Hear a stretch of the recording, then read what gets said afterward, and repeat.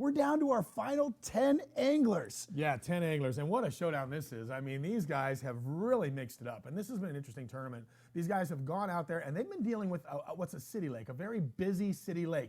People are out there enjoying the weather. It's South Texas. Austin's nearby. Spring break. Water skiing, jet skiing, fishing. It's just it's a fun place to be right now out there at Lake Travis. Absolutely, absolutely. You guys, we're going to be doing lots of live action. We've got a map of the lake right here, guys. We're looking over all those little coves. Been a big theme of this. A lot of these guys fishing the outside and then moving in as the weather gets warmer, moving to the shallow water and stuff. But along slithering lake, Lake Travis. You got that right, Travis. It's Travis. Lake Travis and my co-host Travis. Yes. Travis, you got it right. And that's the interesting part about this. This lake sets up to be a great spawning lake. Lots of cuts, lots of coves, very small, not a big basin to it. And the fish are moving in right now. They're wanting to spawn. The weather has been unseasonably warm with a mild winter. These fish are just wanting to get up there, do their thing, and guys are really starting to figure this out. But it's just been that famine of going through so many small fish. Guys are talking about catching, 30, 40 fish a day, and then they're going out catching every now and then that one lightning strike big fish, the one big bite, and that is such a key deal here at Lake Travis. Absolutely, absolutely. And you guys, we're going to be going live with all our anglers. We're going to be following them. We got cameras on all the boats. We're going to be jumping around today. But like yesterday, if you guys enjoyed watching this, send us your pictures. Hashtag FLW Live, FLW Fishing, and show us shots of you watching it on Twitter, Facebook, Instagram. But we had a ton of pictures come in, great feedback and everything. I know we've got some strong groups supporting Patek. Yes. We got a big Patek Nation out there right now. The Patek Nation, exactly yes. right. If you got a favorite angler that you're supporting, hit us up on that thing called hashtag, which I'm 50-something years old, so hashtag to me is a £. But you know about this. Yes. You're the social media king. You're hip to this whole thing, so get a hold of us. Let us know what's going on if you're watching us, and follow your favorite angler out there right now. And most importantly, don't miss this weigh-in. Yes, yes. And you guys, we got to throw a quick thank you to the City of Jonestown and the Austin Sports Commission for putting on this great event. It's been beautiful weather. We've had some great competition so far, and it's great to be back. The tour hasn't been to Lake Travis since 2007. Mm-hmm. Now we're here, 2017. It's been just an exciting event Huge so far. Huge turnout at the weigh-in. Yes. People out there to go see the legend, Chris Jones. Chris Jones is the legend weighmaster. And if you see him, make sure you call him the legend because he just hates that name. But it's been a really big weigh-in yesterday. I'm sure the crowds are coming out today. Clark Winlet's in the hunt, and he's not far from there. This is his home lake advantage. You're going to see a bbig Winlet posse, the Winlet Mafia show up there at the weigh-in as well. Yes, yes, and everybody at Leander, his hometown, watching right now. I'm sure they're all on live. Patty, his wife, is watching. And letting me know it wasn't College Station. Yes. Patty, I heard you. It's not College Station. I apologize. I don't know where I thought Clark Winlet was from College Station, but Leander, Texas, a big group coming out there. And that was a big turnout yesterday. They were really impressed with the crowd they got because there's so many people that fish in this area. This is a big fishing community all around Austin.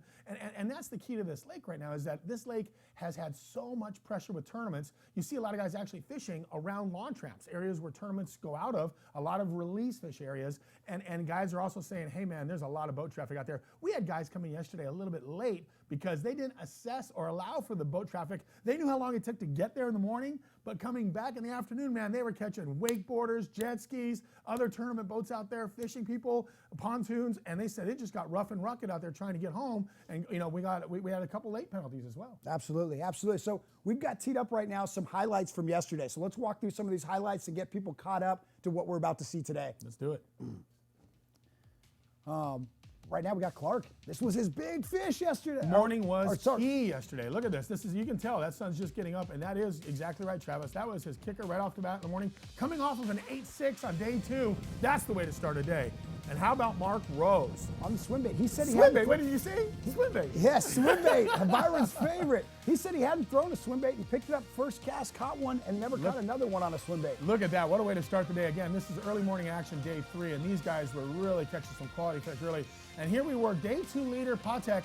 He had a rough morning, a slow morning, had one fish in the well at 11 o'clock, and he was just really starting to scratch his head and wonder what's going on, but he had a great late afternoon charge, fishing migratory spots. He's fishing areas these fish are moving up to, and he is committed to bumping the bottom, dragging bait slowly, and really just dissecting areas that these fish are staging before this spawn. Absolutely, absolutely. And then we got Thrift, he's just so consistent. Mr. Consistency. He is so consistent. He's had, you want to hear the consistent stats here, 21 of the past 23 competition days. He's been in the top 11. Wait a minute. Yes. 21 out of the 23 days he's been in the top 11. Think about that for a second. Of every day competing. Yes. Oh, I don't want him in the top 10. You don't want to see this guy over your shoulder because this guy knows how to close the door then. Consistent is a huge key. And other guys like Clayton Batts and Gigliardi, they actually made it. They jumped from that bottom 10 yesterday. We had obviously the top 20, and they scooted into the top 10. And Gigliardi actually making a fast move today, so he's got his limit. Well, and to that point, Batts yesterday, he was in 17th. Then he catches a 7-pounder, moves up to 7th place at one point. I thought, where are the 7s coming from this guy? Batts goes from 17th to 7th with a 7-pounder yesterday. Made a big run, ended up finishing in 9th, making the top 10. So that's the deciding factor here. It's that one big bite. And if you get that one big bite on a lake like this, these city lakes, where the small fish are plentiful, the keepers are plentiful, guys are sitting there saying, I catch 14 inches here and there. The Guadalupe bass, Thrift calls them the guacamole bass. I love this. The guacamole. I've lived in Texas 6-7 years now. I've never heard it called a guacamole bass. But Thrift is catching some small fish, but they're still keeping, if they're 12 inches, if it's a Guadalupe bass, 14 inches, and that kicker is the key. Man, that one kicker these guys are talking, a 5, 6, 7-pounder, that's other guys' limits on this lake. Yep, no, absolutely. And that's what it is. It's consistency. You got to get your limits, and then you got to look for that kicker, like you said. It's all about all these guys start in the morning, they're getting their limits, everything, and then they're going shallow. But those kickers are being caught early too. That's the thing. These kickers, a lot of these kickers getting caught right off the bat, and then guys are like, I'm sitting on a 4 or 5-pounder, a couple little ones, and then the sweat starts rolling down. Yes. Hey man, I need 5. I need 5. I can't let this 5 or 6-pounder sit there in the well and let him just deteriorate and come in with only 3 fish. And wipe out that big fish average. Now, speaking of, let's take a little rundown. Let's take a look at our leaderboard here, and we can actually walk you guys through. Thrift, no surprise there, seeing them. Interesting story is at Gunnersville, going to day 4, we had that flip-flop. Mark Rose, number 1, Thrift, number 2, and Rose barely pulled off that win with a last cast of the day, about a 6-pounder that gave him the win. What a coincidence, right? We're right back at it again. To see these two guys in first and second coming off of Gunnersville is like some weird deja vu, stars lining up, mojo fishing stuff going on. That's just bizarre. Absolutely. And Brian Thrift, to the point, he's caught 8 today. He's already got a limit, 5 fish. His famous guacamole bass are a factor. He's caught like 3 guacamoles, AKA really Guadalupes. So he's off to it. Mark Rose, just the opposite. 2 very good quality fish and 1 guacamole bass, as Thrift calls it.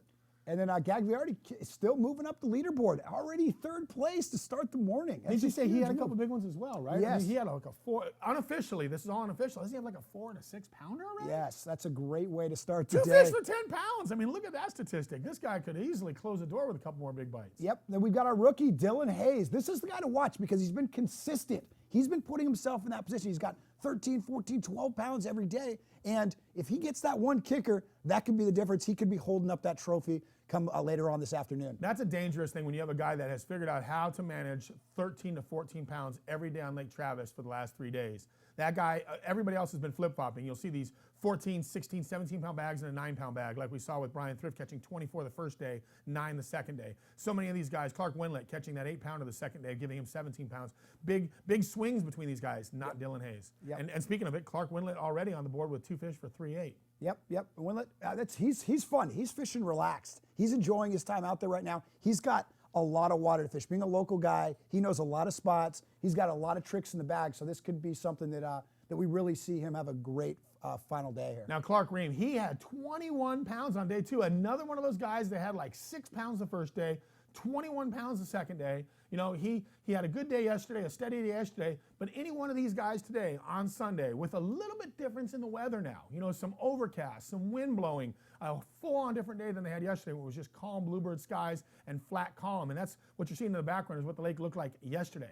Today's a whole different creature. Some of these guys could blow open an 18 to 24-pound bag again, and any one of these top 10 guys that we're looking at right there could absolutely win this thing on Travis. All right, now we've caught you guys up to where we're at. Now let's go live to Mark Rose on the water. This is happening as we watch it. Like you said, there's the wind. There's that overcast today and a breeze. And now I've been watching him this morning before we came on, and he's been alternating between a jig and a swim bait.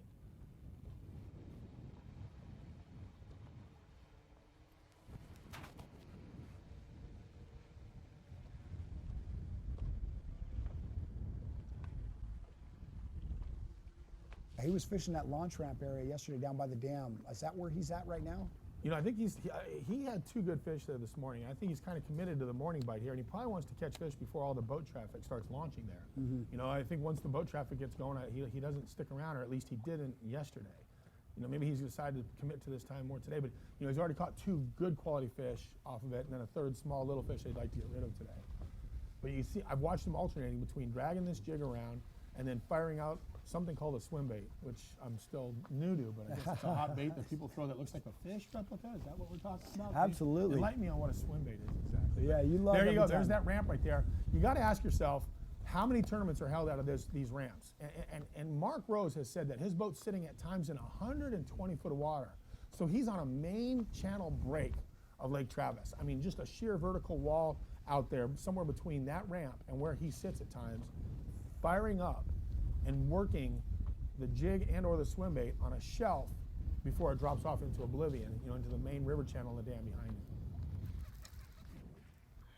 it. Ooh, and right there, you see some activity again, just missing a fish. I think that was a bite.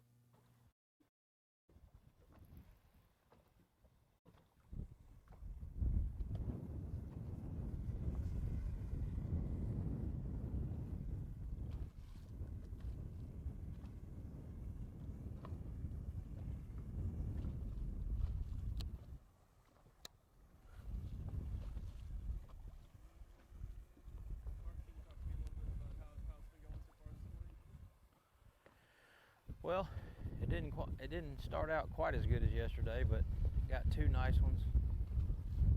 Definitely the kind of fish that you're gonna need to win, but there's only 2 of them. And I got 1 little Guadalupe bass in there. I can't figure this place out, really. I see some scattered on my graph out here floating, and I keep trying to stay on it, thinking one will pull up on it and feed. But it just seems to be a quick deal in the morning and it's completely over. I don't understand it.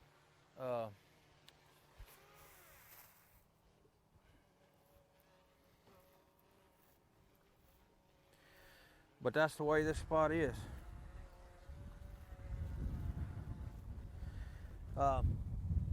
You know, it's gonna be like every other day. We're gonna have to go fishing this afternoon, and if we want to win, we're gonna have to catch them.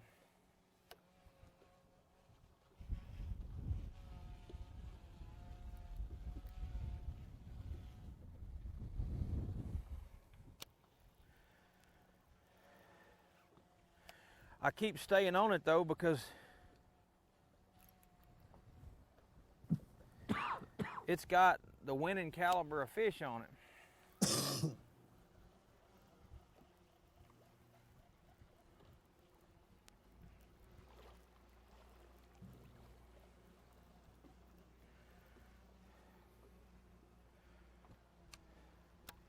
There's no doubt the fish to win this tournament, that kind of quality is here. I just don't know if there's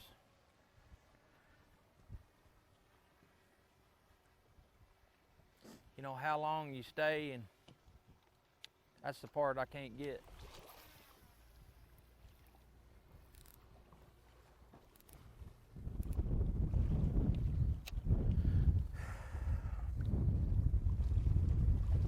I've missed 2 on a football jig. Oh gosh, Last darn 2 it. close passes up on it. They must be right up on the ramp. I've been catching them on the trees and stuff around the ramp.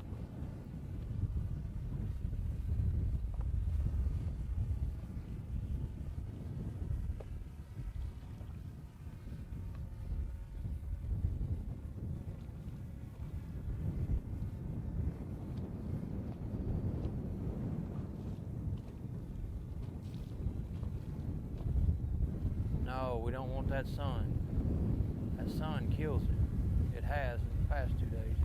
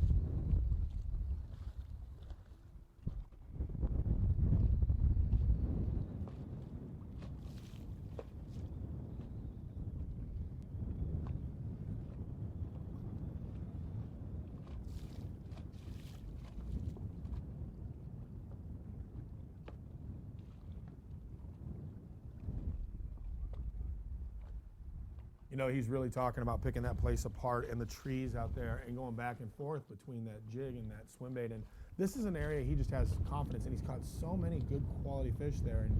And it's that know when to hold them, know when to fold them kind of thing of, do I leave here or do I just really grind on it? Funny enough about this spot, in 2007, Scott Martin caught the biggest fish of the season for FLW, not far from where Mark Rose is sitting right now on a football head jig, about the same time of year, catching I believe it was an 812.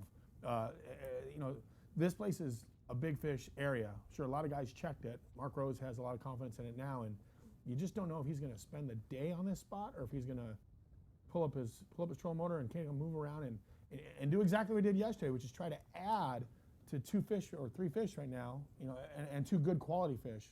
Of course, there's one there. It's a Guadalupe bass. It's only 3/4 of a pound. He obviously need to get rid of that going into the weigh-in at the end of the day. Yeah, but what he said, he's got 2 big ones. I mean, he's got the 2 4-pounders. So he said tournament-winning fish. He's got 2 of them. Yeah. And he's got plenty of time left. But he did also say that, you know, going back to what you said as well about the early fish being the bigger fish. And now, right now, he's got to be wondering, how long is he going to spend on this spot? Do they move off? Are they done for in this area? And he's going to have to go find some more. But Rose, he's currently in second, but he's fishing for his second tour event win in a row. Never been done before. Nobody has won won a back-to-back tour event. One more of that caliber fish. That's less I got to do in the afternoon, which I'm not doing very much of in the afternoon. That's some good talk right there. But I need to be running and gunning right now. You're looking into the mind of a guy right now. But I just keep thinking, just one more. Final day action right here live, and what's going through this man's mind. How many of us can relate to this exact mindset? I need to be running and gunning, but just one more good one before I go. Any second, catching another good quality fish. He's caught so many good ones off this spot early. And that's probably the reason why right there, there's probably been a lot of fish released in this area. A lot of local tournaments held out of there. To your point, Travis, guys coming in here just wanting to take a picture of their fish that they carry around all day long and put at the end of the day releasing it there, the social media. We call that the selfie fish. Selfie fish. You let your selfie fish, you take a picture with it right there and you let it go at the ramp when you're done. I mean, it's just ramps. There's no shame in the game of fishing what we call retreads or ramps. You know, there's just so many fish that are released in these areas. And they don't swim 100 miles back up the river to where they were caught. A lot of them just become resident fish of the area. Oh, man. Live action right there. I found something down there. That looked like it might have been the one we were looking for here. Oh, and he's probably going to break that off. Well, we've got some footage from Anthony Gagliardi from one of his big fish earlier today. Speaking of big fish. Yeah, this is some raw footage shot by the marshal here. Oh, man. Yes! Oh, wow. Yeah! Wow. Look at this. Wow, what a way to start day 4 at Lake Travis. FLW, this is a way. It's not a pounder, but I'll certainly take her. Well, so a couple things we're seeing right there. That fish was shallow. Yep. He caught that fish shallow. Making a little run right here, boys. How'd you see that? What'd you do to find that? She pulled out from that. I swam my swim bait through that bush. This fish got behind it. It didn't bite it. I thought it was bigger than that. I thought it was an 8-pounder when I saw her. And so I pitched the jig back in there, and as soon as it hit the bottom, and she knocked it. Guys, this is a pretty good little start for old AG this morning. I got 2 in the box that are bigger than anything I've weighed in so far in this tournament. And this is some footage from Marshall. This is shot on an iPad because we've got our top 5 guys have actual cameras. But this one's shot on an iPad from our bottom 5 with Gagliardi's making that run, man. He's catching these big fish. His move's shallow. He may be one of the first guys connecting with these shallow fish. And did you hear the key there? He's throwing that swim bait and using it as just an attractor. Such a great thing to throw a swim bait. Let it be your attractor. Fish follow the swim bait. Don't commit to the swim bait. Fires the jig back in there. And that's classic swim bait teasing, a teaser, if you will. Now to Brian Thrift real quick. And Brian Thrift has been on fire. Not the quality fish you're looking for, but boy, talk about getting a quick limit under your belt. Brian Thrift has done that.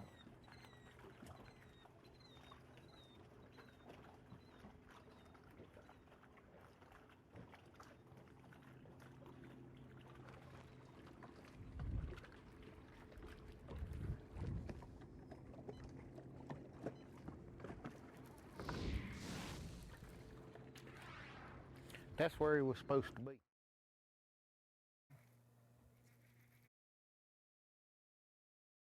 Here's some fish right off the bat from Brian Thrift earlier this morning.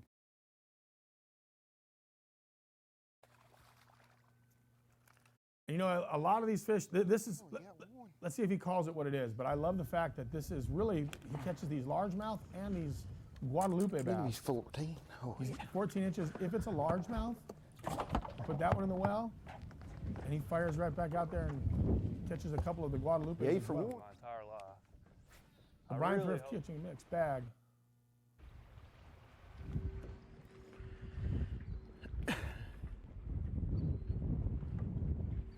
Some of the boat docks, and you know, a lot of these guys are talking about fishing boat docks when that sun gets up, if they get some sun. That boat dock Thrift lost a big one on yesterday.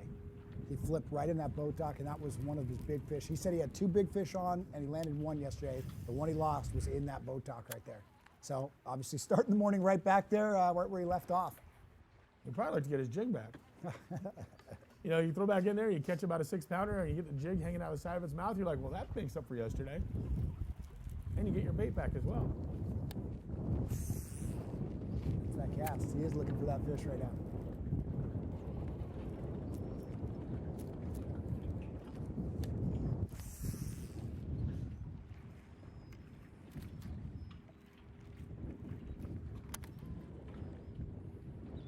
Brian Thrift with 5 fish in live well. Right now, unofficially about 7 or 8 pounds from what I can see, and his coined him a few Guadalupe guacamole bass that he needs to get rid of. And so if he can dump the guacamole bass, he can be doing real well. This is good. I mean, him starting off with a limit so fast in the day, got to make him feel comfortable. And that's, if you're the other 9 guys, you don't want Brian Thrift fishing comfortable for an entire day. Probably not. I'll probably do it a fair amount, but not all day. I don't know how big a player it's going to be with it being cloudy like this, but I got to give them my honest effort.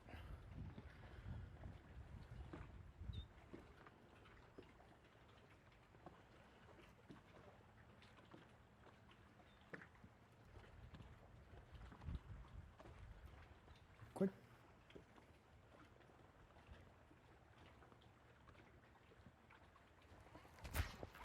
Little guy.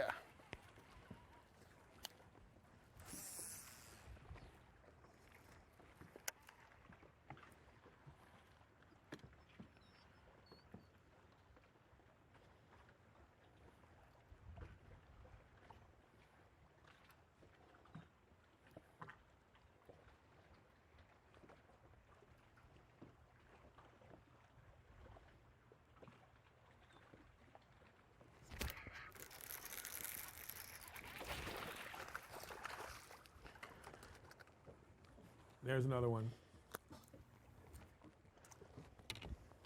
You got to ask himself if that's going to be a call.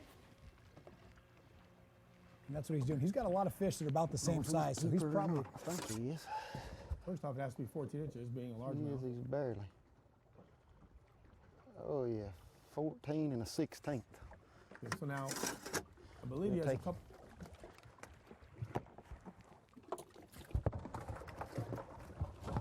Each you can do is largemouth on one side, Guadalupe's on the other. Yep. Now he's going to have to do some live well fish management here and figure out which ones are the small ones. And We got to see what.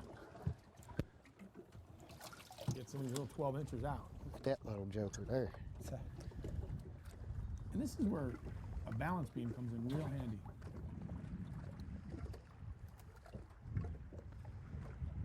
$15 ounces. Heck yeah.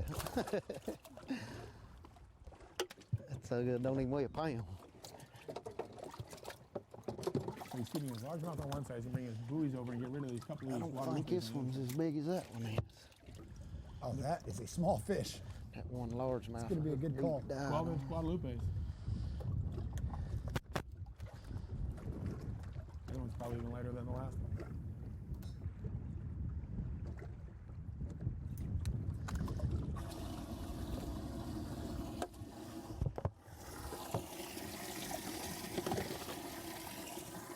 Now what he has to do is take his smallest largemouth. We've We got ain't got much, but we do have a limit.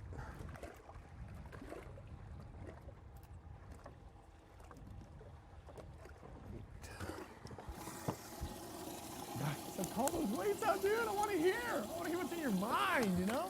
I know you're going to get rid of one of those little ones, but which one are you going to get rid of? This little dude. Adios. Oh, missed it. Adios back, to the little guacamole bass.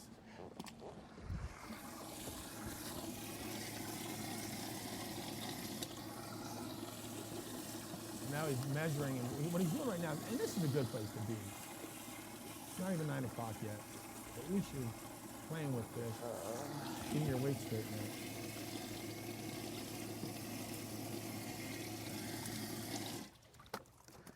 Do not let another fish go, Brian. I've done this before. Oh, man. I've let a fish go, and then I've I been think we're weighing gonna fish, scare 6 pounds.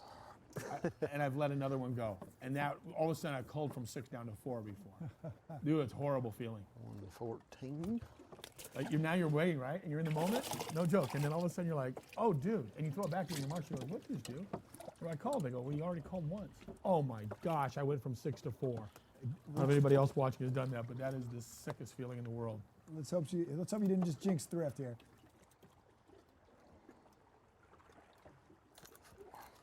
What he's doing right now, folks, is he's setting up his whole day. And by doing this right now, you're in the well, get your next 3 culls in order. So now you've got at least a good rotation. You now know what you need to get rid of next and after that. You were in the box, you got all your weights done, you've cleaned out your box, now you're prepared. We got a for the limit next- that weighs about 6 pounds. Limit for 6 pounds, he says. A lot of fish he has to get rid of, but at least he knows which ones to get rid of in rotation at this point. And he didn't do the mistake that I made of actually calling twice and finding out you went from 6 to 4. Dude, I've done it, and it is so miserable. More than once I've done it, I'm afraid to admit. Well, now, a quick update. Thrift was the first one to a limit, but now we have one other person that joined Thrift with a limit, and that's Dylan Hayes. Mr. Consistency, Yes. Dylan Hayes. Rookie Hayes here. So I think this might be the day for him to catch that big fish, man. He's really put himself in the position. It's all about him finally getting that big one to really take over the lead. He's had quality. Dylan Hayes has had quality. We haven't heard about 6s and 7s and 8s or 5s from him, but a guy managing 13, 14 pounds every day is obviously catching a good quality amount of fish, and he's already got a limit this morning. So Dylan Hayes has definitely got this lake figured out from a war of attrition standpoint. A guy that's just catching the better quality than any other angler out of the 164 anglers that started this event. Dylan Hayes has really unlocked Lake Travis, truly, without having, to your point, Travis, the kicker. Yeah, regardless how this shakes out, he's fished a great tournament. He came in, figured things out. He finished, between 130, 140 on Gunnersville. Had a tough start to his rookie season. For him to come back and fish a great tournament this time, it definitely has gotten his head back in the game here.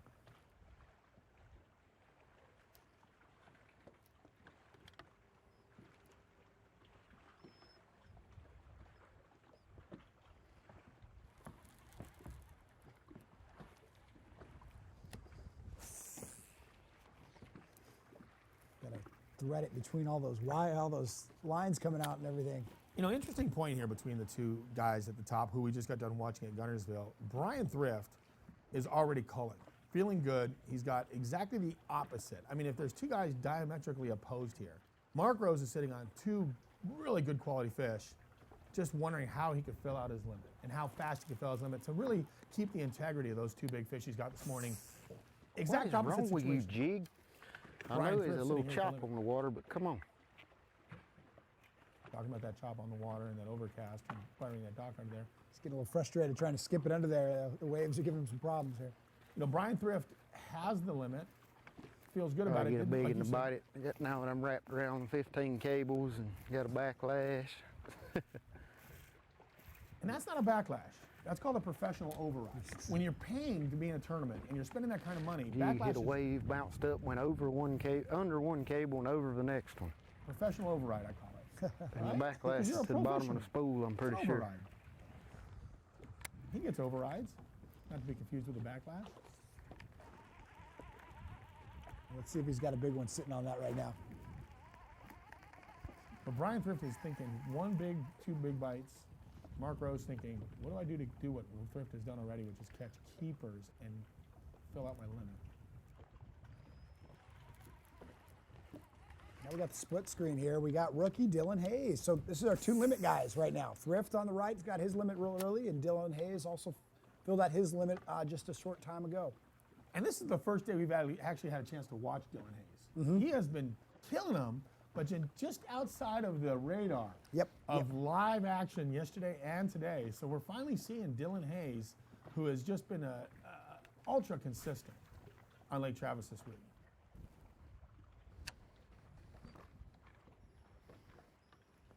The only 2 anglers to currently have limits.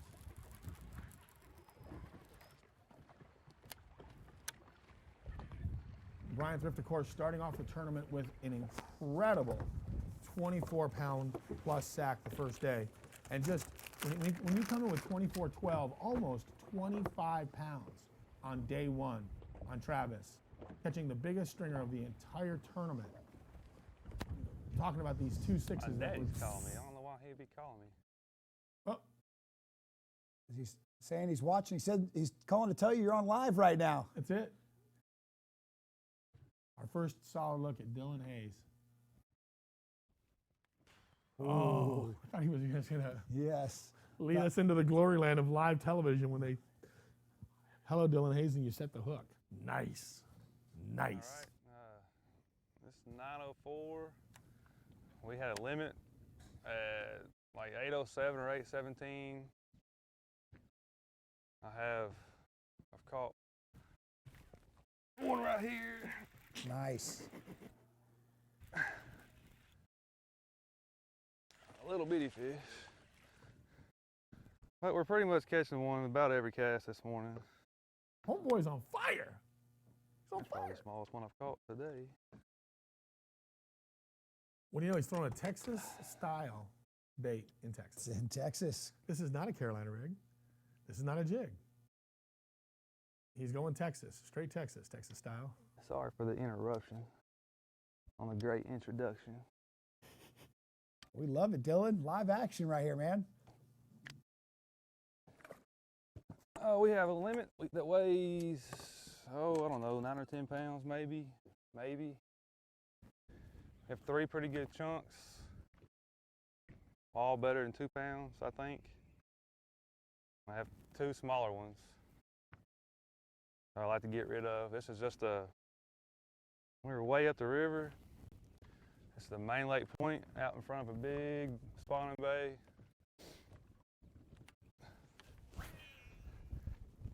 I'm sitting in about 25 foot of water, throwing up to 15 maybe.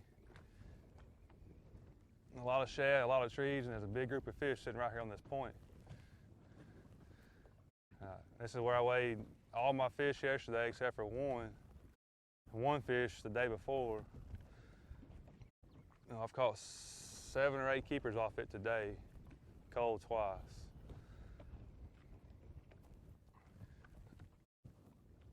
I think it's not as good as it was yesterday, but I gave a bunch of them a ride to weigh in. But I really just wanted to limit off of it today. I got my limit, and here in a little while we're going to go try to throw a frog and try to catch a couple of great big ones. Try to pull this off. Maybe I'll catch one for y'all in just a second.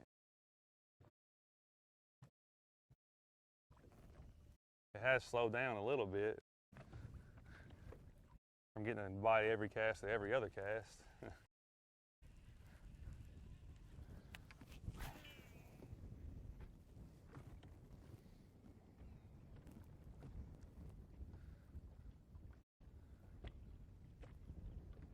I have a little breeze this morning. Yesterday it was hot, slick, no wind.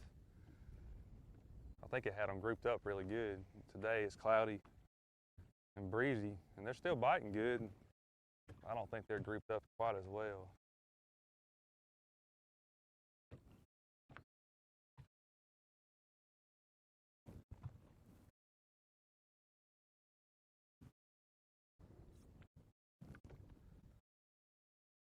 Super consistent bite Dylan Hayes is on, just dragging a worm.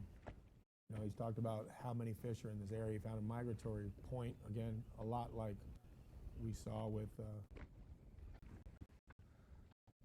some of the other anglers. Fishing migratory fish. The fish are moving into spawn near a flat, and he's got a point out there where they're kind of staging, and it's just a super consistent bite. Dragging a worm out there on a point like that and just knocking them dead every day, consistently catching them. Through those trees, they're suspended in.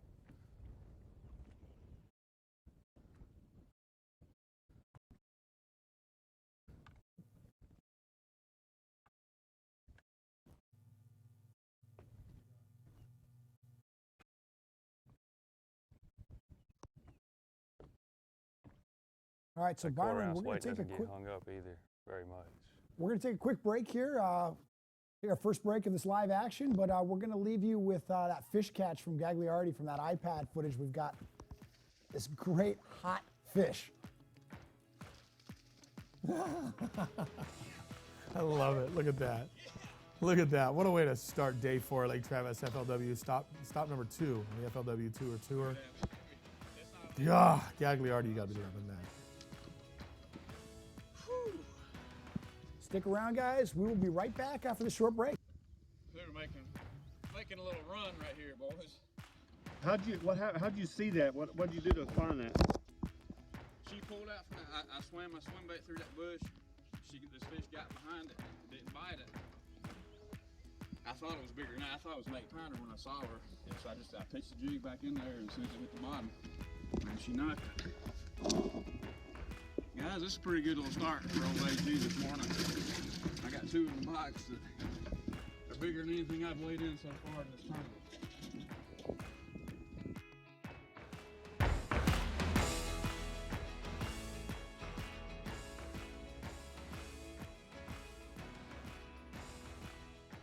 Today, I will work harder than I did yesterday. I will contribute to this country and its greatness.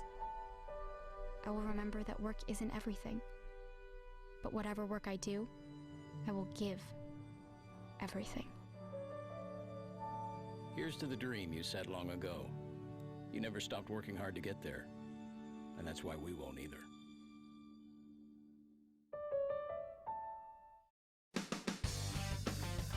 Launching a Ranger aluminum boat that's cut full of holes may sound a little crazy, but with so much closed-cell foam inside, it's easy to see the added safety and stability. It's a huge confidence booster, especially with so much quality inside, along with ever-new D-Tech's unrivaled performance and 300 hours with no dealer scheduled maintenance. Ranger aluminum is built to excel and priced to be yours. Power your Ranger with Evinrude E-Tech. What is this meeting about again? Fishing! Took my boat, boom, jumped over it, and I caught a giant. It was like a whale. 29 pounds, baby! That's the last time I danced on stage. Wow. Chief Fishing Officer. How do I get that job? I don't know. Go to teamgtfishing.com to find out more about my real job. The most versatile fishing machine on Earth. Unparalleled resolution and clarity, with more agility, lightning speed, and brute strength. HDS Carbon takes rapid response performance and screen technology to an all-new level. Maximized power, maximized visibility. See Structure Scan 3D, new dual chirp sonar, new live network sonar, and more mapping options, all at the same time and faster than ever before. Arm yourself.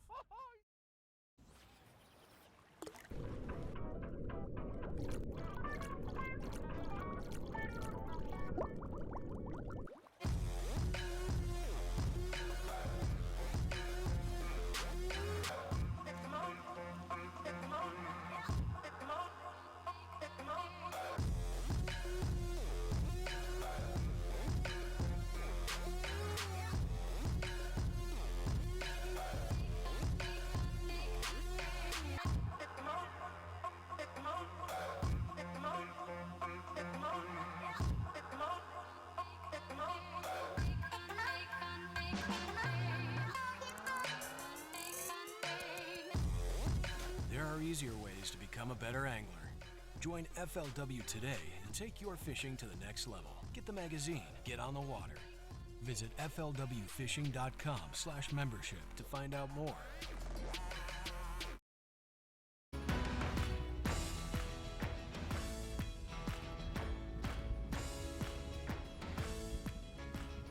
Welcome back. We're now live watching a Patek here. This guy has been doing this right here every day, which has just been really working Carolina rig real slow.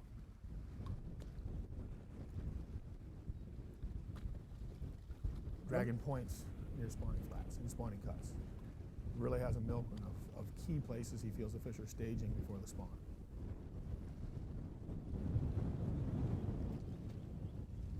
Working these areas real slow. He's definitely power pulled down. Just look at that wind, how it's pushing hard, and he's not even on that trolling motor. And that's a key thing you bring up, Travis. Exactly right. He talked about this from the very first time we heard from him. He likes to get shallow, put the poles down, cast out to his target. You know, working the bait uphill, and at the same time not having to worry about any boat position. We see so many guys struggling with it. All right, well, I'm just on this Carolina rig right now. My starting spot produced a few small ones on the Carolina rig. Then I hit the bank and threw the swim bait a little bit, had one on and lost it. So I just came in here to, this is my original spot, and just seeing if they've reloaded on this. And if they're not here, I'm just gonna probably run and gun with the swim bait again. Try and get 5 big ones.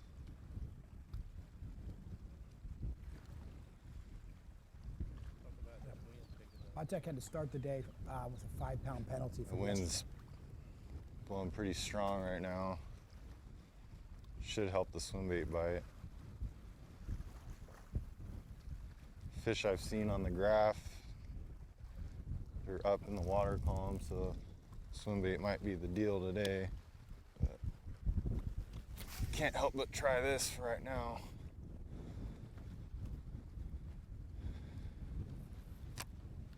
To your point, Travis, he's hurting from a 5-pound penalty. BS being 5 minutes late, not giving enough time to get back. Being in 5th, I mean, the worst I could do finish is 10th, so I gotta go big or go home, basically. I really don't have much to lose.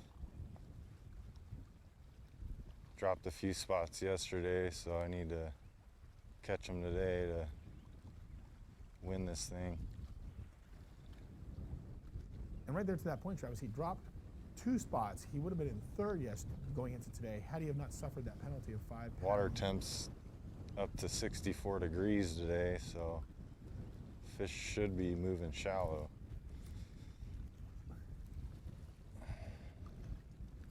Kind of having a conversation with him and you and the viewers watching, but he would have been in 3rd. I'm throwing a Carolina rig, the Zoom Speed Craw. That's what I caught most of my fish on this week. A lot of people throwing that Speed Craw.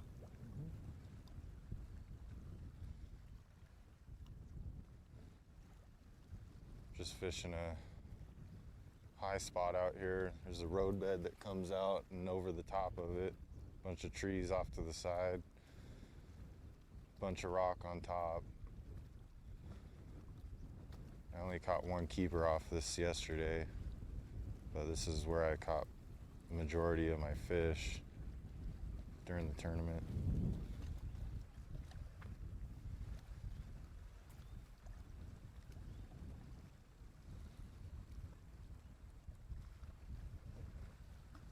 Check social media during the break there. We've got a bunch of people woke up bright and early, 6:30 in the morning out in California to watch Patek. We got the Patek people up bright and early, sending good vibes.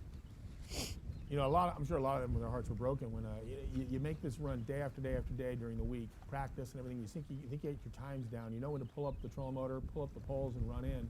And he just didn't allow for that boat traffic they had yesterday. That's a very busy lake. It's a city lake, not far from Austin. You got a lot of boats out there doing water skiing, wakeboarding, pontoons, and he got caught up in that coming back and ended up with that 5-pound penalty for being 5 minutes late. And that did knock him from what would have been a third place going into today to a fifth going there with that 5-pound deficit. And the one thing you don't want to do, Travis, is you don't want to lose this tournament by less than 5 pounds. Yes. Now, if you come in and you end up losing the tournament by less than 5 pounds, then you say that run cost you the title at Lake Travis, $125,000 win. Absolutely. That's definitely something that's I wouldn't say back of the mind. I mean, that's just something that just hangs over you. You've got to just basically try to put it aside and say, I'm going to have to win by even more now. Well, the great equalizer now. What's going on? Sounded like he was grinding. I thought he set the hook. I heard that reel going. It's way out there too. That's usually where the better fish have been hitting it.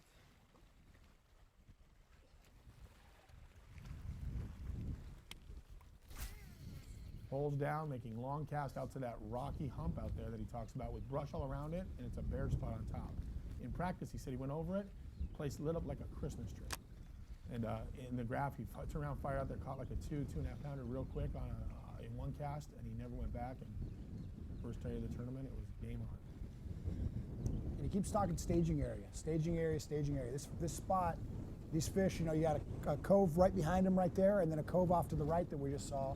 So this is the mouth of where these fish are going to be moving back in that shallower water, and this is where they're stopping to feed up and get fat, and that's what he's trying to catch is some of these pre-spawn fish looking to load up on some easy meals. But before we leave him, he said he's going to go for broke and throw that swim bait a lot. As you see that wind blowing and that little bit of sun showing up, that is the ideal conditions. If you have that breeze and you have the sun starting to shine, overcast, a lot harder for fish to see, track, and crush a swim bait. But if these guys get a breezy day with the sun shining. Yeah, I grew up in San Diego, California, and I moved to Dallas, Texas 3 years ago to fish the tour. So I like throwing Carolina rig, I like fishing deep, but I also like fishing shallow. Grew up throwing swim baits. Yes. I love you. California. Brought it over here and it works here too. Sure does. And that could be a dangerous factor today if he commits to that swim bait and equalizes that 5-pound deficit from yesterday could be equalized in one swim bait bite. And you could crush them on a day like today with that conditions you're seeing right there in front of you, throwing a swim bait on a lake like Travis. Perfect conditions, perfect lake to really just bust the door wide open. And now I got a new favorite in this tournament, which is the Southern California boy. Yep. A lot of different strategies breaking out here right now. A lot of different options for these anglers to make their run. But let's now take a look at the General Tire Byron's roadmap to victory. You know, this has been the key so far, is that these guys have lived with that offshore bite. Those big fish have been coming offshore and surprisingly deep. I mean, for this time of year, with the water warming up, a mild winter, these guys were all thinking going into this tournament it was going to be a shallow bonanza, and it has not been that. It has been just the opposite, and we see that every day. These guys start off deep and they go shallow midday or past midday towards weigh-in when it gets warm and looking for those shallower fish. Fishing slow. If you watch these guys, and to that point, Brian Thrift, I mean, Smoke on the Water, his nickname is Smoke on the Water because he smokes the water, running around, burning a ton of gas, the run and gun king. And just to see Brian Thrift and every other angler that's doing well, just out there grinding it, just slowly grinding and taking their time. And that's different because the bites are light, the bites are subtle. The guys are talking about getting Clark Wendlandt, everybody. They're all saying, man, they thump it and they drop it, they tap at it. It's city lake pressure, and with that city lake pressure, you're getting fish that just want to kind of hit it a little bit. They tap it, but they've been caught so many times. And then that kicker, the almighty kicker. If you have that lightning strike, if you have that fish that puts you over the top, one that might weigh a half to 3/4 of another guy's whole limit, 5, 6, 7 pounder, 8 pounder, like we saw Clark, that's a huge deal going into these events where you have a city lake with so many little fish, so many barely kickers or barely keepers, and that kicker comes in. And then fish management. You have to ask yourself, up to today, this is day 4, what did I have to do to save enough fish to make it through today? Fish management is key on lakes like this because once you get 12, 13, 14 pounds, you're like, I got to get on moving around pre-fishing. Live action right here. We're going back to Dylan Hayes. It got real small. Those are the keys to I knew there was a bunch success of on small traps. fish here.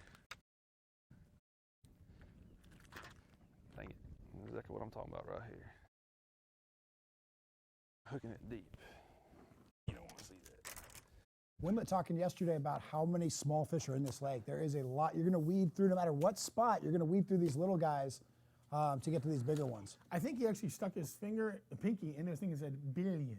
The billions, little billions and billions of them. Billions of little bass in this lake. Austin Powers reference there yes. from Clark Winlet. The billions of little ones that permeate Lake Travis. There you go. You can see the shot he's got right now of his graphs. If you look at his graphs, you can see the little gray rectangle right there. That's actually, he's got all his graphs on standby. These guys fishing, like you mentioned earlier, the city lakes, lots of boat traffic, lots of activity. These guys want to be stealth once they pull up to their spot and really turn off all those electronics. Don't want all that pinging going on down there. You don't want to signal. Hook Exactly that one a little bit deep, he'll be all right. Shut all your graphs He's down gonna and hurt. just. Too bad. But yesterday, my first bite was about a 2 3/4 pounder, and I hooked it deep. I thought it was just a little bitty fish messing with it. It wasn't. But he ended up making it. He was fine when we got the weigh in. He was fine. He's probably swimming free right now. But it's scary to hook one deep on a tournament this close to lose any ounces due to a dead fish penalty. You know, in the game of ounces, those pounds lost for being late. We had 2 anglers yesterday that were late. Oh, a pound, 2 pounds, 5 pounds late. Ounces decide a lot of these tournaments in these lakes where there's just so many fish of the same size. You know, with the exception of that one kicker. It looks like he's switched up some kind of little paddle tail worm right now. Is that maybe on a Carolina rig? He's been throwing a Texas. He's been throwing a Texas rig the whole time. So he's throwing Carolina, yeah, but it looked like Texas earlier. He's firing in those trees. He's popping through those trees, you know, and he's throwing that Texas style out there and kind of wiggling it through those trees and coming off of those trees on that.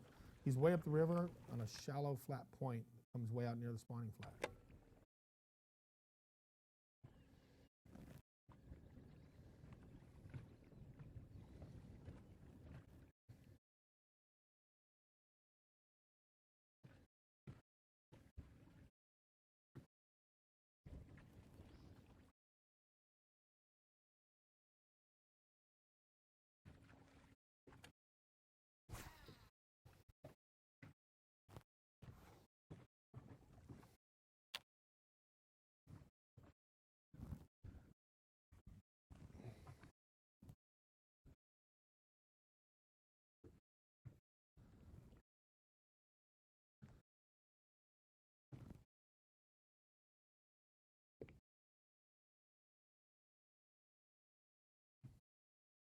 You know, Travis, we're seeing a lot of the same thing we saw yesterday, which is this barrage of first thing in the morning fish.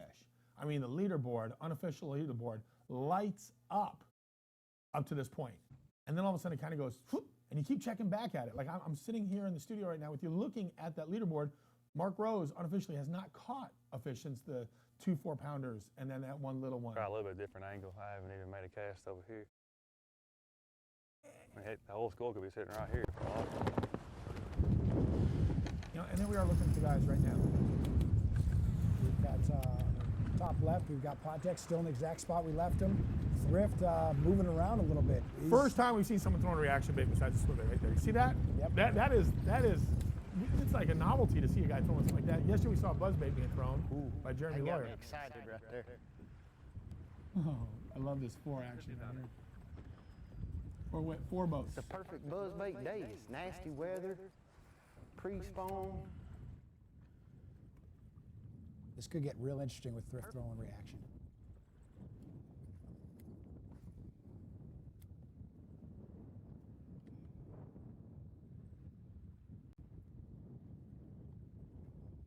Probably never get another bite on it now that I've said that. But I'm gonna feel good throwing it for a little while. Going back to watching Thrift here.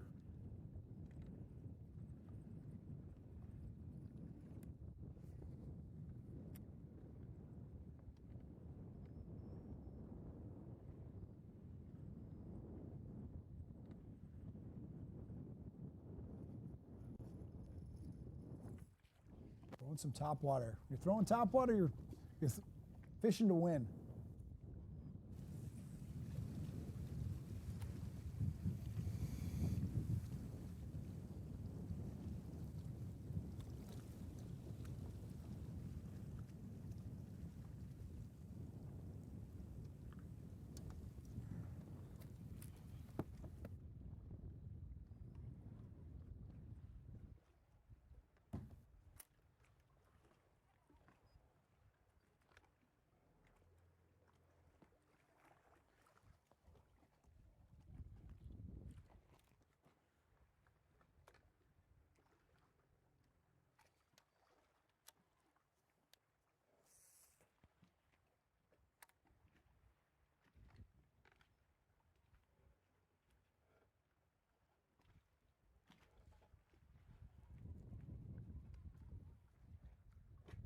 Still only 2 people with limits.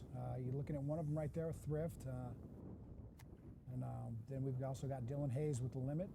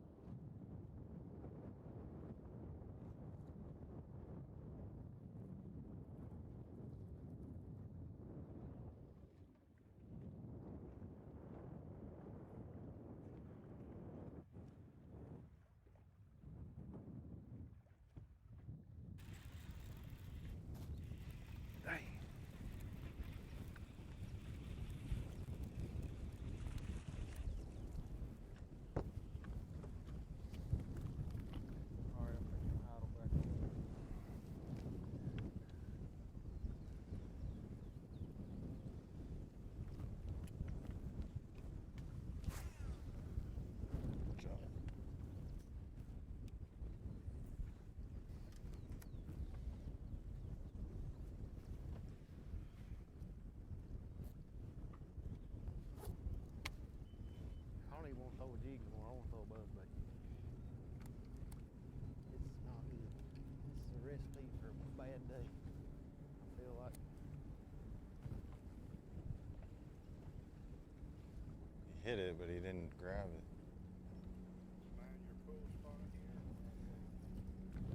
I just may come back into you, that's all, but I'll try to go more up. Yeah, but I don't want to hinder you. I'll just back off back there if that's what you're going to do. Yeah, no, that's fine.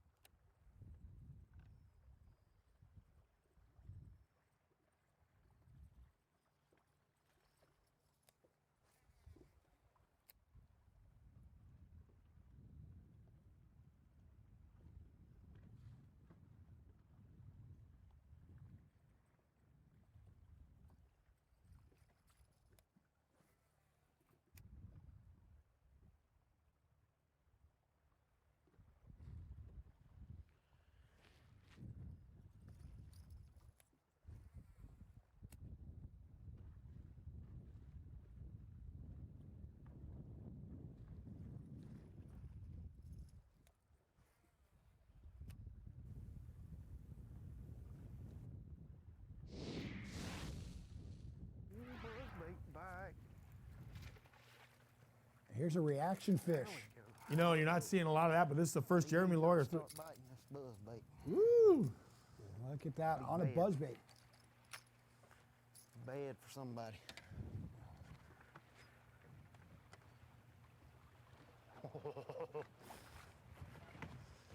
Start biting the buzzer, it's gonna get nasty.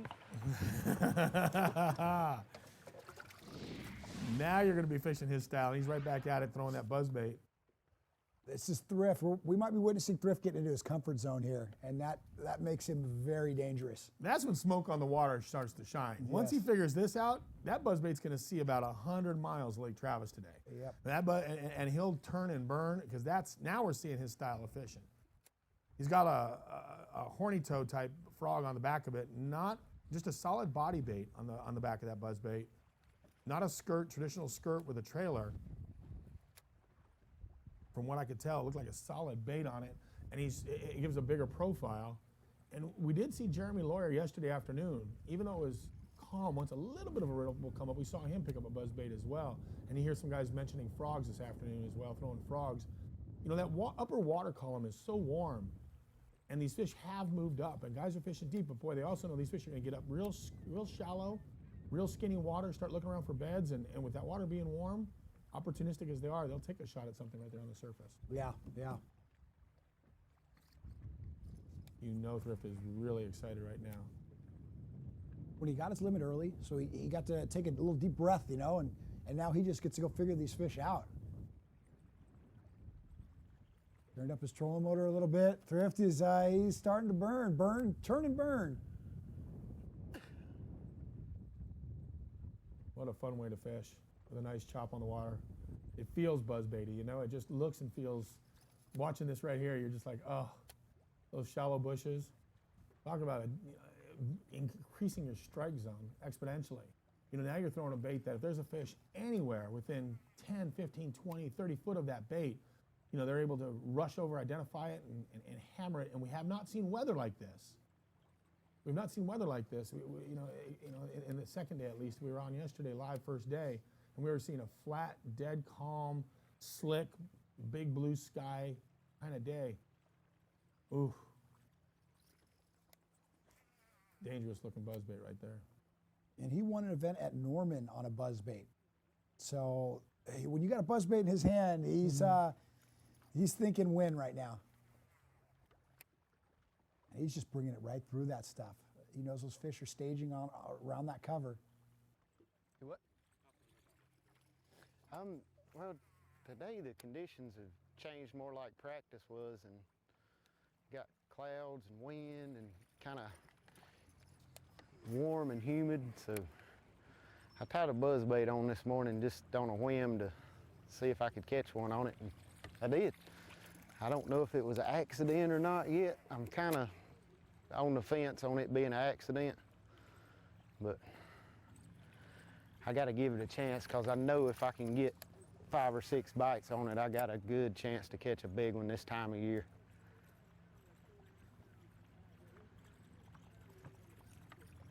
Talking about being an accident. Was that a fluke that he caught that one fish, or was he on to something? That's what he's trying to dial in. How long does he stay with this? You're going to find out with us right now if that's a fluke or not, because he's not going to pick up a Carolina rig or a jig for a little while, I don't imagine. That'll light the fire under Brian Thrift.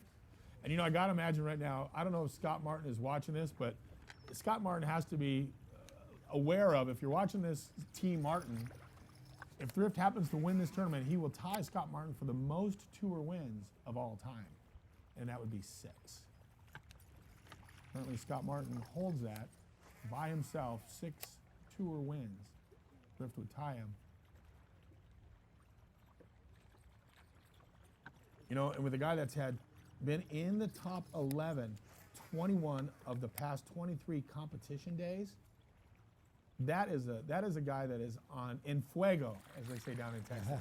En fuego. He is on fire, because to pull off 21 of 23 top 11 competition days, that's nuts.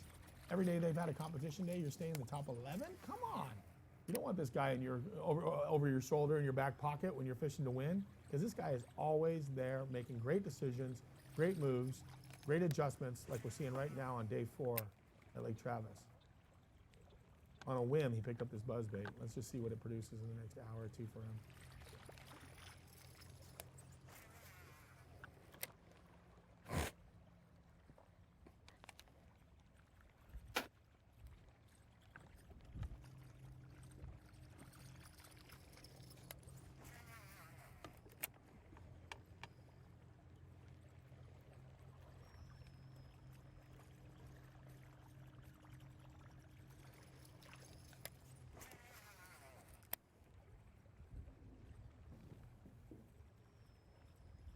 This is fun. You mentioned Scott Martin. If he's watching, you know, a lot of these guys are that didn't make the cuts.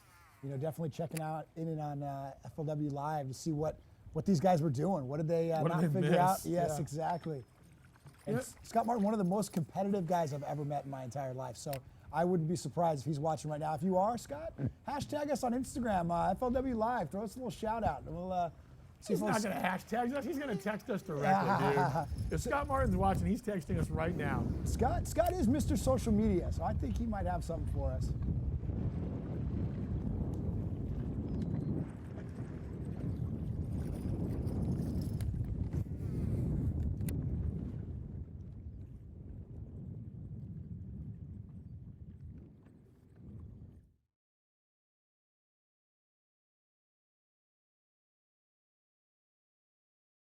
And here it is right now, current leaderboard. Brian Thrift still sitting on that limit, and he's moving up a little bit, catching a few and getting rid of those Guadalupe guacamole bass.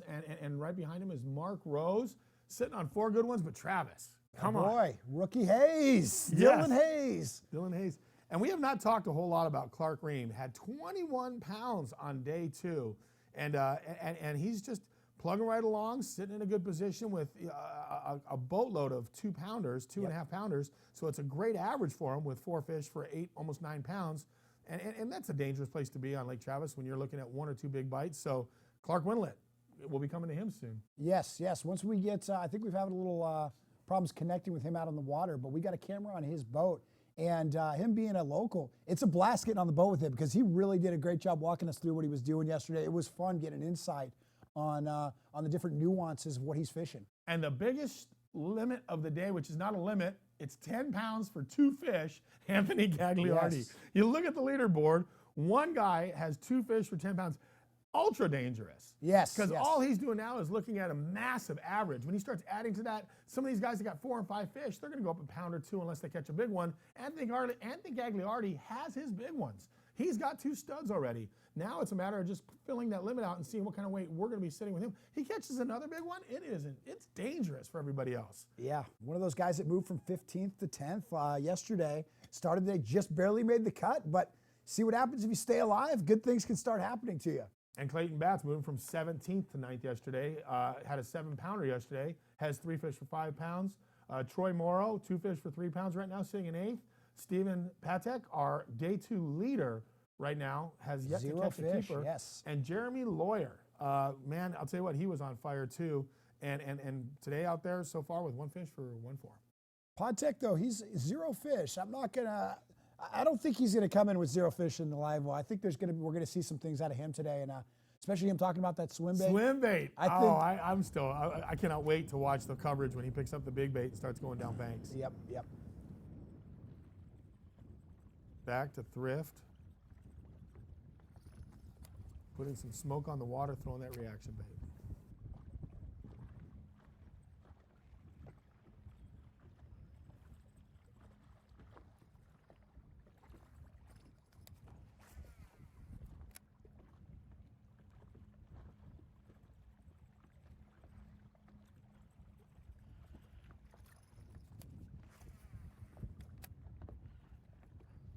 Come on, buzzbait.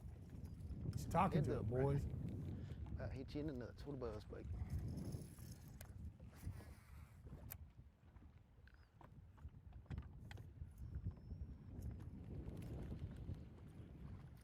We're talking about a guy, Brian Thrift, that is Mr. Consistency.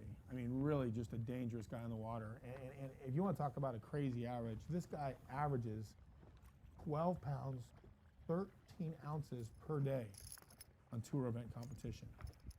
This guy's a running average of 12 pounds, 13 ounces on competition days. And that's the kind of stuff that puts you having 21 out of 23 top 10s. Gosh.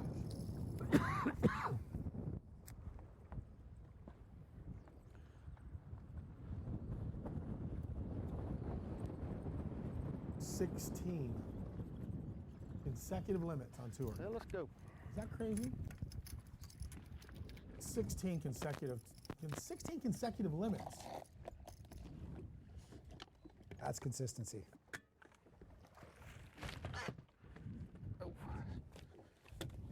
Now you're going to start seeing some turn and burn right now. He's going to move around. And back to Mark Rose. And we've seen this with Mark. Don't be surprised to see a spinning rod in Mark Rose's hand. Again, I mentioned this is a city lake. These fish are fickle. A lot of guys get short strikes. A lot of guys get little bites, the thumps, taps, hits, and they drop it. And it's got them scratching their heads. They're like, well, you know, you are fishing a city lake. These fish get a lot of pressure. And right now, Rose has 2 key fish in as well. 2 good quality, unofficially 4-pounders, and then a small fish to go with it. This is the time Rose wants to really pick up that limit, average out those 2 good quality fish she caught right off that in the morning on the swim bait on the dam. And it being a city lake, you know, light line, smaller bait, smaller presentation. He's talked about it all through the tournament. It doesn't hurt to throw something small out there and really give these fish something that they can get their shy, subtle bites to connect into keepers.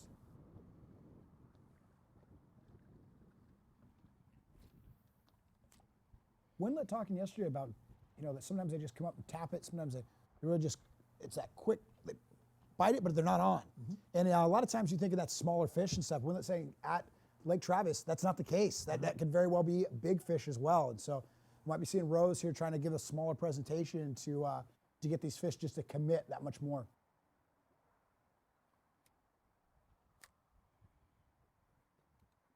I fished a tournament in Mojave one time where I was catching smaller fish.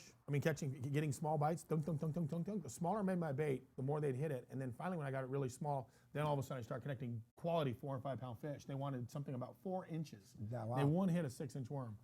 Looking at Mark Rose right now, his location over there, again, close to the dam, Travis. Yep, right near that dam, launch ramp, catching what we think maybe those recycled fish.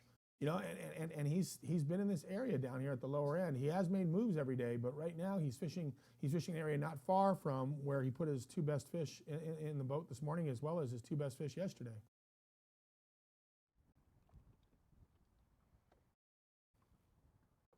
You know, throwing that big jig, big swim, or that bigger swim bait. You know, maybe he exhausted him on that. Maybe he caught those bigger, you know, those fish that were really looking to feed heavy, and now just trying to see if he can't pick up, because he does want. He's said this now multiple times. He's looking for one more good one. If he can get one more good one out of this spot, he would feel comfortable going to run around the lake and look for, you know, look to scrounge up 1 or 2 more decent fish before weighing. You know, if you look at the live coverage, he's actually moved what looks like the opposite end of the dam. He's moved across from where he was fishing earlier. And looking at the map earlier, now he's on what would be the left side of the dam. When he starts off in the morning, he's on the right side of the dam, over by that launch ramp over there. So it's the same area, but I believe it's directly across from the launch ramp that he was fishing. Finicky little group of fish right here. I'm a finicky group of fish.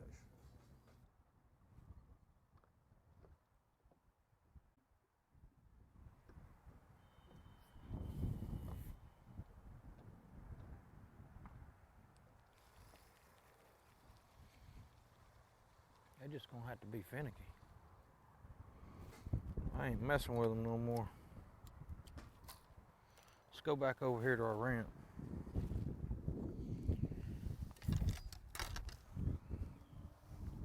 Let's go back over to the ramp.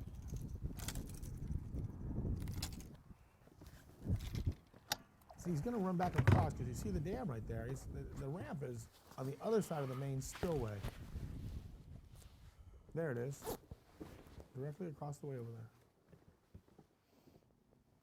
So he's staying in the same area. You can actually keep an eye on both spots. It's always nice when you can look across and see one spot where you think you might catch a few keepers and then zip right back over to where See if 2 more moved in.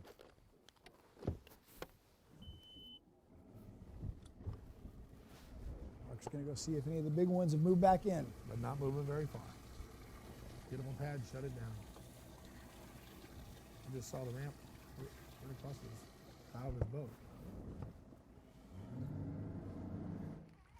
Little joker. All right, we're back to the our unofficial leader right now, Brian Thrift. Okay.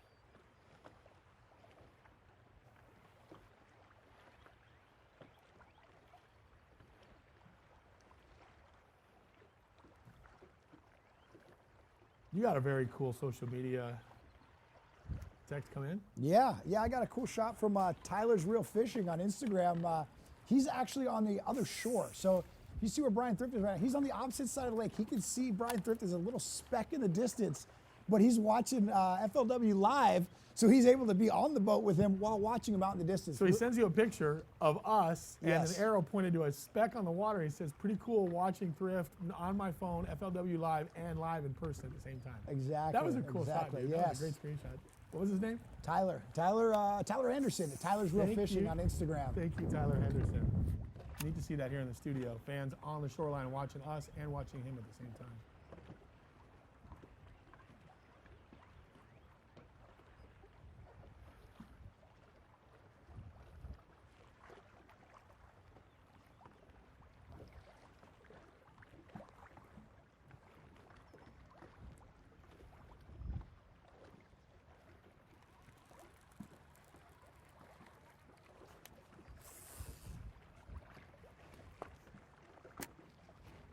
You know, it's an amazing stat. Again, I'm looking over stats. 16 of the last competition days there have been for FLW, Drift is rated for limit. He hasn't missed the limit in 16 days. What are you hung on? He doesn't come in short. He catches his limit when he needs to catch his limit. And those are astounding numbers. When a guy, no matter where you're at, what you're doing, you make sure you have 5 every single day in the ball. And already, he's only one of 2 anglers today, right now officially, that has 5 again.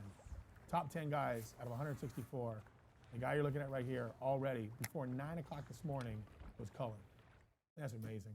Yeah. Thrift is, they don't call him smoke on the water for nothing, man. I mean, the guy is, he's a machine.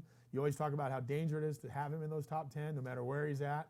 And look at him, he's the leader right now and fishing a little more relaxed than the rest of the field. Yep, absolutely. He's fishing really comfortably. Like you said, relaxed because he's got his limit. And this is where he makes his money is when he has his limit, he can go to that reaction bite. And it may be few and far between, but when he connects, like he said, if he can get 4 or 5 bites, he's pretty confident he's going to get a big fish out of that. And he knows how to catch big fish. Now he can relax a little bit. He can go out there, you know, mixing it up, throwing that buzz bait out there.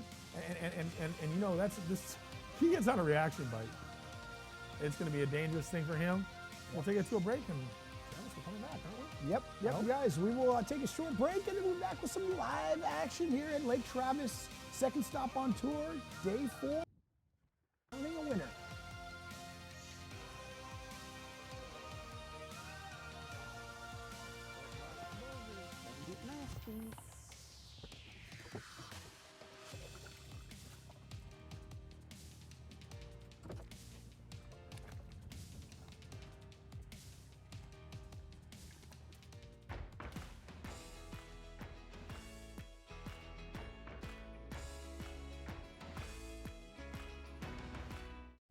Today, I will work harder than I did yesterday.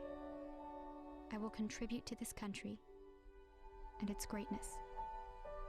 I will remember that work isn't everything, but whatever work I do, I will give everything. Here's to the dream you set long ago. You never stopped working hard to get there, and that's why we won't either.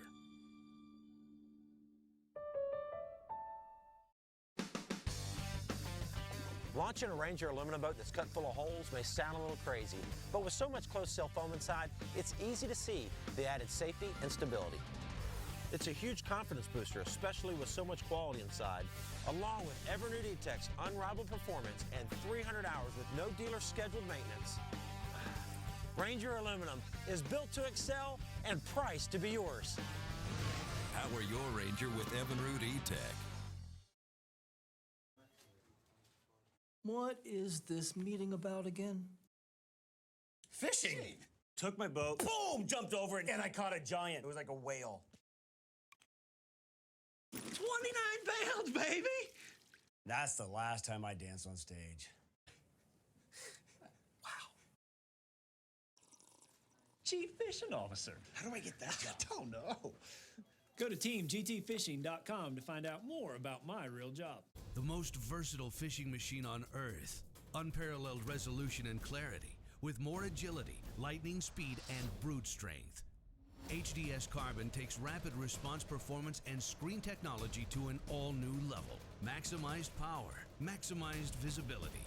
See Structure Scan 3D, new dual chirp sonar, new live network sonar, and more mapping options, all at the same time and faster than ever before. Arm yourself.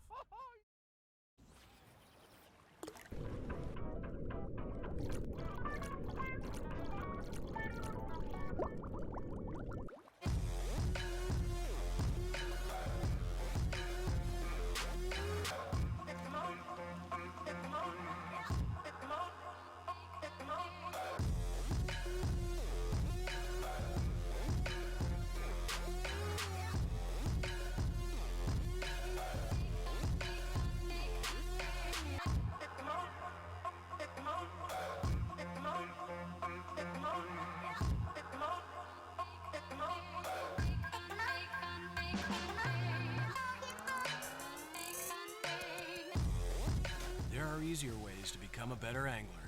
Join FLW today and take your fishing to the next level. Get the magazine, get on the water. Visit flwfishing.com/membership to find out more.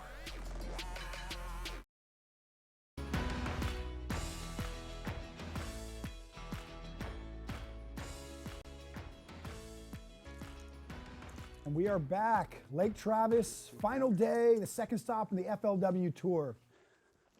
I just caught this one crankbait, and basically what I'm doing is just going fishing.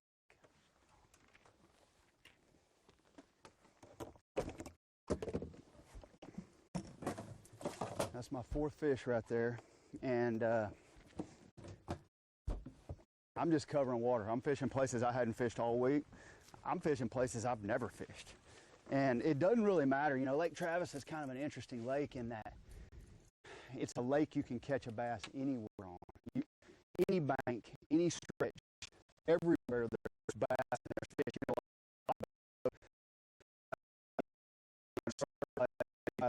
You know, we're having some technical difficulties with Clark Wendlandt. He's turning into a predator.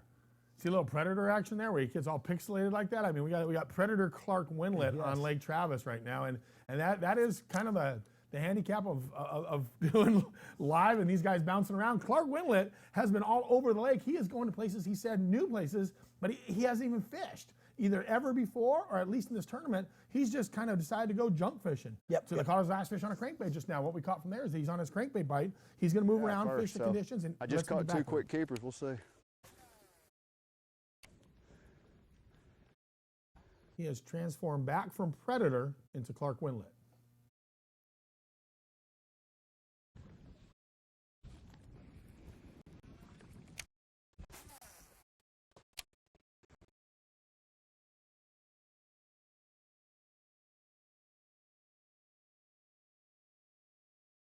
Travis. I do apologize to everybody for screwing up my host. It's just one, it's a big flat, got a little rough spot to it, got a little bit of brush on it. And I caught two there. They just weren't the kind that I have been catching. You know, they were, you know, almost 2 pounds, you know, nice keepers, whatever, but not the big giant ones I need. So I'm just gonna have to stumble across that big one during the day today.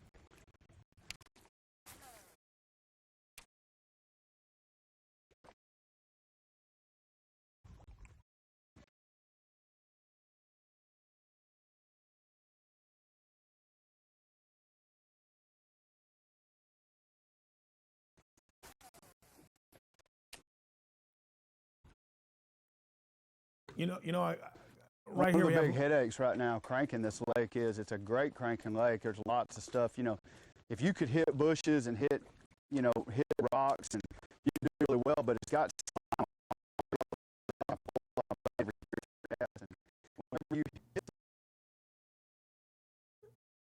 Clark Wendlandt still going back and forth between Clark Wendlandt and the Predator from the movie, you know, I mean, and pixelating into that Predator thing. But something interesting we're seeing here is that Clark is, we're seeing 2 fish, but we just heard him say, I got 4 in the box. And that's that difference between what we're getting from the unofficial live leaderboard and what we're actually hearing from the anglers. And it's that gap where what you gotta understand is there's a camera guy in the boat with Clark. So the marshal, the guy that's reporting, has to send another boat off a distance, a ways away, and try to watch everything that's happening. Camera guy, you at home, us at the live in the studio, we're all seeing what's going on, and we're getting up to date, right, accurate minute. He's got 4 in the box. We're showing you 2, and the reason we're doing that is because 2 is what the marshal sees, what the marshal knows. And the marshal's like, oh, you know, I might have missed a couple and not really sure how big they are. That's why it's such an unofficial leaderboard, and it's kind of cool that we're kind of that, we got a little bit more accurate information for the viewers here on FLW FLW Live. Absolutely. And we have a better look than the Marshal does. We're on his boat. Yeah. And we don't have to hold the camera over our shoulder. Yep. So we have the best view. Yes, Because yes. we're not having to carry anything and keep it on pause and you know when to shoot. You get to sit back and enjoy a live show. Yeah, absolutely, absolutely. We can sit back, enjoy the fishing. One of the things that's tough, the reason we've been kind of losing Winlet is because he's really moving around. Like you said earlier, Byron, he's actually fishing new water and stuff. So he's really going to his bag of tricks. And when he says he's fishing water he's never fished, he knows this lake so well that he does know the areas he's fishing. It's not just as much of a blind squirrel running around as he may kind of make it seem like. But that's why we're kind of losing him in and out, is because he's making some moves. He's got the 4 fish. I think there's some good things that are probably going to happen with him right now, and maybe see some movement going on. You know, all these anglers are real excited now to be able to fish reaction baits, to see Thrift throwing a buzz bait, to see Clark throwing a crankbait. You know, you see him mixing it up along with that jig as well. But these guys are excited with the conditions they have today, which is a little bit more of a front coming in, a little bit more overcast, definitely some wind blowing. Yesterday we saw a flat Lake Travis, a blue sky, a water skier's dream, if you will. There wasn't a ripple on the water. And it was hot, 80 degrees out there yesterday. Today, they got their sweatshirts on. They have a little bit of front going on. There's probably a barometer drop a little bit.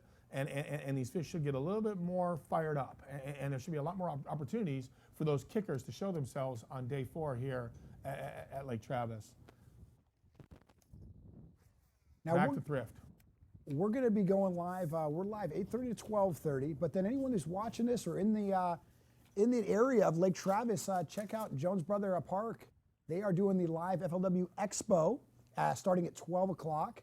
And then they are going to be doing the live weigh-in, obviously. Top 10, that's going to be a lot of action. We're going to see how this thing shakes out. So anyone that's in that area, go check out the weigh-in. And then for any of you guys that, like I know the PodTech fans and everything like that are watching all the way in San Diego, you're not going to be able to be there physically, but you can be there on the FLW Live when we do those live weigh-ins at 4 o'clock.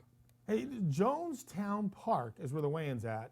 Chris Jones, also known as the Legend, is the guy that's emceeing it, and we're at Lake Travis, and your name is Travis. This one is lining up. Is this weird? We got to find Byron something here. Byron Doc. We got nothing on Byron. There's maybe they're throwing a Byron bait. If somebody catches a swim bait fish, we'll say, hey, I caught it on a Byron bait. That's all I got. Absolutely. But we got Travis Moran on Lake Travis hosting this thing, and we got our master of ceremonies at the weigh-in, Chris Jones, also known as the Legend, at Jones Park at 3:30, 4 o'clock. Don't miss it. And the expo, my gosh, if you're anywhere out there and you have a chance to come watch this event, bring the kids to the expo. It's an amazing family event within 60, 70 miles of Travis right now, and you happen to be watching this live.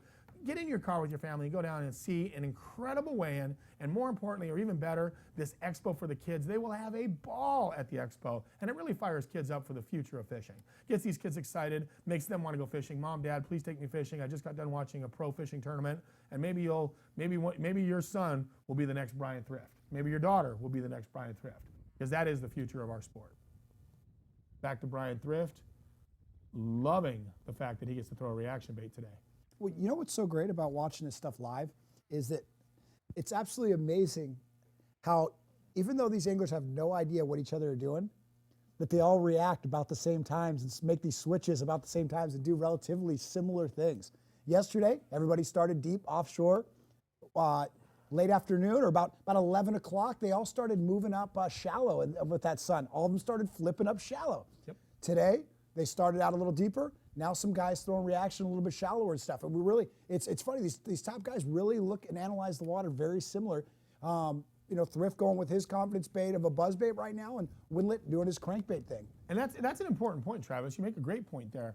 As any angler watching this today, learn from these guys, because it's not a coincidence that they're all putting down baits and picking up other baits and not staying married to the same thing. I mean, you can imagine how the average recreational angler wouldn't leave the spot where Mark Rose caught 2 4s this morning, a 6 yesterday in front of the dam.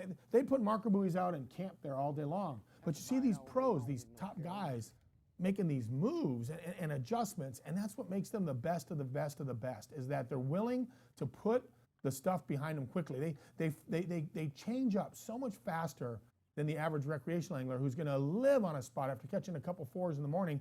They'll die on the spot. A lot of guys die on a bite, die on a bait, die on a pattern or a spot, and you see these top guys time and time again not being married to that bite, that bait, or that pattern, but really just making changes. Clark Winlet said he's fishing places now he's never fished before, and he's a local on that lake. That's saying a lot on day 4 of the FLW Tour stop. He is fishing brand new water. Crazy to think that with $125,000 on the line that he's not just hitting anything but all memories, you know, and he's not. Yep. These guys are versatile, and I guess that's a lesson to be learned. And talking about, you know, the Thrift and Winlet are really doing that reaction thing right now. They're being a little bit more active than the rest of the anglers. But now that we're talking about both of them, last time the tour was out here, 2007. It's been about 10 years, a decade since we were on Lake Travis for a tour event. But back then, rewind all the way back there, the final finishing was Thrift took second, Winlet 4th place. Oh, wow. So we've been here before. This situation has played out, and so this is going to be very interesting how we keep seeing these reoccurring patterns. The cream rising to the top. Yes, with some rookies and some brand new guys who were probably in junior high school 10 years ago. You know, there's guys in this field right now that were in junior high school 10 years ago when Thrift and Winlet were pulling off a top 10, both of them, and these guys are now fishing in the final day competition with them.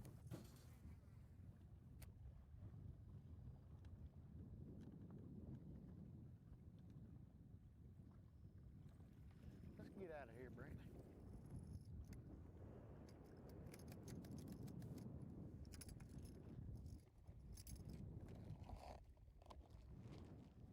It looks like Thrift is going to make a move, and we're going to jump over to Winlet, see if we can get a consistent feed off of him. Still throwing that crankbait, it looks like.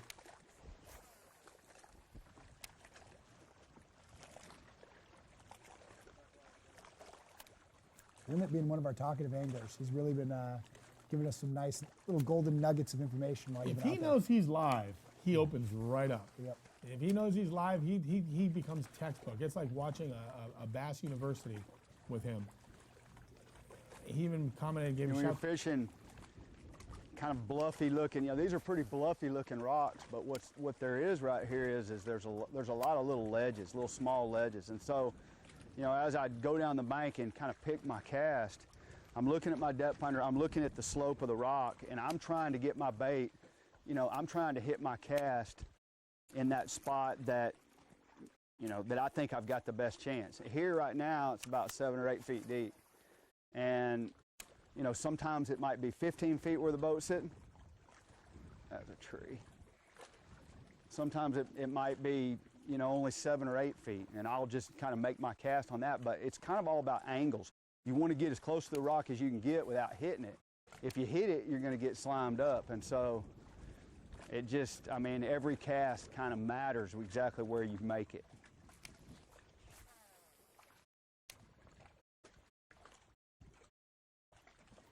Clark Winlet talking about slimed up. There's been an algae bloom he referenced yesterday on Lake Travis that isn't just an algae bloom in the water column, but also made pretty much everything slimy, from the trees, rocks. He said it's an algae bloom that's come in the last few weeks. And normally Travis is very clear, you know, and the water is very clean. But with this algae bloom that he referenced yesterday, you've got a lot more to get stuck on the hooks of your crankbait or any bait that's bumping into those trees and those rocks. You've seen him picking that algae off those rocks. He's trying to get that bait close to those rocks, but not really make contact, because once you make contact, you're slimed up, and it's just been a prevalent algae that's come in pre-spawn for these fish.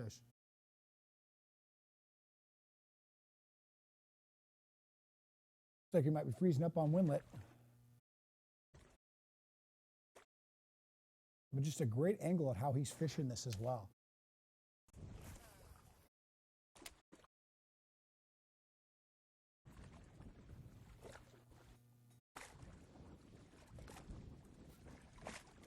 Clark Winlet currently, unofficially, now that we have those 2 fish in there, he puts them in 4th place right now, unofficially, with 4 fish for estimated 7 pounds.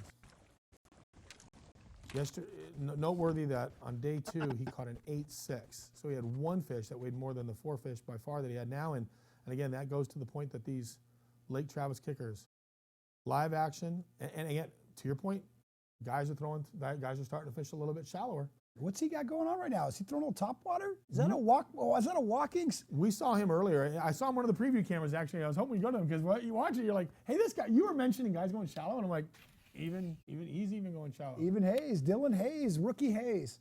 Is he throwing a little topwater walking bait right now? I love it. Frog. Throw a frog. Throwing a frog. Popping frog. He had mentioned he'd throw a frog a little bit, mix it up with a frog. He's throwing a black frog, giving it a little bit of a contrast. And the key deal on those overcast days is throwing that darker frog. It gives a contrast for the fish to see with a black frog on a cloudy day. There he goes, turning his Lowrance graphs back on. Once again, you're seeing Dylan do that so much. He keeps turning the Lowrance on standby. Every time he pulls into shallow water, tries to be as stealthy as he can. But now putting him back on so he can run to another spot.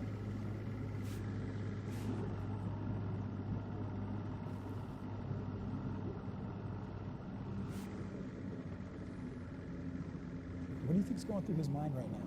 This could be his best finish on a tour event. Oh, obviously this will be his best finish on a tour event.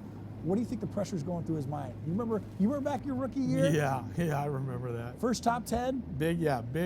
Right now it's all about catching a big fish. I've never fished either. That's not that good.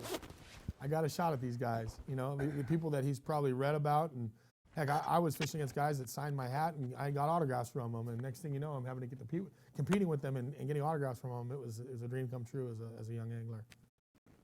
And he went predator on us too. Oh, there he goes. He's back. He's back.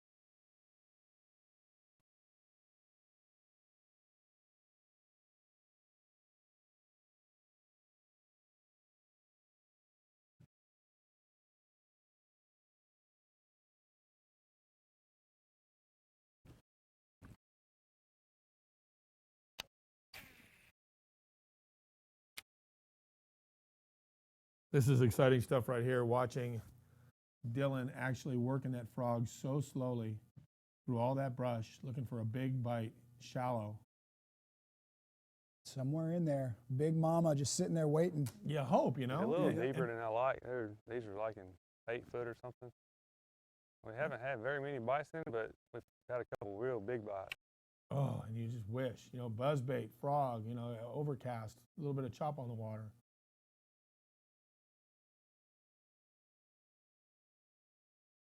Like we're freezing up a little bit. Look at that, man. That would just be fantastic to see a giant fish got right now. Big old toilet bowl flush. Woo. You just wish, you know, because it's like you sit on the edge of your chair. I haven't proved that yet.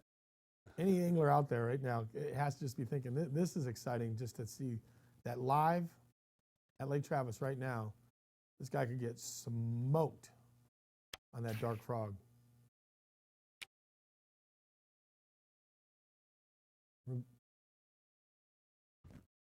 Oh, let's go to social media. Here's that picture we were talking about earlier from Tyler Anderson. Tyler's Real Fishing.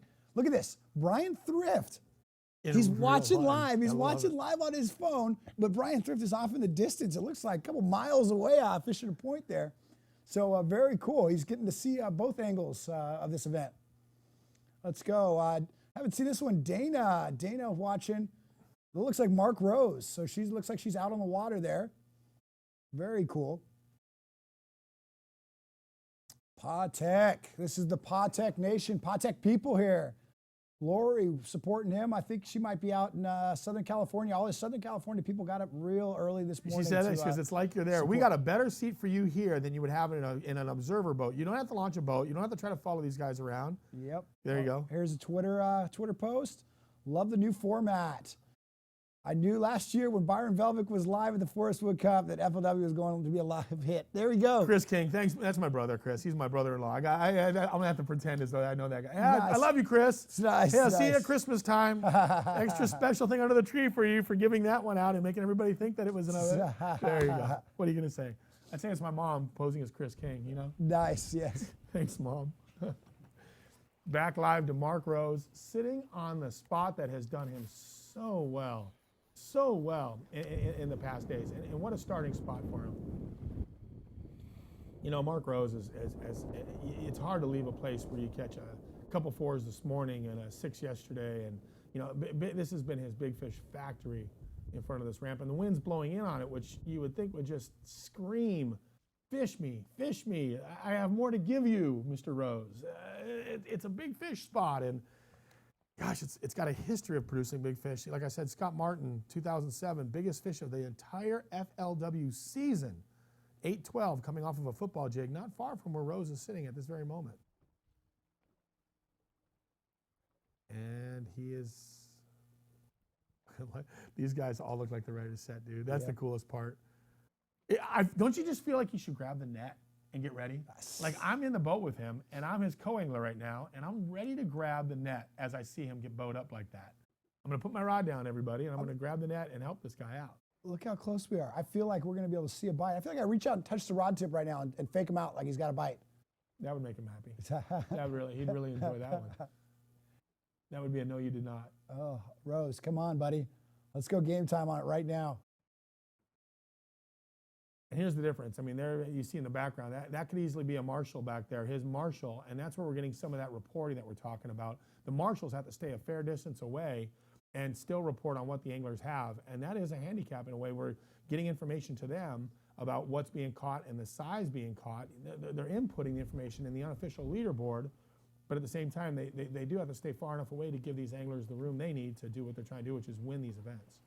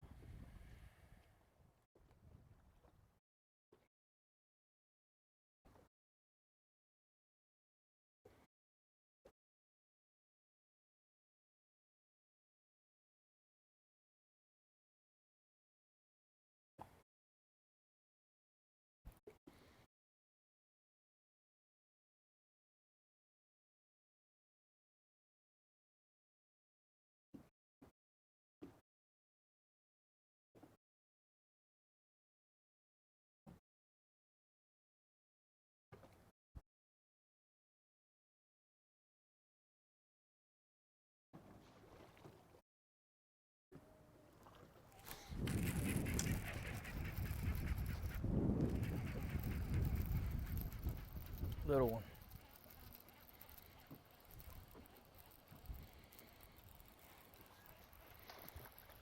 And this little one is not going to help him. Unless it's a Guadalupe, but it does not look like it is. It's more of a swim bait.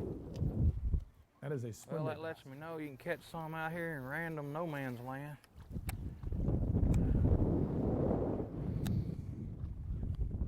Seems like Mark just keeps expanding that spot too. You know, he goes back to his that money spot, that money area where he's gotten all his fish, but then he kind of backs off, makes some casts around the area as well to see if they've moved off. Maybe he's pulled the school out a little ways. And you always want to do that. You want to try to connect the dots. You know, you get into an area, you know the key cast, you know the key spot, and then you pray you can move 50, 100 yards to the left or right and pick up something else that you may have missed, and still keeping you, within a trolling motor's reach of your glory. So you got your glory spot, you got the thing you just love, but you're able to say, man, let me just develop this whole area.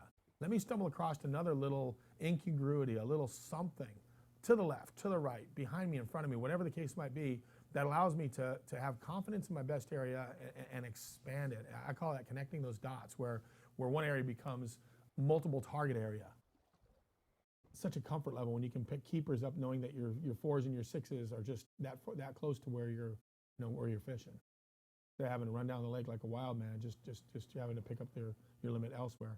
Mark Rose unofficially right now is still sitting on those 2 good quality fish he caught in the morning, and that 1 small Guadalupe bass, less than a pound. And we saw this yesterday too. Bite starts off quick, and then it just gets quiet.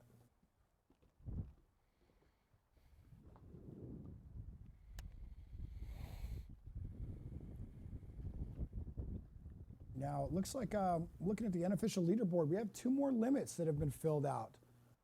Clark Reams sitting in 6th place. He's got a small little limit, but it's one of our better limits of the day. He's reporting about 10 pounds, a little over 10 pounds. Clayton Batts also filling out his limit with definitely some smaller fish. He's got around between 9 and 10 pounds as well. And we have him currently in 7th place. Podtech, I keep seeing that Podtech, and still no fish right now.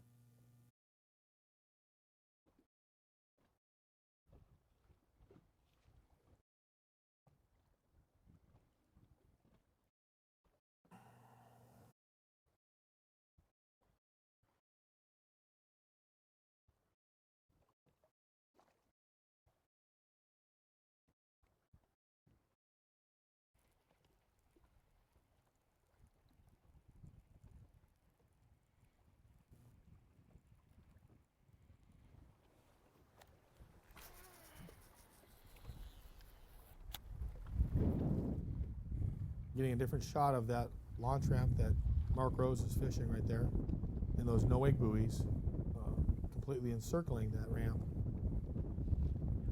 Highly likely there's a lot of tournaments that go out of there, especially with being a ramp right near the dam, a well-established ramp.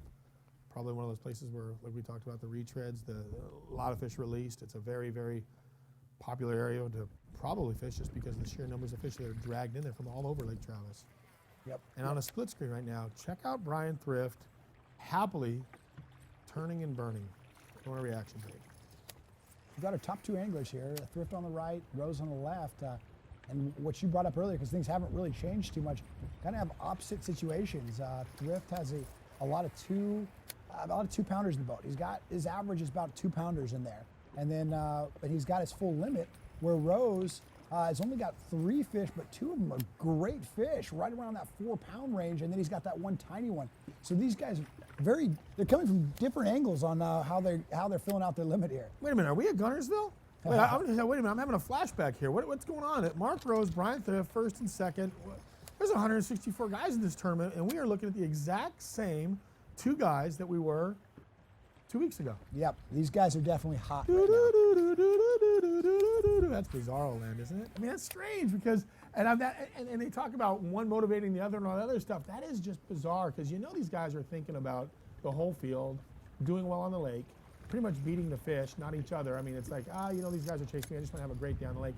But then ironically, the 2 guys that literally just came off of a head-to-head competition against the whole field at FLW Gunnersville are back at it again in the exact same situation, with Mark Rose and Brian Thrift just trading blows.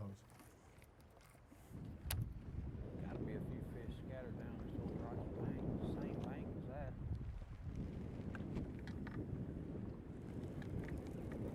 Now Mark Rose, last cast at Gunnersville, last cast the final day, stuck a 6-pounder, which allowed him to beat Thrift by a pound. So he jumped that last cast, barely squeaked one off. Thrift, basically, they didn't know this. Thrift was leading the tournament up until the very last cast. And so right now we're going to see how this ends up shaking out. Is this going to be payback? Is Brian Thrift going to catch like a 9 on the last cast at Travis and literally just and go, ta-dow, here you go. Right back at you, Rose. crazy. The more and more we see Thrift throwing these reactions and stuff, I think the more and more likely it is that he could find some big fish. You know, you got to wonder, some of those guys like Stephen Patek, if they picked up that swim bait now, if everybody else is starting to go. We saw Dylan over there throwing the frog, and we saw a lot of the guys going shallow, and we heard Stephen Patek say, hey, I'm gonna pick up that swim bait and start throwing that as well. Let's right up here, Brent. What we see, Mark?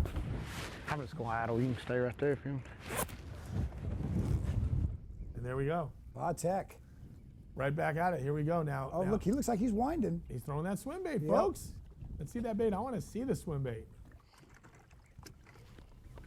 The only handicap, in my opinion, it's just me, is that I wish it was sunny when I'm throwing that swim bait. I like the chop on the water. I like the clear water element of it, but I really like to have some sun so that it really gives those fish that target so much better. They get to see the shadow. The swim baits don't give off a lot of vibration. They don't give off a lot of flash. They don't give off a lot of noise. But they're fantastic on a sunny day when the fish can see them with the breeze. And he's been talking about it all morning. Yep. Hasn't he? Even yesterday, he was saying, Swim I bait, wish I'd have a swim little bait, breeze. I swim want to bait, throw that swim bait. Yes, yes, yes. So he got his Now- wish. He got his conditions. Now let's see if it works out for him.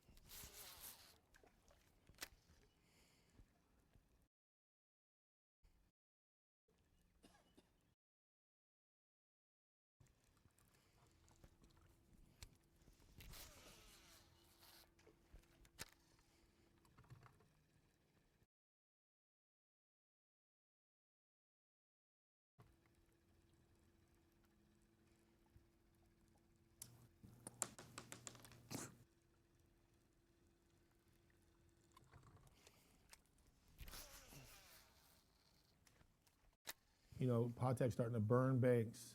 Patek's starting to burn banks with that swim bait. We're talking about trying to convert that 5-pound penalty from yesterday. If there was ever a way to do it, throwing a swim bait going down a bank and pre-spawn. These fish are just moving up, trying to get some big females to commit to that bait. 5-pound penalty yesterday was assessed when he came in late as he miscalculated his run back. A lot of boat traffic yesterday on Lake Travis. It was a beautiful, beautiful day, no wind, probably a lot of pontoons, wakeboarders, jet skis, skiers, you name it. They were probably all out in force, and I'm sure just trying to get back in time. Miscalculation was a pound per minute for 5 minutes, costing him 2 places. Instead of being in 3rd place going into today, he was in 5th. That's got to really hurt. That really has got to hurt. Now, you got to wonder if that kind of put him in a funk. I mean, he's got 0 fish. The one thing is he's been talking about wanting to throw that swim bait. He was talking about it yesterday, kept saying, I wish I had a little wind, I wish I had a little wind. Then today, he was saying, oh, I got a little wind, I kind of want to start throwing that swim bait, but obviously he was trying to fill out his limit a little bit. And you wonder if him not having any fish, if that's giving him the kind of push to go, hey man, go to your swim baits, go do what you want to do. Because you got to think if he had 1 or 2 fish right now, maybe he would still be sticking it out, fishing slow, trying to fill that limit, where obviously he wants to throw the swim bait. Let's let the big dogs eat here. And that's the thing. The only way a 5-pound penalty doesn't hurt you is if you win the event. Yep. Anything else besides 1st place, it crushes you. Because then you can always look at that board and see how much money, how many points, and what place those 5 pounds cost you. Having been there so many times with suffering any kind of a penalty whatsoever, the only way you can equalize that is you say, I still won. Mm-hmm. I won. Even though they took 5 pounds from me on day 3, That's a strong statement to say, and I still won the thing. And that bait that he has in his hand right now, and the way he's fishing, could easily produce that kind of a bag. But it's a war of attrition. As you guys know, throwing swim baits, it's hero, it's zero. You're not going to get 50 bites on it. You're going to get 5 of the right bites if you get the right 5 or 6 or 8 bites on it. It's a war of attrition.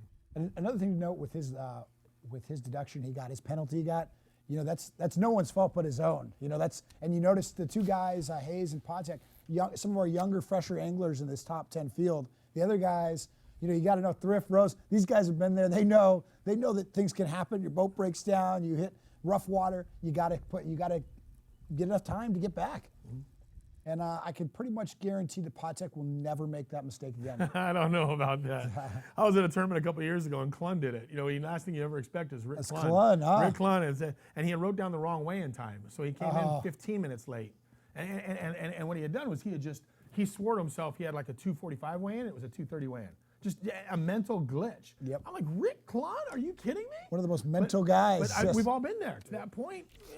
When you come in, they're like, where have you been? You're like, what? And they go, you were supposed to be here 15 minutes ago. You're like, I thought I was in flight number 6. You're like, no, man, you're in flight number 5. I mean, that's devastating.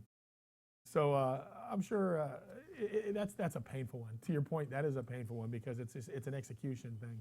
And you got to be hard on yourself when you have those ones where the mental error comes in where it's like, I just made a mistake. Crank battery not starting, I get it. Trolling motor snapping when you're trying to pick up your trolling motor at the last spot, and you got to drive in with your trolling motor down, I get it. But you know, all of a sudden just to say, I just missed it by 5 minutes because there was a million boats between me and the launch ramp. Mm-hmm. I think yesterday was the first day those guys saw boat traffic like that. You know, this being a city lake, yesterday was the day these top 20 guys really saw what comes out on Lake Travis on a Saturday when it's 80 degrees out. We saw people yesterday floating around in little rowboats out there, tubes and rowboats, and people in the water and stuff. It was a beach day for Lake Travis. And I think this was one of the warmest days yesterday that they've had in a while. So it really hit the perfect time. People with cabin fever have been in the wintertime, and now beautiful day on a Saturday. Tons of guys out, and that ended up hurting Potek and Hayes. Yeah, right now I wish he had a breeze with some sun because that's good stuff for swim bait fishing when you have the sun and the breeze. Just throwing that big chunk out there. You know, in Potek, no stranger throwing swim baits. Grew up in Southern California, a San Diego guy. You know, he's applying that West Coast thing that it used to be a West Coast thing. It's not anymore, but it used to be. Those swim baits were just relegated to the West Coast guys that have been born and raised cutting their teeth on those swim baits. And looking at the leaderboard right now, up in 3rd place, Gagliardi, 4 fish, 4-pounder, 6-pounder, 3.5, and a 2. Oh man! Unofficial, but he's working on about a 15-pound limit right now, 15, 16-pound limit. And he's only got 4 fish. Exactly right. He catches another 4. He might be pushing 20 pounds. When you guys start with a 6 and a 4, and you got 2 for 10. I mean, now you just come back and get 3 for 3 after that, but 2 for 10 to start the day off. And he said, I mean, what a way to start the morning on the final day, knowing you're going to make a big run because your average is going to be massive. If you can just follow up anything to go with the 6 and a 4 for your opener.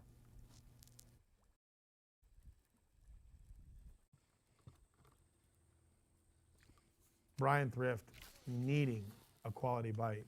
Mark Rose, a couple 4s in the well, along with a very small fish. Gagliardi, a 6, a 4, a 3, a 2.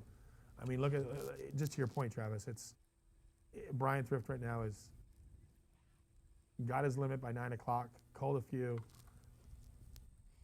And don't think Brian Thrift isn't thinking I caught 2 6s the first day. I had 24 pounds day 1. He's not going to sit there and be frustrated about the fact he can't catch a couple more big ones today. He's thinking about it because he's like, I have the experience from day 1. I saw the biggest stringer of the entire event in my well on day 1, and here we are back at him right now.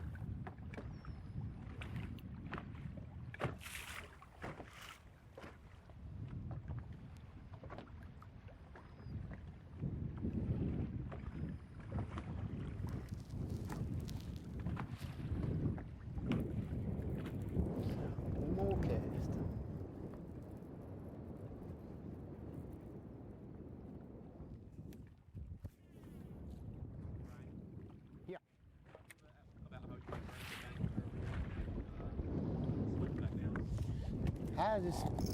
This is the place where I caught all my big ones the first day when I had the 24-pound bag, so I had to give it 5 or 10 minutes anyway.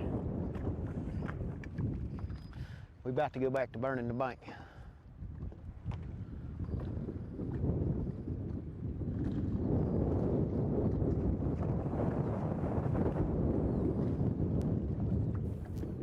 Right now, matter of factly.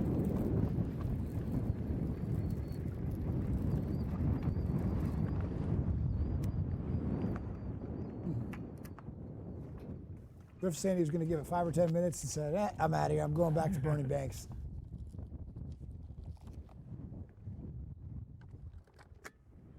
So he's going to keep moving. And then finishing out the leaderboard that we were talking about, now we're back live with Mark Rose, still on his same launch ramp here. Looks to me like he's back to the swim bait. See that slow, steady roll? He's fishing the swim bait a little bit differently. You saw Patek actually burning banks with it, fishing those shallows. Rose has been fishing it offshore, fishing it real deep on a jig head. He's been throwing out there, and we've seen it since early yesterday when he caught that big fish on it, right off the bat on day 3. He's throwing that swim bait out there, and just see what he's doing right there. It's a very slow cadence, almost just off the bottom. And this is what's worked for him. He's keeping it in contact with the bottom, and if he hits something, he kind of pulls it over whatever crunchy, gooey, thick stuff he has on the edge of that flat, But dude, that's classic deep swim bait fishing right there. And he even mentioned this morning he likes to keep a bow in that line. That's so key to have a nice bow in that line as you slow roll that thing, and just keep that steady reel. And a lot of guys make the mistake of having too fast reels. If you're throwing a fast reel, you cannot slow that swim bait down to the right speed. I promise you, that's a 6.3 to 1 reel or a 5.4 to 1 reel. That's not a very fast reel because you just don't want a fast reel with those swim baits. Mark's got something he needs in there. We saw at Guntersville, he kept going into his box and changing up lures and stuff, and he had a bunch of rods on the deck, but just kept switching out things and eventually connected. We can't even see if he's going to a secret lure or he's just going to a sandwich right now. Mm-hmm.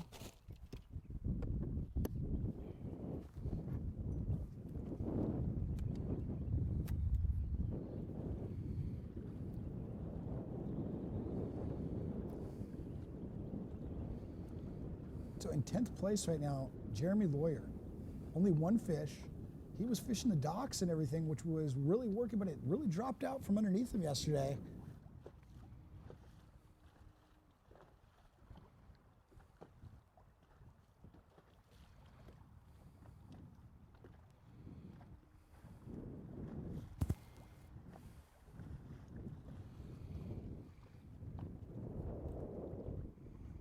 All right, so everyone can see at home, we're going to pull up a leaderboard here and check in to get an understanding of what everyone's doing. Thrift is just, he's leading this thing right now, started leading it and is continuing leading it with a small limit. But like you heard, he is moving. He is going to start throwing those reaction baits, and that's where Thrift is thrift. And so that makes him a very lethal person sitting in the #1 spot. Mark Rose still sitting his launch ramp. 3 fish, 2 really good fish. So if he can fill out his limit with a couple more good ones, great chance of being the first angler ever to win a back-to-back FLW Tour events. And look at that limit for Anthony Gagliardi. 5 fish right now. It's showing for 17 pounds. 17.8, and obviously that you start off with a 6, then you catch a 4, then you catch a 3.5. Now you got a couple 2s deal with it. I mean, Anthony Gagliardi is rocketing up this thing, and what a great move for him. With Dylan Hayes right behind him, 5 fish for 9 pounds. And Dylan Hayes has been the most consistent angler throughout the whole tournament, averaging that 13, 14-pound bag every single day. And really the most dangerous because of those averages, 14, 15 the first day, 13, 7 the second day. Just having a great tournament up to now. Yep. And then Winlet, our local boy, only 4 fish, but he's the guy that probably has just the most potential at this lake. He knows so many spots. If he clues in and really something clicks for him where he goes, okay, fish are on this kind of cover, this kind of structure on this side of the lake, boom, he's got 10 spots he can run to immediately, duplicate that, and launch right up the leaderboard here. Exactly right. That would be exciting for him to get on something he can recreate all up and down the lake. And then Clark Ream, 5 fish for 10 pounds, been real steady. He had 21 pounds on day 2 that got him into the position to fish day 3, now day 4, and he's been steady ever since. Clayton Batts actually caught a 7-pounder yesterday and moved up from 17th to 7th at the time, and he's back at 7th again. So the 7s are kind of following Clayton around. 17th on day 2, 7th a little bit on day 3, now 7th again with a 7-pounder. So if he catches a couple more 7s, he's going to win. Yep. Yeah, absolutely. Absolutely. And moving all the way down, Troy Morrow, slowly putting together a limit, very strong angler. I'd love to see something out of him. He really hasn't made much move this morning, but wouldn't be surprised all of a sudden to see him jump up. Stephen Potek. Come on, man. He's throwing swim baits. This guy, he's on 0 right now. He obviously has the most potential because he's got no fish. So any fish starts moving him up real quickly. And then very last one, Jeremy Lawyer. Hot start the first 2 days. We saw the bite really fall out from underneath him yesterday. He had to switch up, move away from those docks. And you can't help but think it's continuing for him today. But we will see if that actually turns around for him, if he can reconnect with these fish. And we saw him. That was the first guy we saw throwing a reaction. There was a little bit of a breeze yesterday, and we saw Lawyer pick up that buzzbait. And that was the first guy. He got just a ripple in that pocket he was in. And when he went to that ripple, he got that buzzbait. And that's what started off, seeing some guys at least trying to mill around to get a little bit of reaction out of.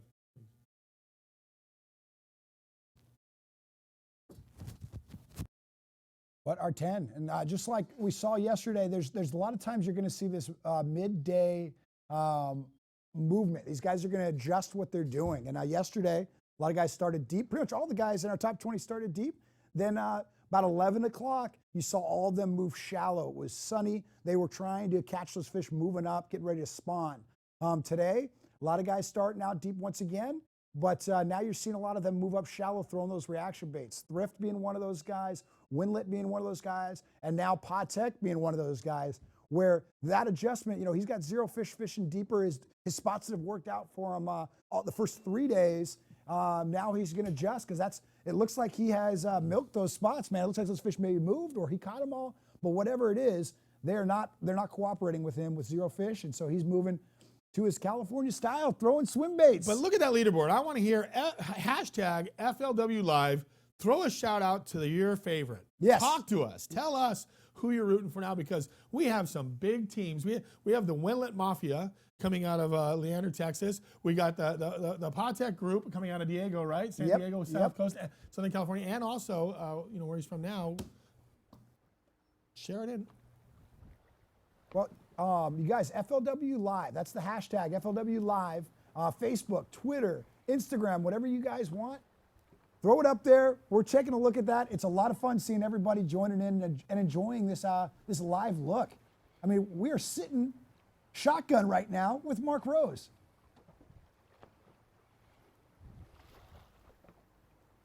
Getting ready for a quick look around the lake with Mark Rose right here. Oh,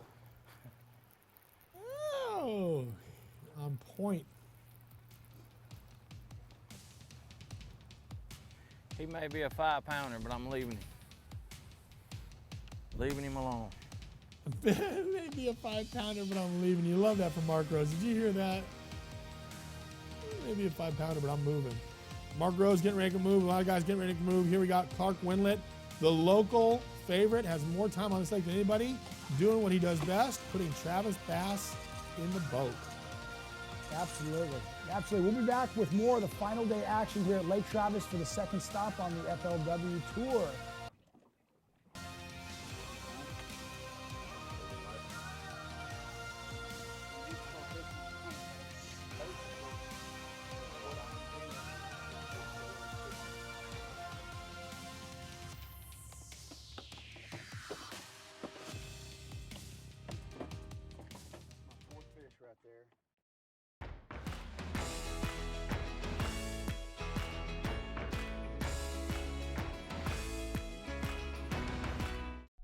Today, I will work harder than I did yesterday.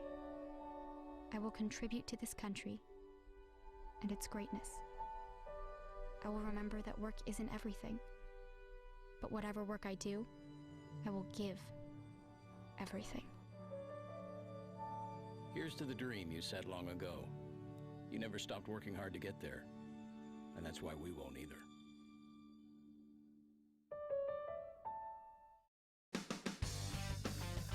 Launching a Ranger aluminum boat that's cut full of holes may sound a little crazy, but with so much closed-cell foam inside, it's easy to see the added safety and stability. It's a huge confidence booster, especially with so much quality inside, along with ever-new D-Tech's unrivaled performance and 300 hours with no dealer scheduled maintenance. Ranger aluminum is built to excel and priced to be yours. Power your Ranger with Evinrude E-Tech. What is this meeting about again? Fishing. Took my boat, boom, jumped over it, and I caught a giant. It was like a whale. 29 pounds, baby! That's the last time I danced on stage. Chief Fishing Officer. How do I get that job? I don't know. Go to teamgtfishing.com to find out more about my real job. The most versatile fishing machine on Earth. Unparalleled resolution and clarity, with more agility, lightning speed, and brute strength. HDS Carbon takes rapid response performance and screen technology to an all-new level. Maximized power, maximized visibility. See Structure Scan 3D, new dual chirp sonar, new live network sonar, and more mapping options, all at the same time and faster than ever before. Arm yourself.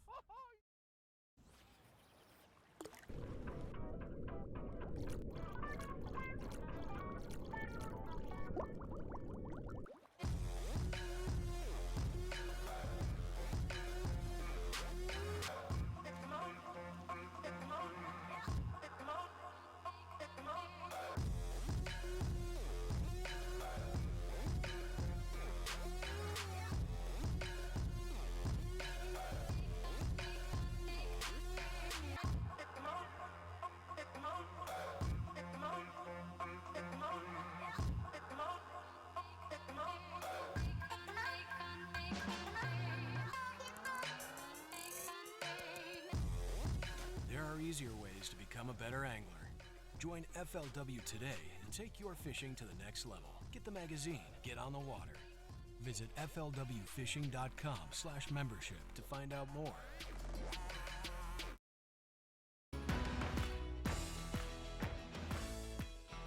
Welcome back to the final day, the 2017 FLW Tour on Lake Travis. And we are live on the water right now with our rookie, Dylan Hayes.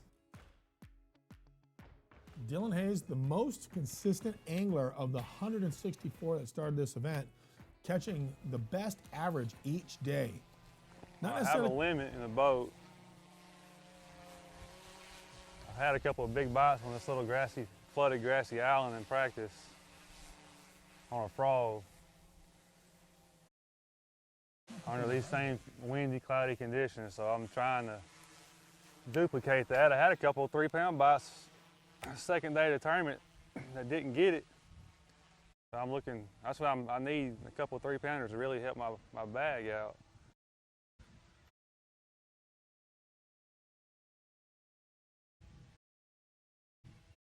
So far, it's not looking good. I fished over half of it already. I want to catch one from this drone. Oh, he's got the big bumblebee next to him, the giant dragonfly. Dragonfly. It's going to be a good drone shot right there, too, if he gets smoked on this thing. If bass grew to be 20, 30 pounds, that drone would not be safe. Yes. Put a 30-pound bass out there and fly a drone over. I over haven't caught a bass other than the starting spot at all. That's kind of how it was yesterday. Going back to the popping frog there.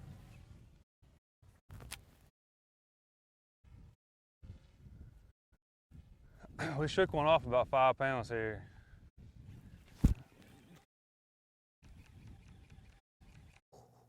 Talk to us last Tuesday, I think.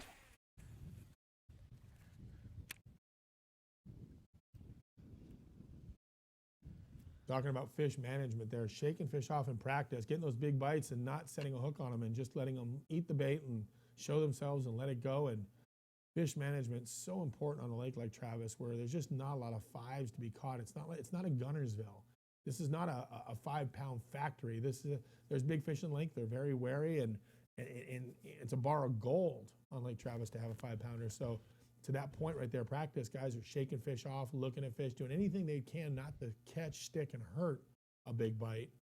And now day 4 action, he has all the hope in the world he can get that same fish that lurks somewhere in the area right that he's at now, commit again to his bait. And this time, he'll be sure to drill him and set the hook and put him in the boat, take him to the weigh-in.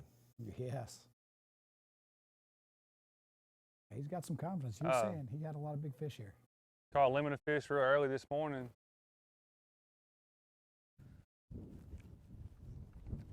They probably weigh 9 or 10 pounds. I have lots of room to upgrade. Happy to have them. Every day I've had a couple big bites, good bites, 3, 4, 5 pound bites. I need a couple of those to stay in contention because I don't think 9 or 10 pounds is going to do much today. I think they live here. They're going to start my current here in about 10 minutes, I think. We'll run up the river a little bit and fish some current and see if we can catch a big one up there. If this frog doesn't pan out. Key variable there, he's talking about current. We haven't heard a lot of guys talking about current whatsoever, whether it's generating water or water pumping in. He's going to be actually timing it, looking for a 11 o'clock current. 10:49, he mentioned 10 minutes from now, something's going to kick on, turn on, and he's going to be addressing water based on the current.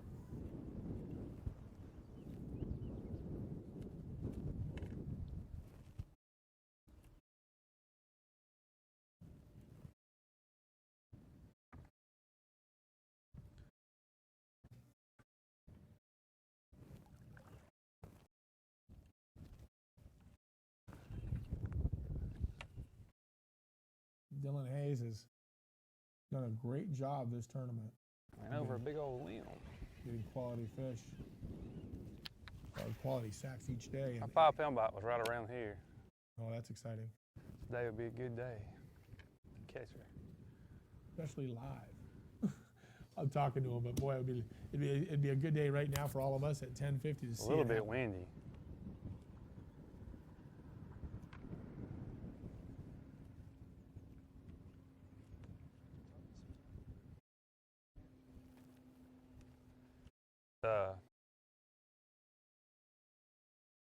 A little bit windy for this frog right here. It's not too bad, but better than not having any wind at all.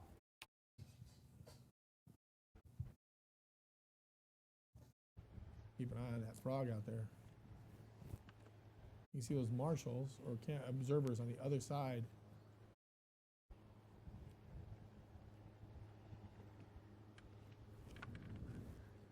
In final day competition. I want to say hi to my wife and girls, and probably my parents too, watching back at home. All my friends back home. Got a lot of support this week.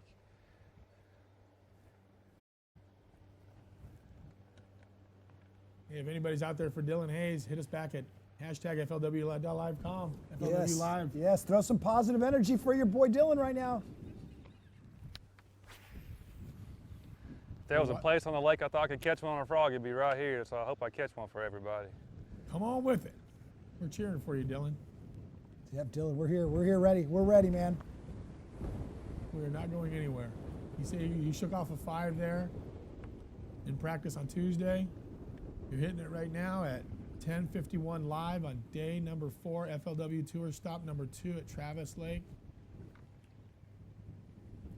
And nothing better than to watch it explode through those bushes right now. Kaboosh. Did the drone crash? No, man, I got a fish. Was that the drone hitting the water? Yep. Yep, put a new battery in that drone and get it up there because Dylan, I feel it. Dylan's about to just make some live history right now.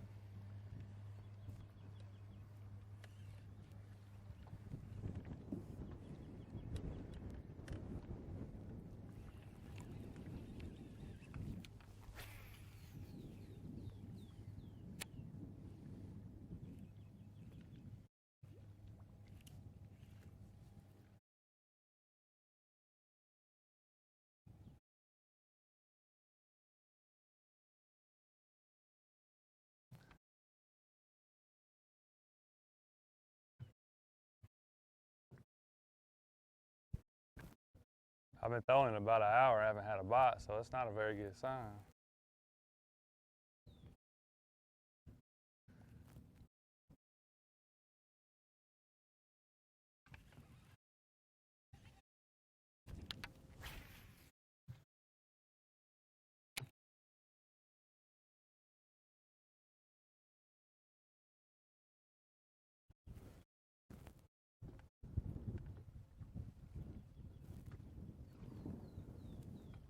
On point with Dylan Hayes. Let's move over to the big mover in the shaker, Anthony Gagliardi. Check this out. Pulls up the morning with a 6 and a 4, and look at this. Yes, sir. On another quality fish. And this looks like look at that floating worm. It's a methylate floating worm. Wow. This is old school right here, dude. Pre-spawn methylate. I don't know how many guys still throw this, but this is such a magical bait on lakes like this. As long as it looks like this, sir.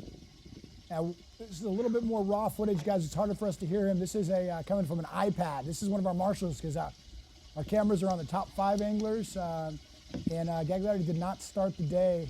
He started the day actually down around 10th, I believe. And he's doing a good job. Yes. This marshal's doing a great job. I mean, let's put him on with the production team. Keeping it steady. But look at the fish he's catching, my I had one gosh. about 3.5 pounds, bought it right there a couple of days ago, didn't eat it. That was a quick hit there with Anthony Gagliardi, and I got to tell you don't see a lot of guys, again, throwing the methylate floating worm, and that used to be a staple on lakes in a pre-spawn situation. So I had one about 3.5 pounds, bought it right there. Back to 2 mornings ago, but didn't eat it. They're just not eating very good right now. It's funny you identified that orange worm real quick, man. I got an old timer I fish with all the time. That's all he ever talks about. Methylate floating worm? Yes. Oh yeah, man. Pink bubblegum and methylate floating worms. Dude, that for whatever reason, when they're spawning, the fish or pre-spawn, these fish go nuts. I caught them flipping when it was cloudy too. You know, you wonder what are they thinking because there's nothing in the water that looks like that. Yes. But it stands out like a sore thumb, and these fish smoke bubblegum worms and methylate floating worms.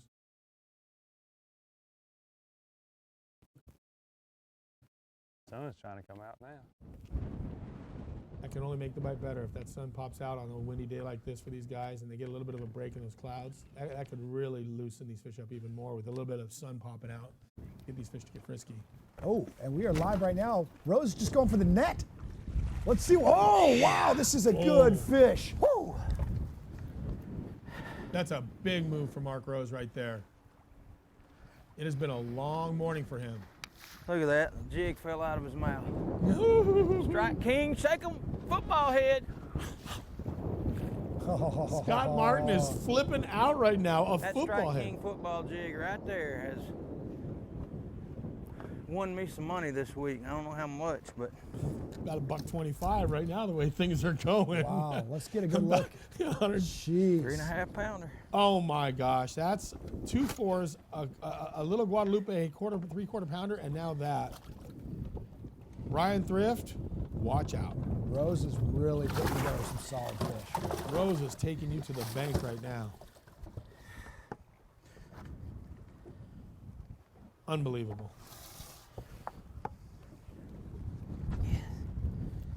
I can't tell. I think he's slid down. I think he's actually come in a little tighter to the bank too, on this ramp area. Maybe he blew into the, or we'll see it. He may blew into the ramp. He's fishing the ramp itself or the dock around there, but he's milking that area, and he's well inside, like you said, Travis. He's well inside that bank, or well inside that ramp, inside the buoy lines.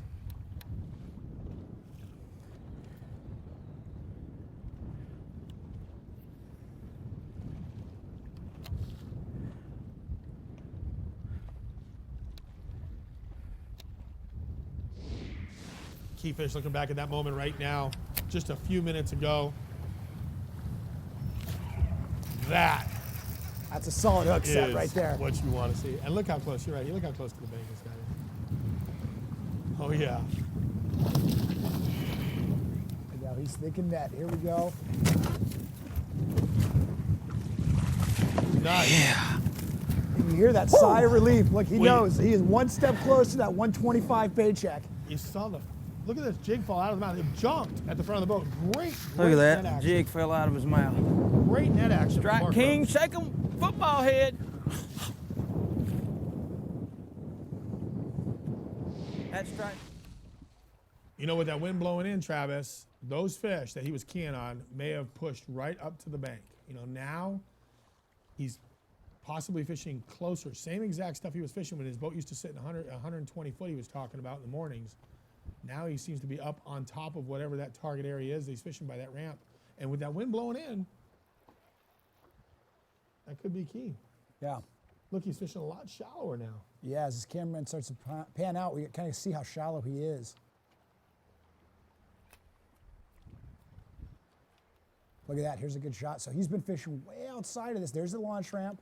You know, and there's that, any ramp that you fish has that saddle at the bottom of it, that deep dredged out area where the motors power up. I mean, you're actually fishing the ramp itself and the junk around it. And those big fish that were living out there on his stuff, overcast day, wind blowing in there, push on up in there. He pushed up in there and caught his fourth fish now. Unofficially, well, easily unofficially putting him in the lead now. Yeah. Giving him almost well over a 2-pound unofficial lead over Brian Thrift.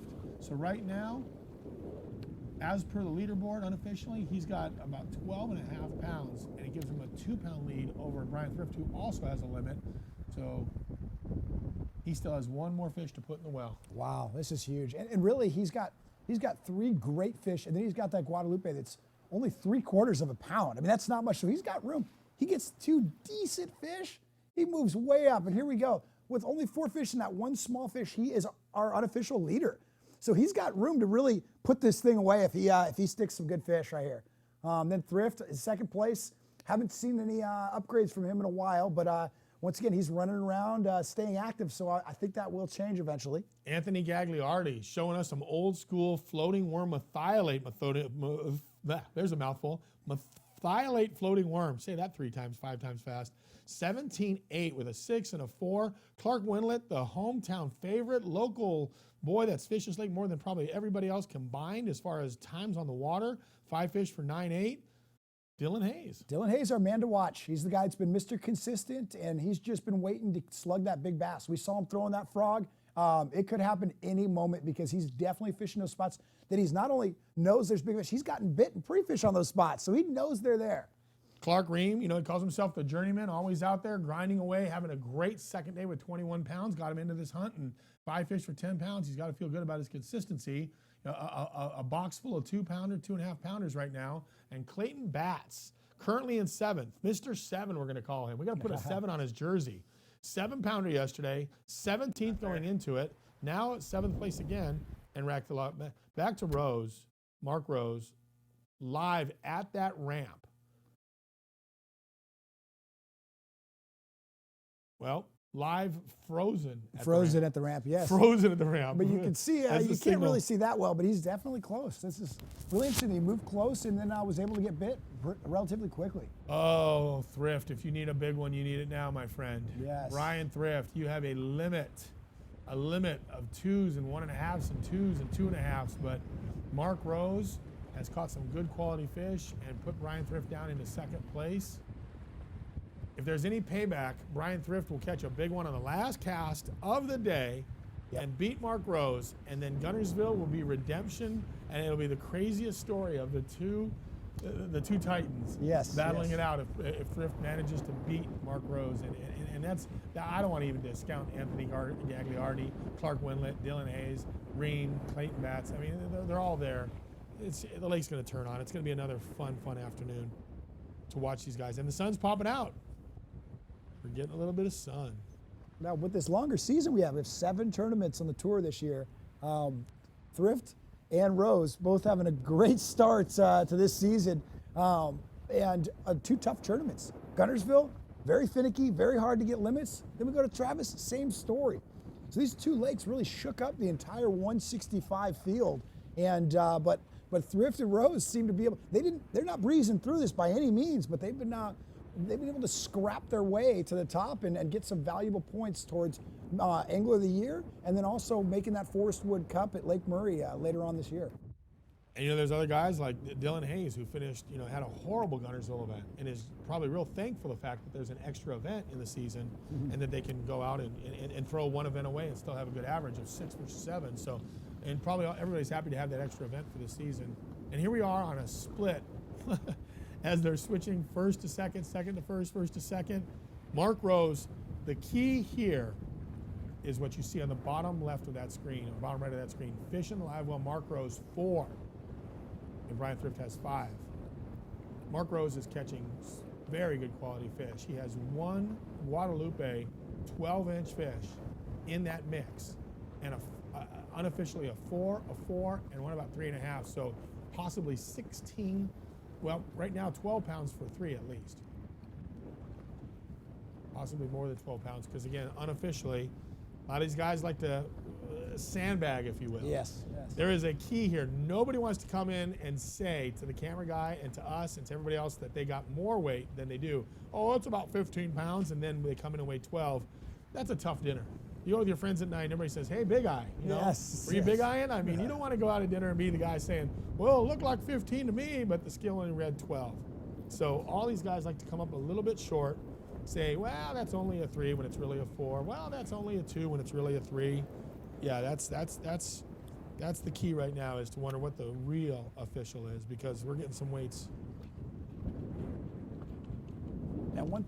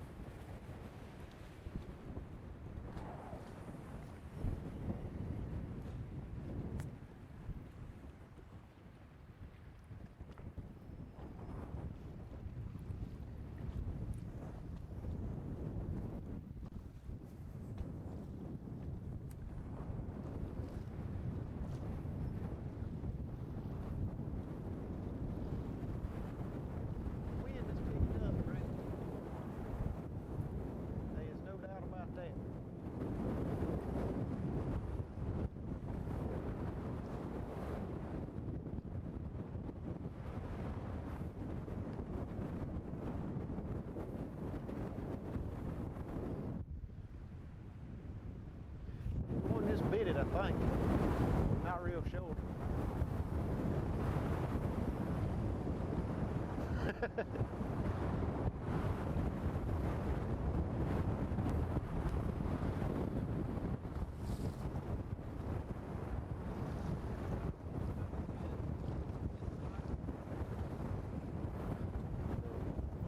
As you can see, the wind's blowing pretty hard. Ooh, about lost my hat right there. I was hoping it was going to be slick, but obviously I don't have that.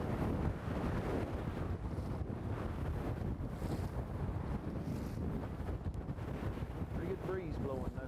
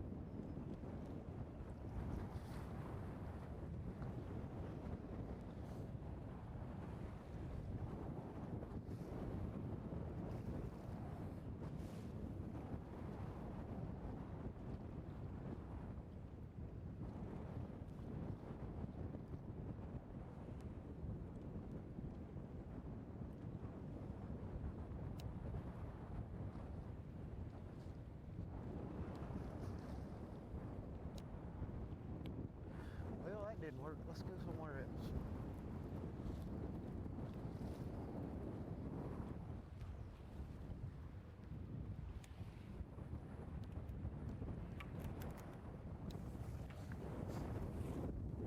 Looks like Thrift is getting ready to make another move here.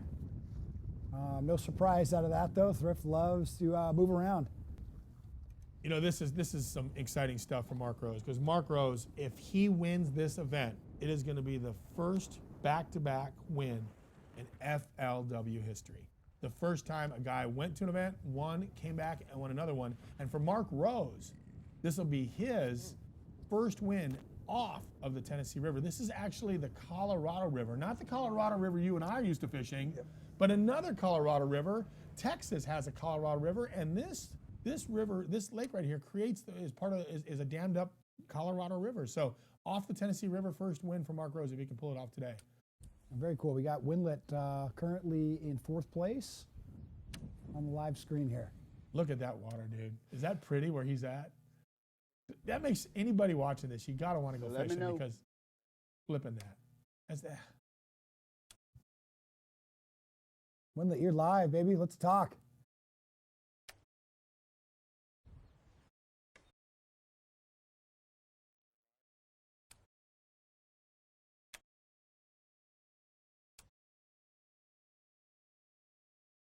I think he's concentrating.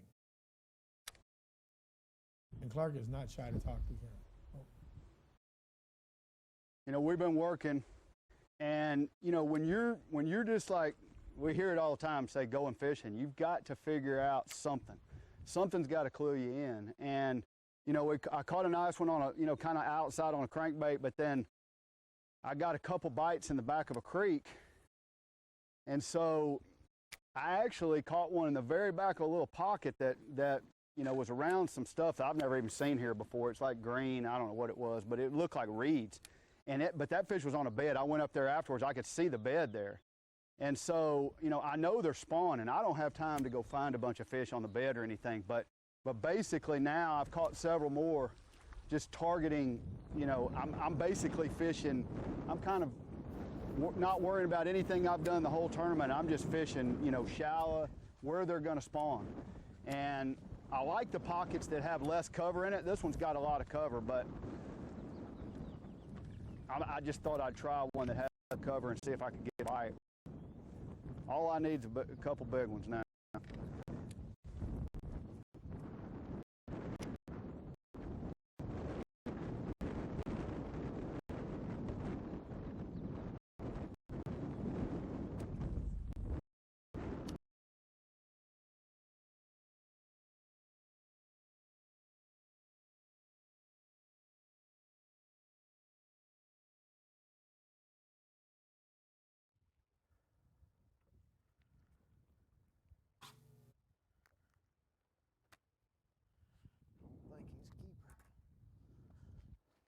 Back on Thrift here. Got another bass, still getting some action going, seeing if it's going to be able to call anything out. Nope. 13 3/4. See you later, dude. This is probably not where he wants to be on the final day at this time, because if you're not, he's got a limit, but you don't want to be measuring. You want to be like balance beaming, culling with the weights. You know, he's got a couple small fish. He calls them the guacamole bass. And I've lived in Texas for 8 years, and I'm familiar with the Guadalupe bass, but Brian Thrift has aptly named it the guacamole bass, and I'm not sure if he's got some salsa and chips to go with that. but he's catching he's got a couple of guacamole bass, as he calls them, that he'd like to get rid of. And those are only, you can come in with a 12-inch Guadalupe bass versus you have to have a 14-inch largemouth at Lake Travis. So Brian Thrift hoping to dump a couple Guadalupes for largemouth, and that's why you see him still measuring those ever precious 14-inch largemouth. But you know, with Mark Rose catching 4s and 4s and 3s, and Thrift needs to convert those into some solid big fish, quality big fish. So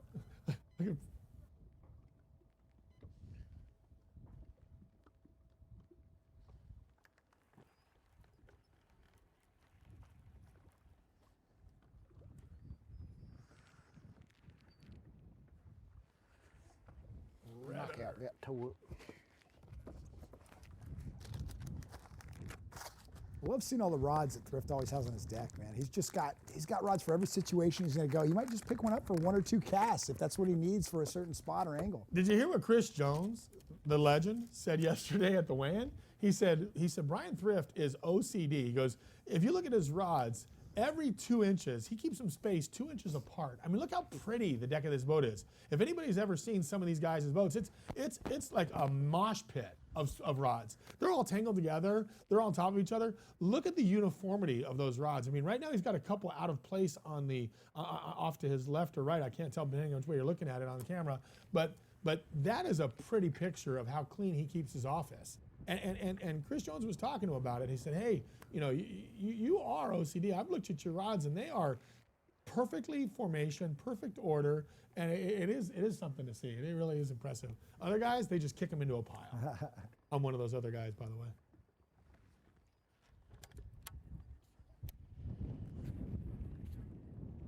There you go. Camera guy's actually getting a nice shot of the OCD rods right there. Oh, there's one touching the other one. That's got to drive him crazy. Yep. See that? There's one touching the other one. That's going to make him go berserk. And look, he's just got him reeled up the tip. He's ready to just pick up one. Those 2 jigs look pretty much the same, but I'm sure there's just one. Oh, one looks like a little football, one looks like a flipping jig. Same colors, same kind of trailers, but he's just got subtle differences. It could even be the difference between braid and fluorocarbon, you know? You could have one where you think braid's appropriate, and you have another one with fluoro on it, and it depends on that line. You could have matching jigs with that as well. Say, I like the color, I like the shape, I like the weight, I like everything, but I have application for a braid where I'm throwing right into this stuff, or a fluorocarbon if I feel they're shy to the braid bite.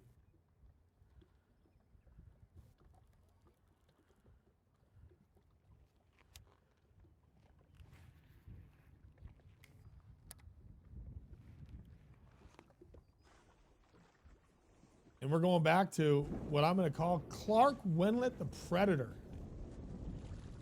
He is catching fish and he is pixelating the whole way through. Yes. Like that predator in the tree, we see him pixelating and catching, and then pixelating and catching. He's morphing himself.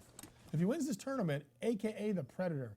If you guys are watching our live coverage, we're just having these technical things going on. Well, there he is. There's a little predator for you. God, can we get that sound? You know that cool sound Predator made? Dude, if we could do the cool Predator sound along with this coverage, because he is flat catching them. Yes, Clark he is. Wendlandt the Predator is culling and catching them, and that doesn't sound like the Predator, but I'm trying.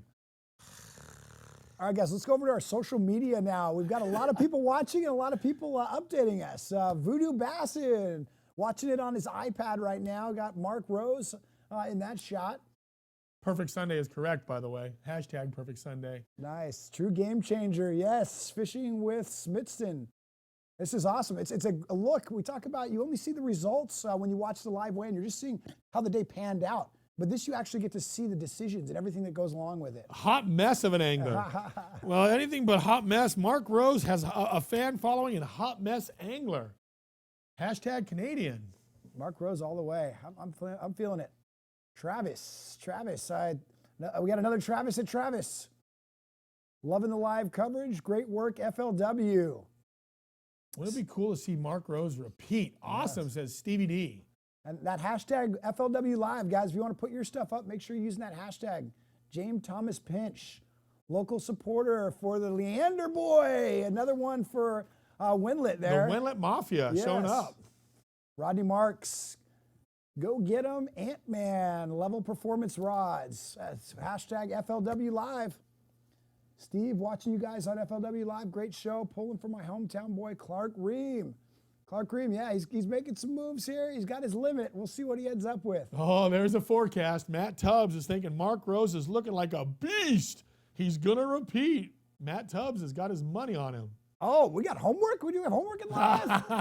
College Life, Nathan Ragsdale. Oh, nice. I love that. On a Sunday morning, knocking out the books and watching a little bit of coverage of us at the same time. That is super cool. Are those Ritz crackers and peanut butter, baby? Peanut butter? That's oh, Ritz, man. I think it's protein, little protein nuggets. That yes. Black coffee, you are golden. Making me hungry, Nathan. I could use some Ritz crackers and peanut butter right now. That is nice. Back to live coverage, Brian Thrift. Anyone else wanting to show us their setup when they're watching FLW Live, make sure you just hashtag us, FLW Live, Facebook, Instagram, Twitter, and we're going to follow along with you. A lot of guys talked about flipping, even yesterday when it was calm. And it was this man right here, Brian Thrift, yesterday, talked about, if I'm not going to be dragging, I'm going to be flipping. If it's calm and flat and sunny and just dead out there, you either had to be on the bottom or you had to be just dragging around, dragging along, and just not into the reaction bite. But a little bit different day today with that breeze blowing, overcast, and guys are able to mix it up, throw swim baits, throwing frogs, throwing buzz baits. Clark Wendlandt throwing a crankbait and actually having some success on the crankbait as well. So guys are getting a little mix it up a little bit more today. They're getting to have a mixed bag. Just give a little bit different look. Unofficially 55 pounds even. That is not a misprint. It's not 55.05 or 7 or 55.1. He's at even unofficially at 55 with 5 in the well. And just probably dying. I mean, he's got his culls all set up. He's got plenty of fish to cull out, and he knows which one goes next. He's just looking to dump one of them for a big bite.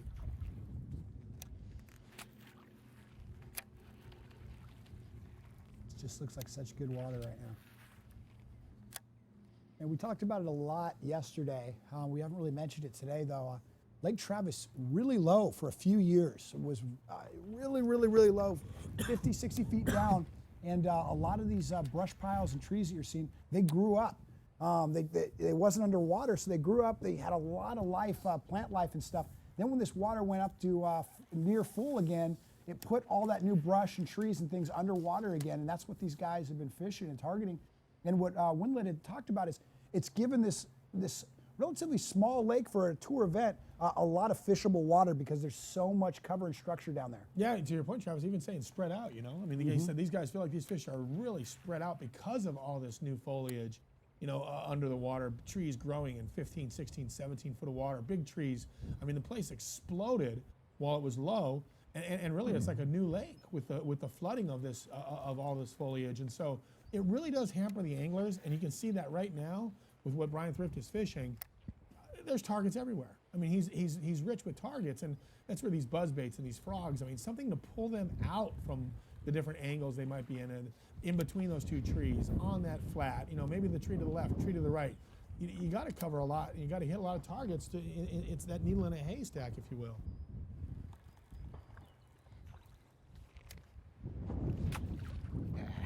And we're going to get ready to head to a break here in a minute. But we will be back with live action on this final day of the FLW Tour, stop number 2, Lake Travis. But we're going to leave you with this. This was a catch just a little while ago. This was Mark Rose's 4th fish.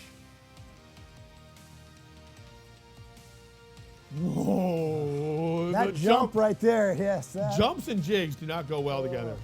Put it in the net. Jump in a jig. Jump off of it. Oh, big moment for Mark Rose there.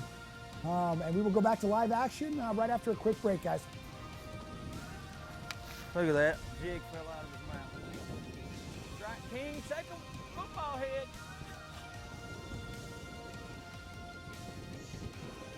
That's Strike King football jig right there. Won me some money this week. I don't know how much, but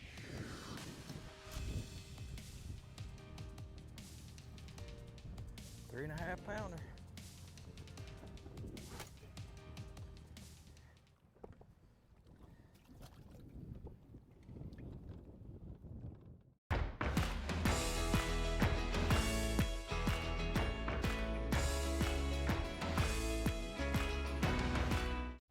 Today, I will work harder than I did yesterday. I will contribute to this country and its greatness. I will remember that work isn't everything, but whatever work I do, I will give everything. Here's to the dream you set long ago. You never stopped working hard to get there, and that's why we won't either.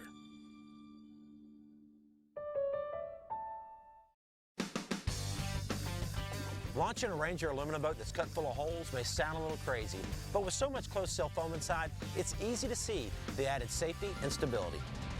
It's a huge confidence booster, especially with so much quality inside, along with ever-new D-Tech's unrivaled performance and 300 hours with no dealer scheduled maintenance.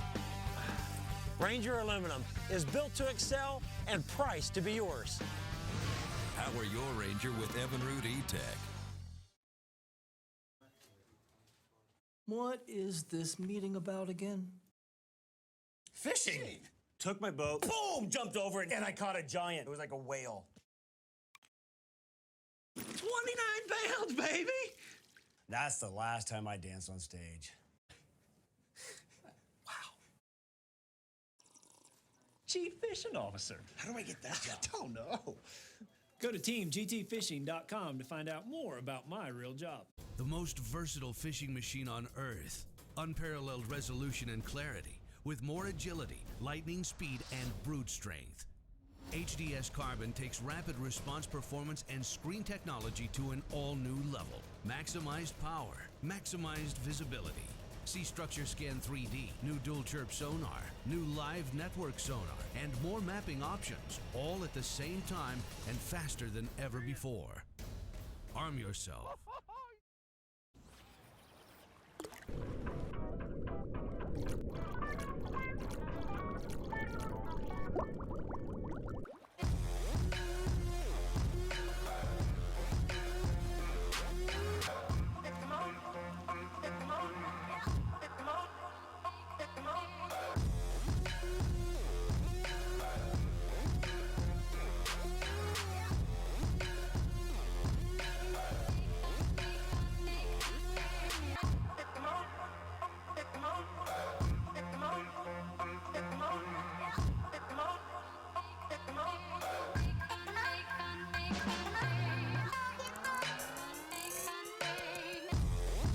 There are easier ways to become a better angler. Join FLW today and take your fishing to the next level. Get the magazine, get on the water. Visit FLWfishing.com/membership to find out more.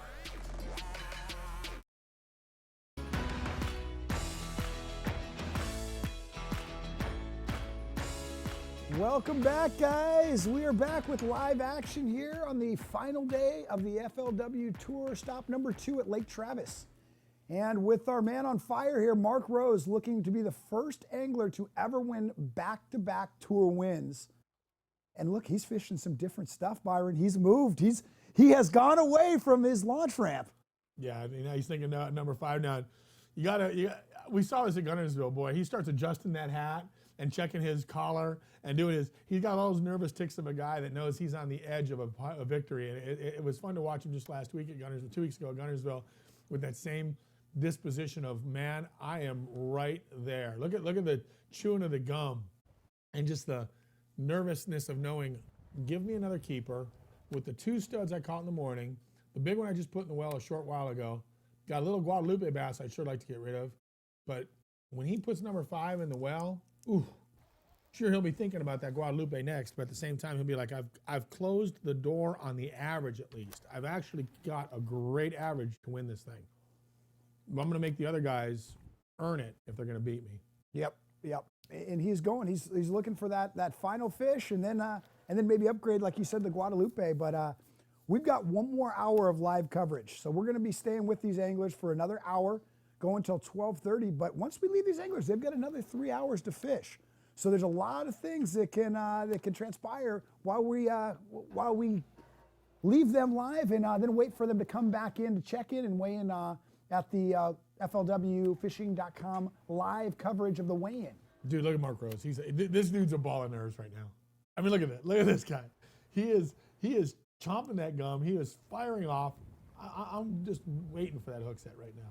This is fun to watch this live right now. To your point, it's 1 hour left of our coverage, but so much fun. When we leave you guys in an hour, any of you guys or families, friends, anybody that's in the Lake Travis area, head over to the Jones Brothers Park, and there's going to be the FLW Expo from 12 to when the weigh-in is, 4 o'clock.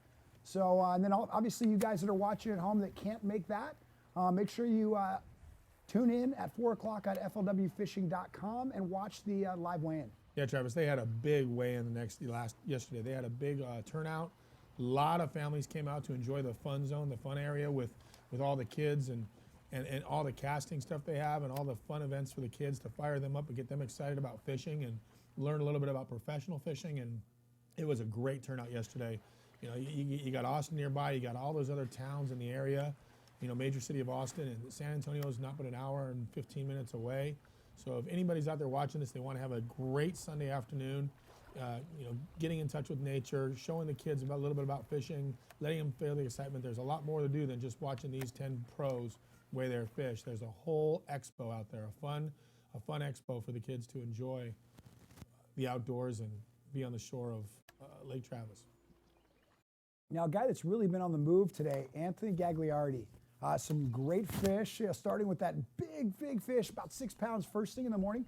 So we've got some rough footage of him.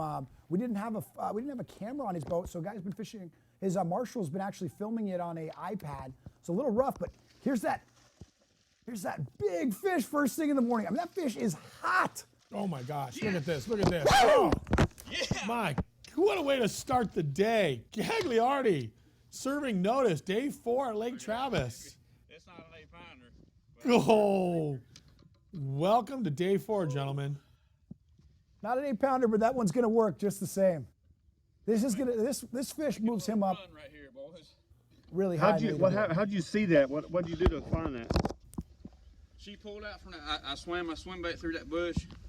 This fish got behind it. It didn't bite it. I thought it was bigger than that. I thought it was an 8-pounder when I saw her. And so I pitched the jig back in there, and as soon as it hit the bottom, and she knocked it.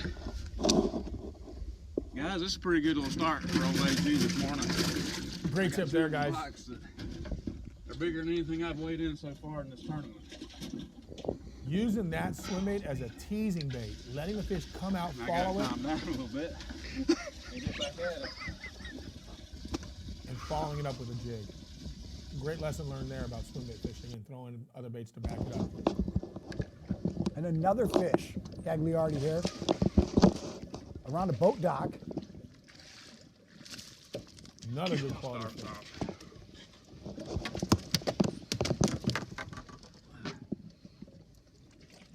Gagliardi is on. Not a bad way to start the day on day 4. Fire. Day 4 action, 2 good quality fish. Bam, bam. Starting the day with a good fish like that has got to make you feel comfortable. Dude, that's 2 for 10 right there. What we just saw was 2 for 10, and now look here.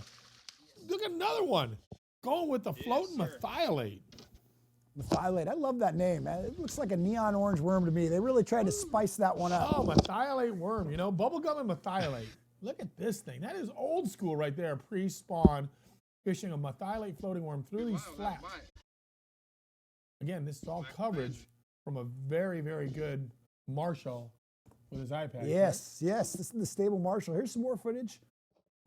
Just kind of looking at what he's fishing. He might be throwing your, I don't even know how to say it, methylate? Methylate. Methylate, I'll never be able to say that. It's a methylate worm, baby. Fishing the old school neon orange worm, it looks like right here. I got about 100 of those all melted together somewhere in my garage right now because once upon a time, that was the stuff. There it is. Look at the methylate floating worm. Got it weightless, and he's just slowly jerking it out of these trees, looking for those pre-spawn, spawn fish. Yeah, this is long before the days of the weightless worms that they used to throw. Now these Cincos and all that other stuff. Back in the day, this was the bubble gum and the methylate floating worm. You just throw that thing around trees. You throw it anywhere you think they're going to spawn, and these fish come out of their skulls for it. It's just such a high visible bait, and these fish are looking to kill anything. And we've always laughed and wondered, what is it these fish see in that turns them on so much? Of course, no one can ever really answer that. But boy, I'll tell you, you're amazed at how this calls fish out. I bet you no one else even has one tied on the deck today. Dude, I bet it. I'd be willing to bet right now. I've not seen anybody in the last 2 tournaments that we've been watching this live throw a methylate worm. But I bet you there's about 100 of the guys watching this right now that didn't make the cut that are thinking, hey, that's not a bad idea. Yep, yep. Let me break out all mine are melted together. I have to go buy a new bag of them because they've sat in my box for so long, they've heated up. Kudos to Gagliardi going old school on it. Back to the jig, back to flipping. Once again, just switching up rods for that right situation. We're showing Gagliardi because he's made some amazing moves. We're showing Gagliardi, and now we've caught up with him live. And everything you saw up to this point was, again, off of very good Marshall's iPad. But now we got him in 3rd place. We've tracked him down. He's got a limit for 17 pounds. Yep. 5 fish in live well, moved up 17 pounds today. So now we're finally on the man live with our camera guy, with an incredible bag so far, and knocking on the door of Brian Thrift and Mark Rose's tour dance. This is the season so far of Mark Rose and Brian Thrift, but Gagliardi says, hey, wait a minute, guys. I realize you guys went first and second in Guntersville, but I got something to say about that. Let me show you a 4, a 6, a 3, a couple 2s.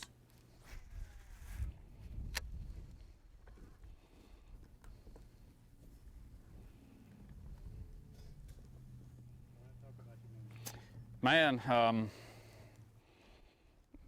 there's one of those mornings where when you say, man, I wish I could start the day with that. Wouldn't that be nice? That's what happened. You know, within the first 30 minutes, I had 2 big bites, and that's what you hope for. That's what you wish for, especially on day 4. It's hard for it to work out like that a lot of times, but I pulled in the first place. Actually, I ended there yesterday afternoon, and I saw some fish. You know, I kind of had a feeling maybe with a warm night and, you know, the overcast conditions today, that the ones that I saw in there yesterday or others might bite first thing this morning. So that's where I started, and flipped into a boat slip in a dock when I got to that pocket and caught a 4-pounder right off the bat. And, you know, it wasn't long after that, I was fishing my swim bait down the bank, and, you know, I'm pulling it out from the brush, and I see a great big one, you know, get behind it and follow it, and just basically my knees buckled. You know, I thought it was an 8-pounder when I saw him, and he didn't bite it, and he just kind of disappeared down into the water column, and I picked the jig up, pitched it right back in there where I had thrown that swim bait, and as soon as I picked up on it, he was on it, and set the hook and caught her. And man, for about 15 minutes after that, I wasn't good for anything. My nerves were a little bit tore up, but that's it's rare for me, you know, when you pull one out like that, unless she was on the bed. A lot of times when you pull them out like that on the swim bait, it's hard to follow up right away, especially a big fish with another bait, and get it to bite. But I was fortunate with that one. You know, that one did, and it very well could have been on the bed. You know, there could have been a bed there, and maybe she was sitting on that. But it was a pretty good way to start the day. And then my next one, I caught another nice fish on a floating worm, and was able to finish out my limit up shallow this morning fairly early. You know, throwing that weightless floating worm, and I've gone back to the swim bait. I've had a couple misses. I missed one in the last pocket I just came from on the swim bait. That was a nice one that would have culled me up probably 2 pounds or so. And you know, I had another opportunity on that worm for a nice fish, and just didn't hook it. But you know, here we are. It's 11:30 in the morning on day 4, and you know, aside from those 2 opportunities that I didn't capitalize on, I couldn't ask for a better start to the day.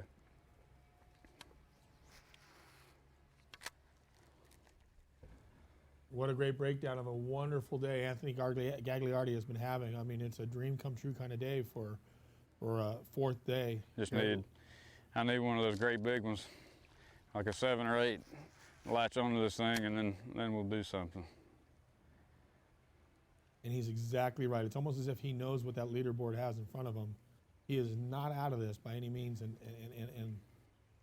one more big bite for him, and he is going to shake up the Mark Rose, Brian Thrift 2017. So far, every fish that I've caught today, I've caught on a bait that I haven't even thrown during the whole tournament.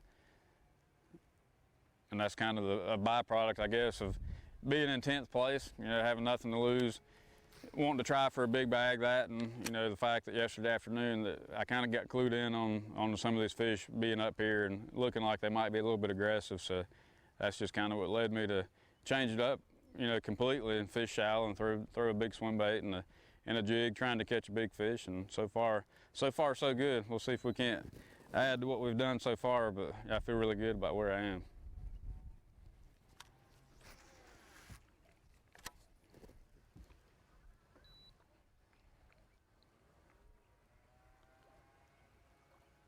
Saying Mark Rose, Brian Thrift, they've been having a dance, Travis. They've been dancing the first 2 events, you know, and now all of a sudden Gagliardi says, hey guys, hold on. I realize you guys go first and second. You know, you guys are enjoying that, but I want to jump in on that party. I'd like to win one of these. Absolutely. Shake and bake, Mark Rose and Brian Thrift right now. But you know what? I think Thrift might, if he's runner up on this one, he might be getting a little irritated. He doesn't get to lead this dance ever. Here it's not like, it doesn't look like where I've been catching. I've been catching them in the steeper. In the narrower pockets, have a little bit deeper water, a little bit sharper drop. So we'll fish it for a little bit and see what happens. But if we don't get a bite, we're probably going to start going back looking for those little narrow pockets. Got a little more rock in it, a little more water depth out in the out in the ditch part. Great but stuff man, it looks there. good. We ought to be able to get a bite, you'd think. Great stuff there from Anthony Gagliardi, breaking down the kind of cuts he's actually looking for. And looking for cuts that are a little bit deeper in the middle, a little more rock in them. This one's a little bit more of a sand, washed out one with a lot of brush in it, but not the deep contours that he's focusing on. So cool at this moment, 20 minutes to 12, final day Sunday, to see what Gagliardi's keying on, or what he feels his stronger pockets are. They are. I did catch one today.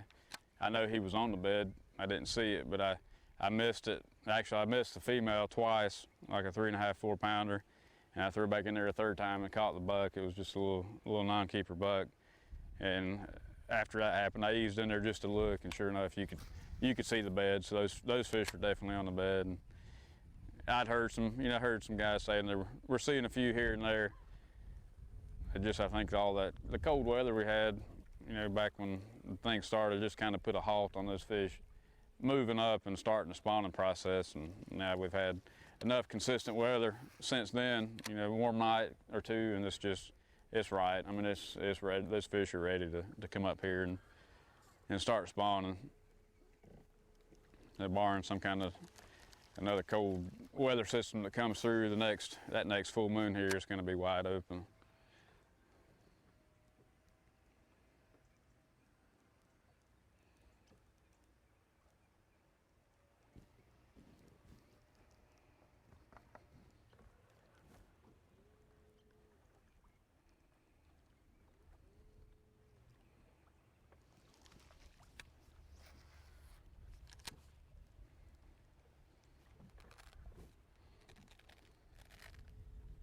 Game plan the rest of the day? Man, I'm locked in. My game plan has been locked in ever since when I caught my third fish. I caught those two big fish early.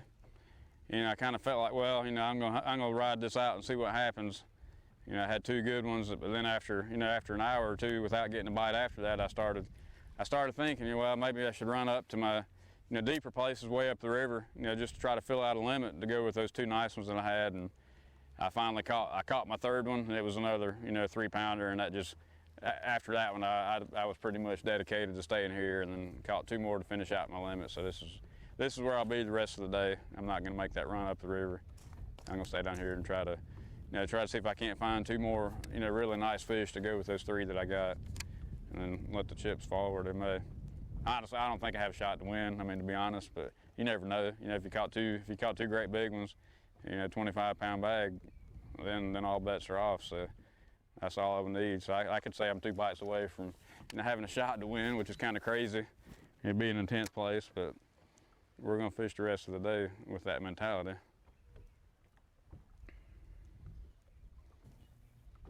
To his point, Gagliardi, he started the day 10 pounds out of the lead, and right now is 5 pounds out of the lead from Mark Rose. And in 10th place. Couple of 10s there. He started, like he said, he started 10th place, 10 pounds out of the lead. And look now, he doesn't realize it. Like we were talking about. We're going to ride.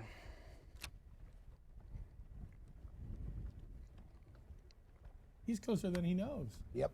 He doesn't think he has a shot to win unless he gets 2 big bites. He only needs just 1 big bite right now. Yeah. And it's a scary proposition for Mark Rose. If Gagliardi catches 1 big bite right now, that could vault him right over the top of Mark Rose. But Gagliardi's really fishing a great day to put himself in the right spot. I mean, he's doing everything he needs to do. He may need a little wavering from Rose at the top, because Mark still has room for 1 more fish. Now we're here with Mark Rose, our unofficial leader. Only 4 fish, so he's still got room. He's leading this tournament right now, but only has 4 fish.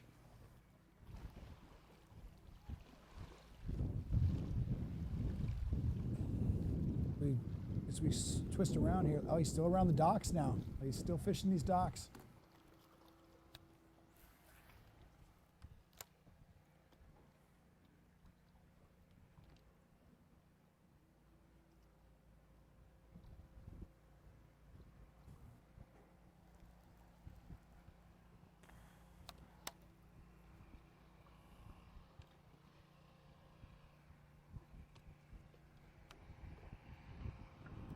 You can see how high this water's gotten. Look at that dock right there, the ramp. The ramp doesn't even make it all the way to the shore.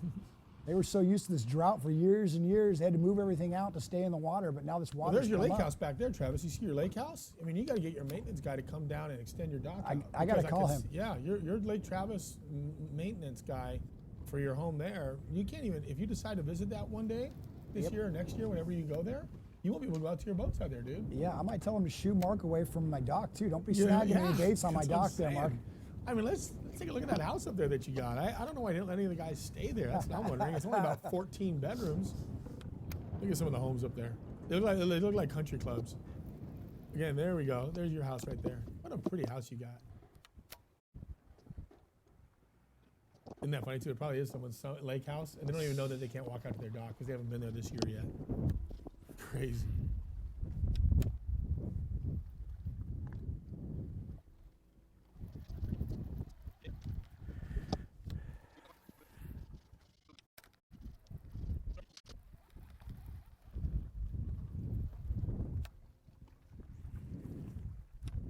Now, Rose actually cold twice yesterday afternoon fishing docks.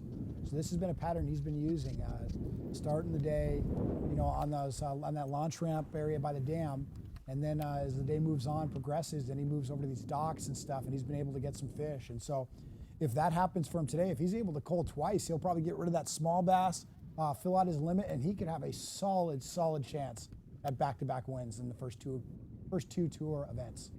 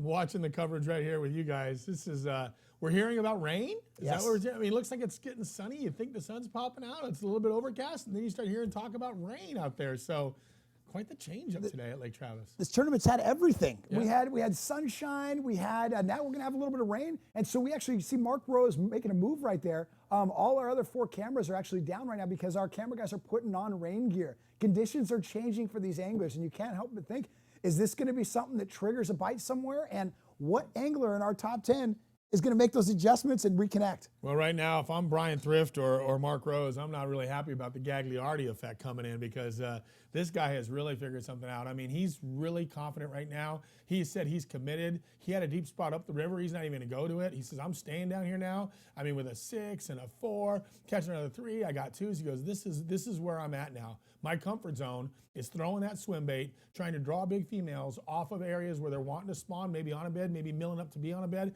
and then following it up. If they don't commit to the swim bait, key lesson there, following it up with a jig, and even going old school a little bit, throwing a methylate floating worm. I mean, that's great to see a guy doing something which is so good in the pre-spawn, to take something like a methylate bubblegum or a floating worm and throw it out there and just twitching it. So this is pretty cool stuff to see this happening. Gagliardi's out to try to break up the dance between Thrift and Rose. Last week at Guntersville, 2 weeks ago at Guntersville, we saw those 2 guys going back and forth. Everybody's talking about them doing blows again, taking shots at each other. And now it's like Gagliardi goes, hey, it's not over yet. I mean, I'm in the race too. Absolutely. And he's, like I said, he started the day in 10th place. So he's really trying to make that attempt. He's putting himself in that position. Sometimes You know, sometimes it might not be your day, but he's making it. He's not losing this event. He's going to hope that Mark Rose throws him a bone, doesn't finish out his. I'm just dock fishing the rest doesn't have of a the great day, day. so you can get close. You can get pretty close to me. But unfortunately, Mark Rose does seem like he might be having a great day here. He just missed the one, and we're at live coverage right now, but he just missed a fish. And he swung and missed on a fish, and he's turning around, repositioning his boat right now live as we speak. He's getting ready to fire back in, and it was a solid bite. While we were on set, you guys were seeing us. Let's get right back to it right now and see if he can convert a missed strike into a fish right here. He's throwing the Strike King Rage Bug. That's one of my faves right there. I haven't seen him pitching that yet. Man, I know that was a fish. Like you do it, Travis, he loves to throw something small and subtle at him. If he misses a fish, he's quick to pick up that spinning rod. I think I know. Give them a much smaller presentation. Lighter line, smaller worm.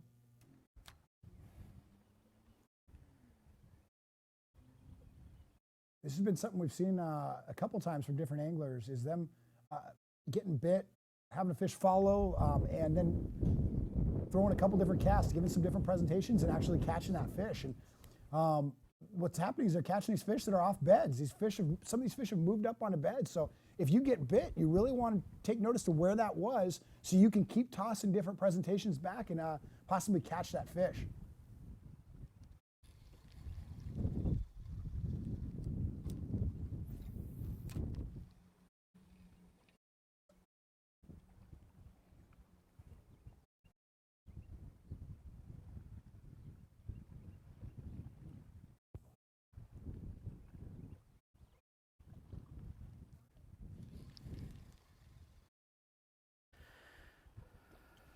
Oh well.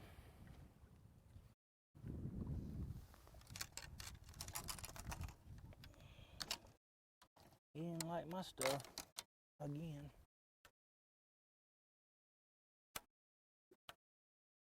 See if I can get him on the backside.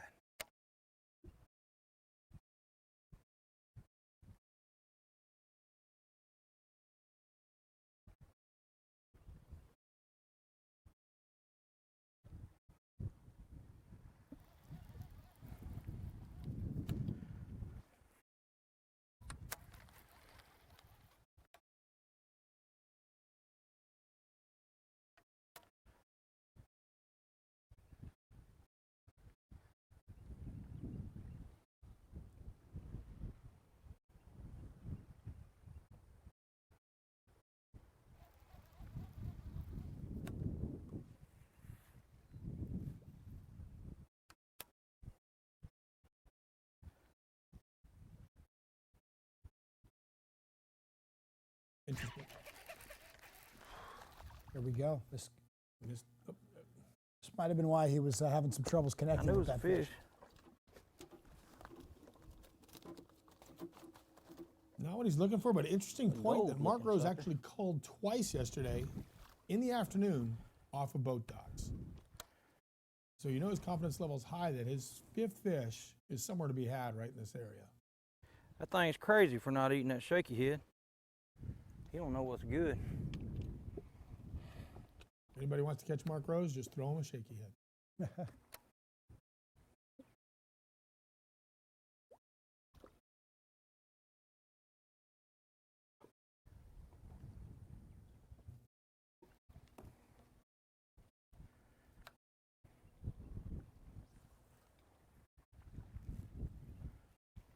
Wow, he really ran over to fish just a single dock here.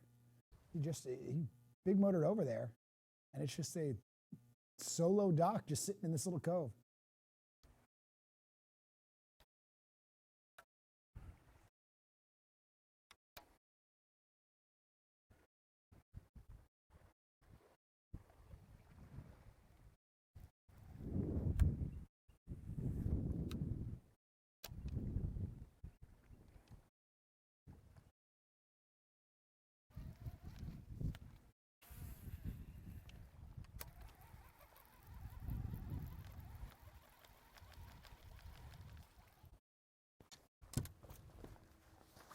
Looks like he's probably going to motor up to the Another dock here. I mean, he's definitely zoned in on this dock pattern.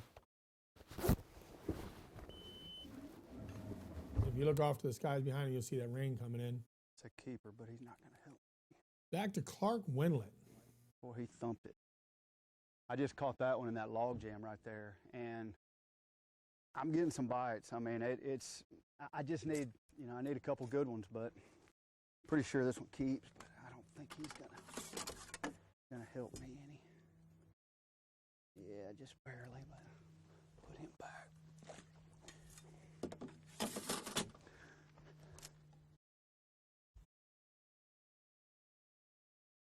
Sometimes when you're fishing, you just get a feeling that, you're doing the right thing. And I mean, I hadn't really known what the right thing was, but all I'm doing is basically fishing shallow cover where fish will spawn, flipping more or less. And most of the places that I'm fishing are, there's not a lot, not tons of bushes. There's bushes, but it's not like there's bushes everywhere.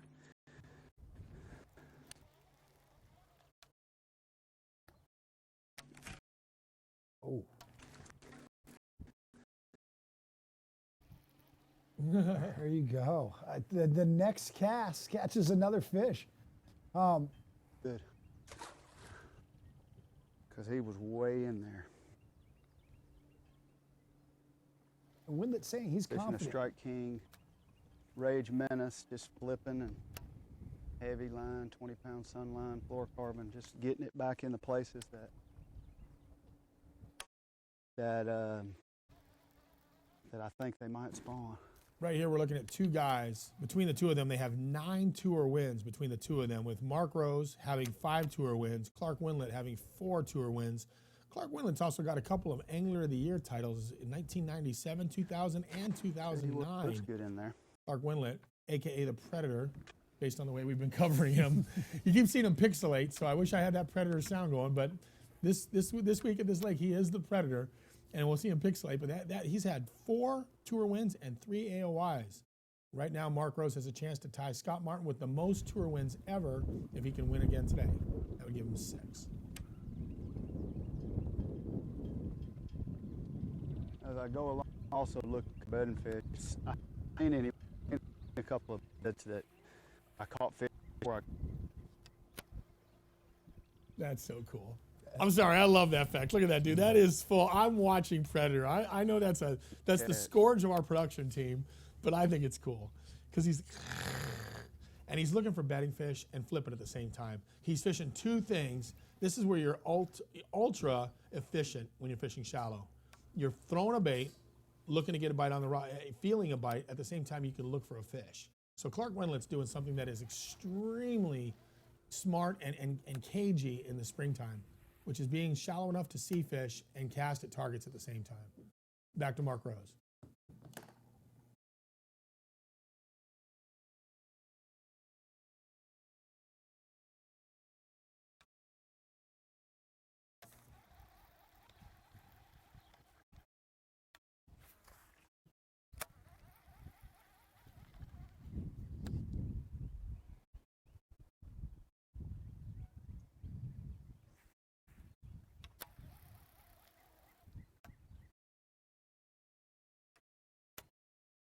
Mark Rose pretty excited right now to probably be on docks, knowing that docks produced well for him, feeling confident that his 5th fish is on any cast. Like I said earlier, he called twice yesterday afternoon. Filled out his limit and called twice. It's never been an easy day for Rose. He's really gone through good quality fish in the morning and then having to really grind. We watched him, really have to work hard, right, Travis, for that 5th fish. Absolutely. But by the time we go off the air before the weigh-in, it's all good. Yes, he's got 3 fill when we leave him to fill out his limit and call that little guy. And if there's one guy that can do it, that's Rose. We saw that at Gunnersville. He has no problem going to his box, tying on new lures, tying things. As the day progresses, he'll change his game plan, no problem. And that's where experience really comes into play.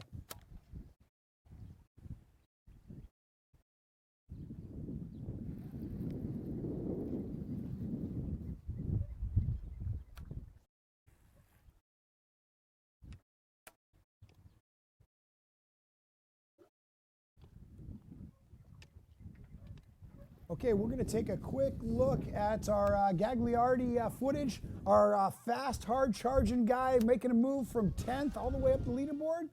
But we will be right back after a quick break.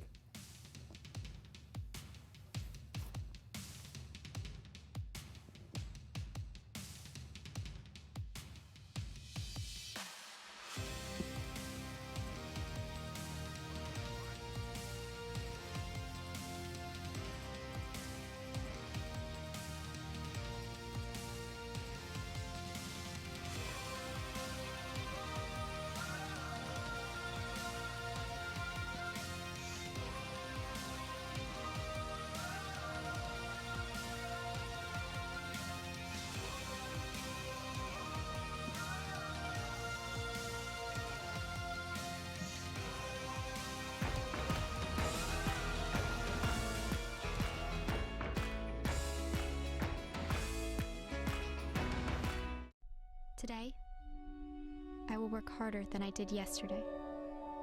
I will contribute to this country and its greatness. I will remember that work isn't everything, but whatever work I do, I will give everything. Here's to the dream you set long ago. You never stopped working hard to get there, and that's why we won't either.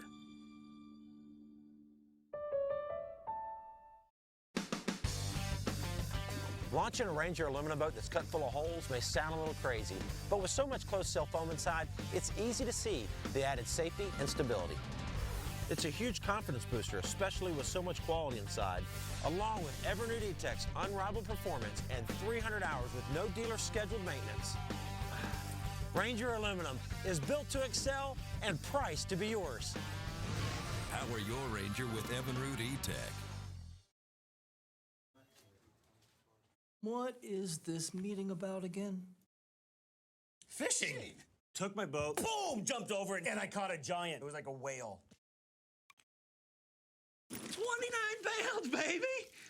That's the last time I danced on stage. Chief Fishing Officer. How do I get that job? I don't know. Go to teamgtfishing.com to find out more about my real job. The most versatile fishing machine on Earth. Unparalleled resolution and clarity, with more agility, lightning speed, and brute strength. HDS Carbon takes rapid response performance and screen technology to an all-new level. Maximized power, maximized visibility.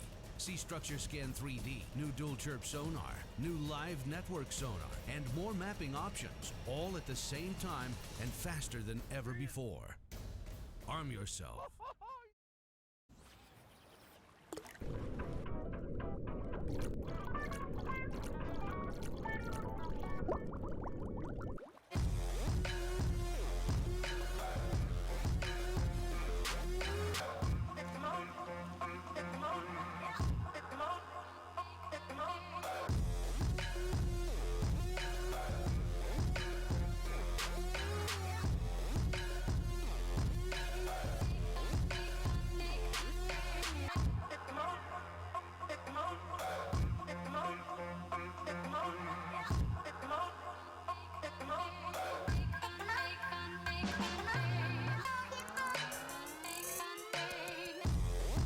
There are easier ways to become a better angler.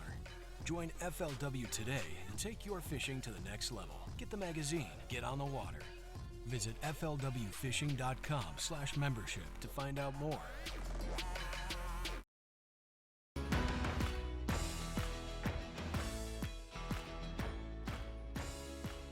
Welcome back, everyone. We're back with our last part of the final day coverage at Lake Travis for the second stop on the 2017 FLW Tour. Look, look, look! What is that? That's the Say it. neon orange methalite. Methalite. I got it. Nice little methylate going on there, baby. Methylate. Methylate. All right, all right. Look at Old that school. The OG right there. It'll draw fish out from anywhere in that area. A methylate worm will do that on a floating worm like that on a spinning rod. I think there's to throw it on braid with a fluorocarbon leader. A spinning rod. Nasty. Just nasty.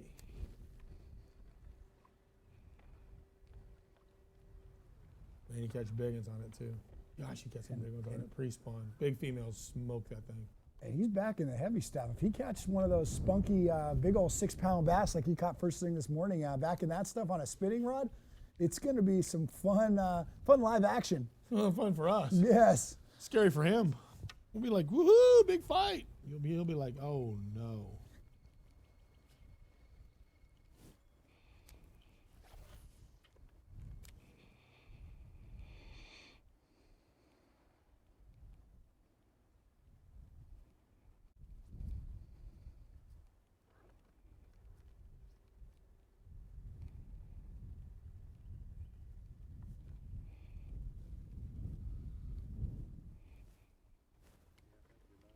Oh, we're live? Well, I'll be just in time for a 5-pounder. Exactly. I like the way you're thinking, Anthony. A little one right there, like a 10-incher. You don't need that one, Gagliardi. You're right. You need that 5-pounder. I'll put you right back in the lead here.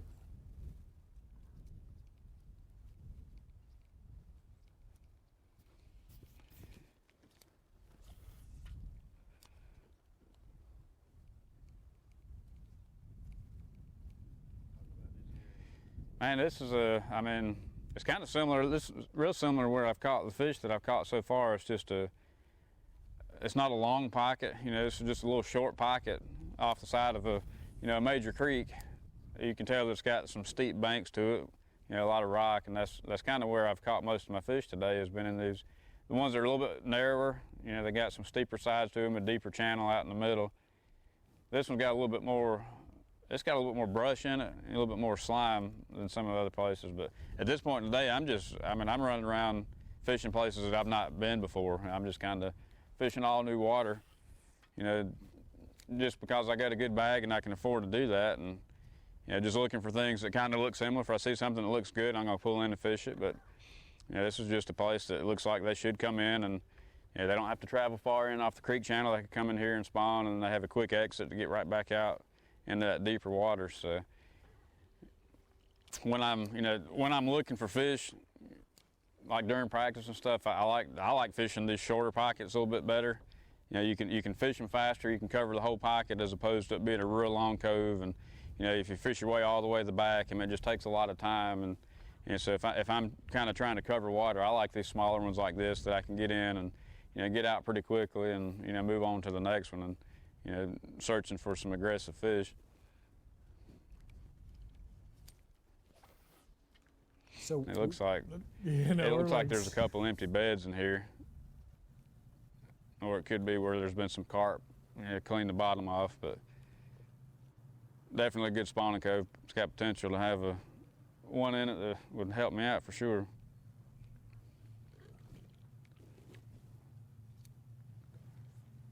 We just got word that we had some action out of Dylan Hayes just a few minutes ago, so we're going to watch this replay live with you guys. Oh! This is good. This is where Dylan Hayes. Look at this. That was a great hook set. Let's see what he's got. Is he going to get this thing in the boat? Oh man! This is the fish he needs right here. This is exciting stuff because he's got a good limit, but boy, he needs this fish in the wow. That's what I'm talking about. Dylan Hayes, our rookie boy, definitely making some moves on the leaderboard with this one. Beautiful fish. That's got to feel good. Look at he's stoked right there. Throw your shout outs, Dylan. Throw those shout outs. Just toss that thing in the well, baby. This is a guy that's had 14 pounds, 13 pounds. He's averaging 12 to 14 pounds every day, and what a catch. What a cull right here for him. This guy has been on the best average on Lake Travis since this event started. All right, we're sitting here trying to cull, which is a good thing. We did just cull a minute ago. We're culling. I'll show you why we're culling.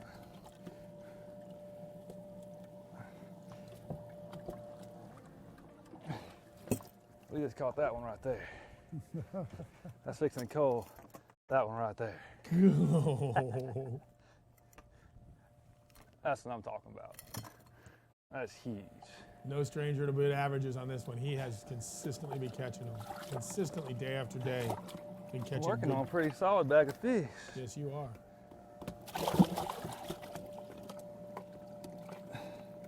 Great job, Dylan Hayes. And, you know, him catching his biggest fish just right now. Maybe he's got some more around that little, those little brush piles and things. Maybe he's starting to unlock some things. And it's going to be interesting seeing, fast forward in 3 hours from now to that live weigh-in at 4 o'clock, seeing what he actually brings to the scales. I'll tell you, if he's culling that fish right there, he's got a lot more weight than what it's showing in the unofficial leaderboard. Their numbers are off because it's impressive to see this fish that he's playing with right there. It's a good quality stringer of fish. And right now, unofficially, we have him in 5th place. Now that's without that that big one he just caught. I think that's no comparison, but we'll check. Taking that extra step, making sure he's not throwing away any. Yeah, balance beams are awesome. I mean, you could keep it within a few grams when you play the right. That When you was have the the good coolest balance bite beam. in the world. That fish came from about 3 foot away and ate my bait when I flipped in there. This is my primary area. This hadn't been very good the last couple of days, but maybe they're wanting to bite in this wind and clouds. We're gonna stick it out for a little while and see if we can catch another big one. That's my smallest fish. I'm culling. That's a pretty good chunk. Mm-hmm. That's 2-pounder. Yeah, we got. Bye-bye. First pound, baby. Take this time to say hi to my wife and girls again. That one was for y'all. Love it. Giving a shout out to the family. Dylan Hayes, unofficially showing 11 3/4 pound, almost 12 pounds. And That was huge. We've been waiting all day for that bite. Let me grab another bait real fast. you want to talk about a guy that's been consistent for the whole event. Not with giants, not with real big fish, just catching 14, almost 16 the first day, 13 after the second day, almost 13 the third day.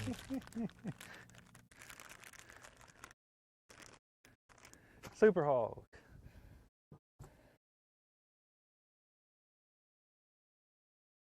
Fantastic. We've got him What's unofficially funny is I in flipped third that place. tree already one time. I went back around it because we had caught 3 keepers off of it this week in the tournament.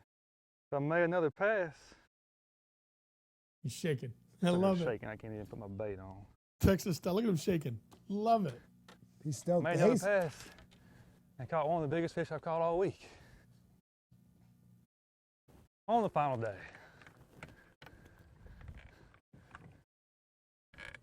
Oh, now I'm stuck.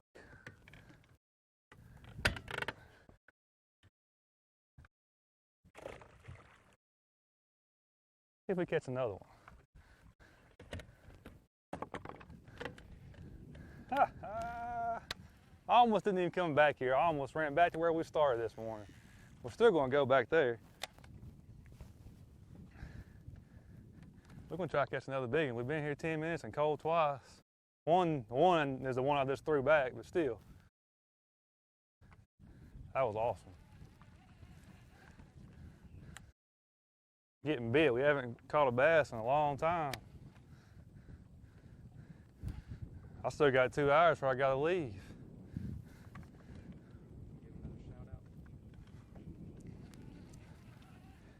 I'm going to say hi to my mom and dad. I know they're watching. Without my family, man, I wouldn't be here at all. I have an amazing support group back home. They've called me and texted me, and they have blew my phone up all week. It's been pretty awesome. A couple more big ones, and I may shake up the top.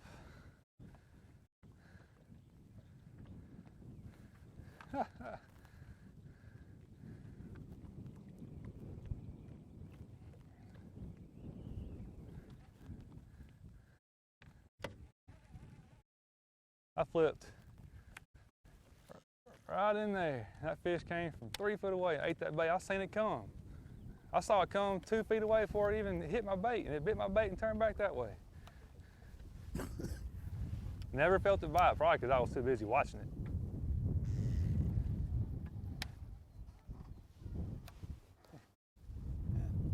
Dylan Hayes making the Hayes family proud here. Putting that 1 That pound was penalty to entertaining. that. The Putting super that behind hog. him, fishing hard. Old school. Nobody throws it anymore. I don't think. I don't know.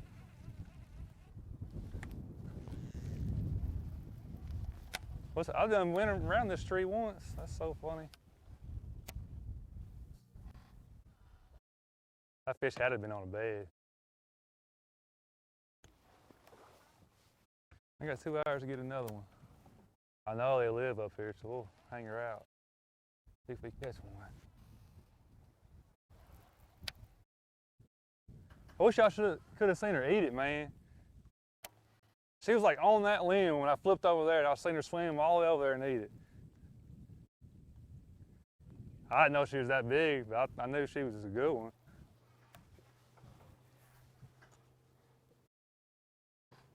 I flipped this tree in practice twice. Never had a bite. That's the 4th keeper we caught off of it in the tournament. Let's go.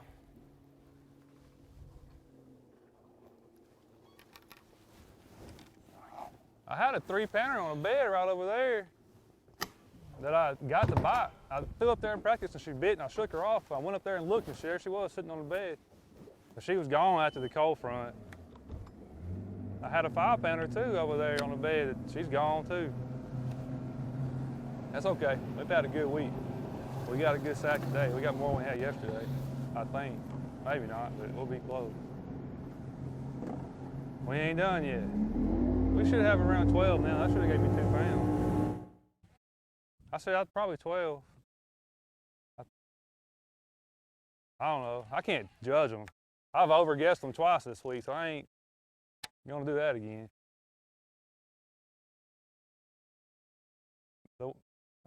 Yeah, and the one I just called just then was the one I just caught right there, which was only like a 2-pounder.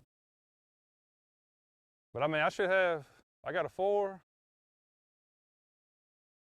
a couple 2 3/4 maybe, and a couple 2s, whatever that is. Around 12.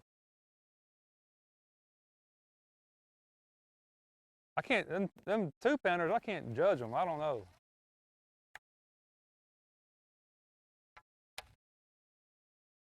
I'm just gonna call it 12. I think it's pretty solid 12.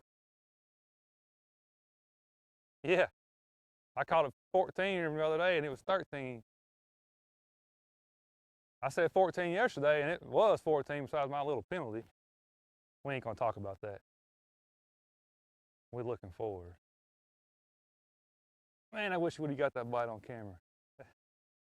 You had to been looking dead at it to get it.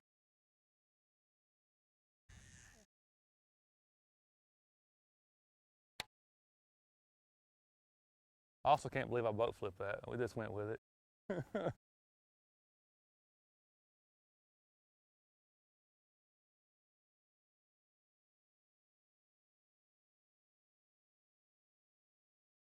I'm gonna let my starting spot rest. I'm gonna hit it on the way down. I'm gonna let the wind blow on it all day and it might get on there real good this afternoon. I'll leave probably 30 minutes to hit it, which will be plenty.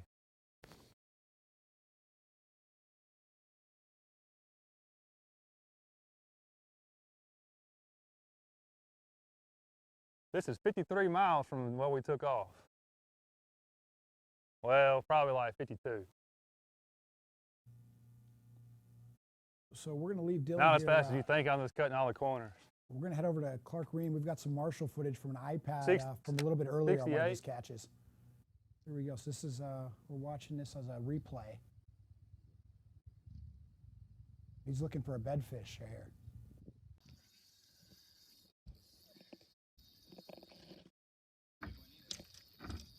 Nice.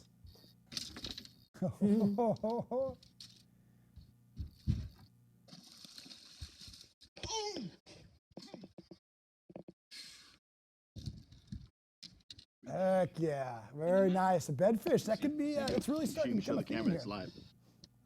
There you go.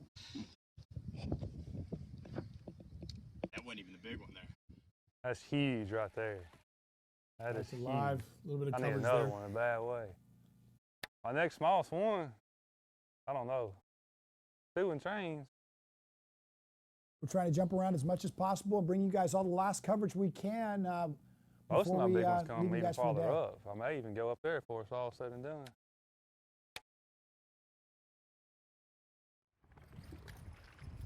Brian Thrift, we've got him unofficially in second place, about 2 pounds behind Rose.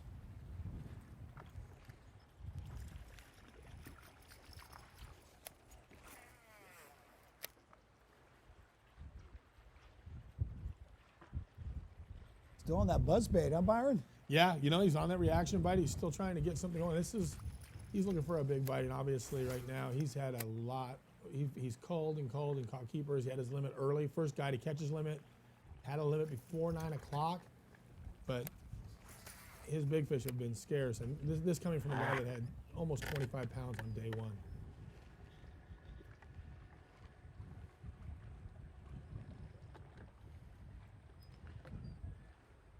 It's good to see that these guys get tangled up in the docks as well.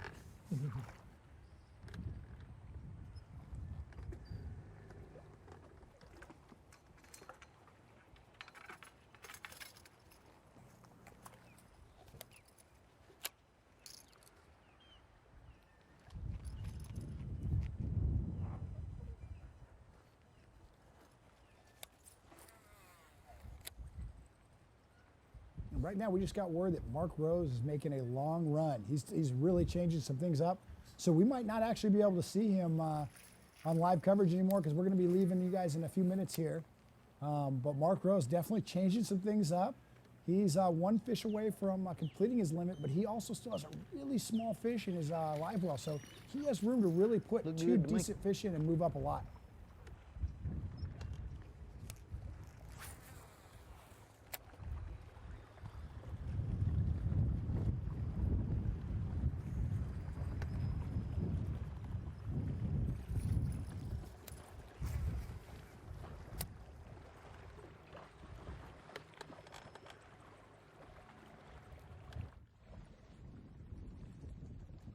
Over to Clark Windlet. Last look at Clark Windlet before we go off.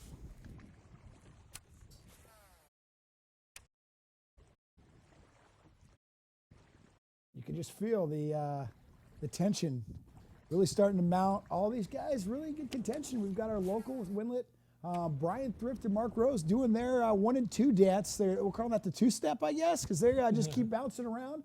And then obviously Dylan Hayes making his moves, the rookie. It'll be a great story to see him get his first tour win on his second tournament out of the gates. So, really got some great storylines. And obviously Gagliardi making his giant move. Yeah, I'm sure a lot of people from Leander, Texas will be coming out today to cheer on this man right here, Clark Windlet. Not far away. He's fished this lake more than all the other competitors that we know of as far as just has a lot of history on this lake, a lot of experience on this lake. And right now, as he said, that kicker fish is omni-important. You can see the difference between the guys that have the average 1 and 2 pounders and the guy that's sitting on a couple of those key bar of gold lightning strike 4 and 5 pounders.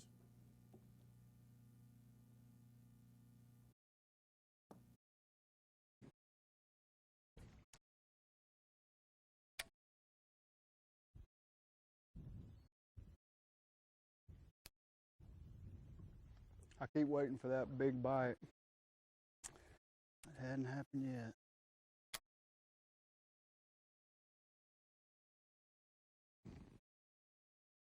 Rain is just starting right now.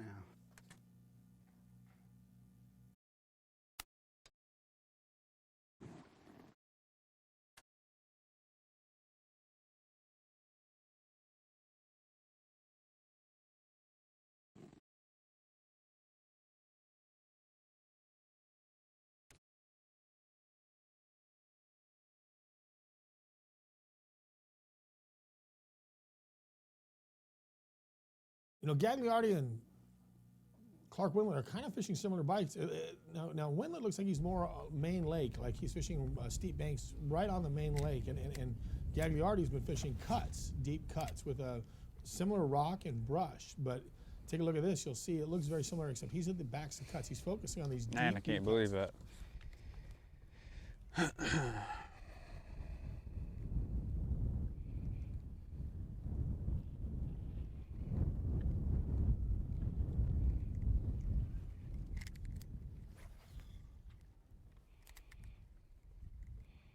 Fish was way out too. He was out more on the point.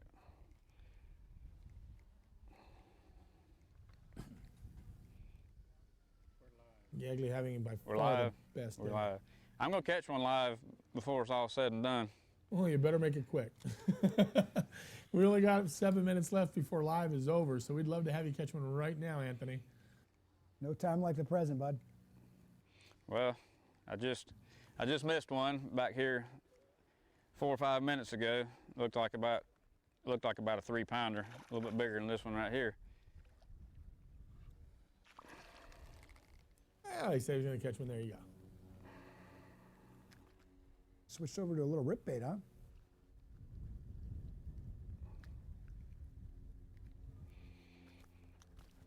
Not what I wanted to catch for the live feed. Hey. What is he throwing? That's not a rip bait. It's looks like a pearl floating worm. You got rid of your neon orange worm. AKA methylite? Methylite. There we go. There we go.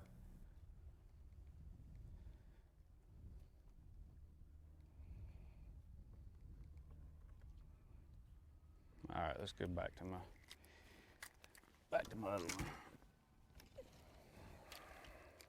Back to the methylite. See that? He had to throw the white one just to keep him honest. He's back to the. That's a good one. Nope. I thought it was a big fish. I thought that was a good one, but it wasn't. When I turned him, it might have been a 2-pounder. Wow. See that action? He's getting it. Anthony, leave him with. No, I flat out just missed that one. He ate it. That one had the whole worm, and I didn't hook him. Yeah, he's behind it back there again.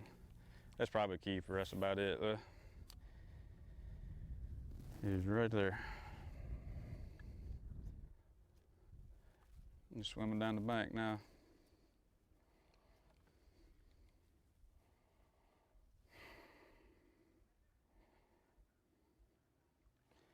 All right, that's enough of that.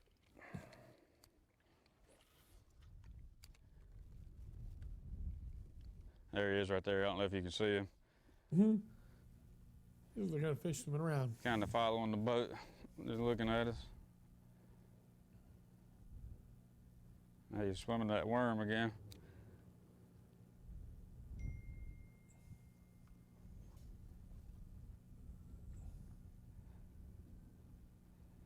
He might would call. He's a little bit bigger than I thought, but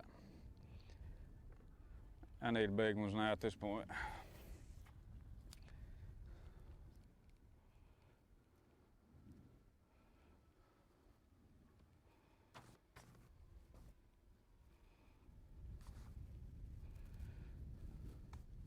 Man, I love seeing those things.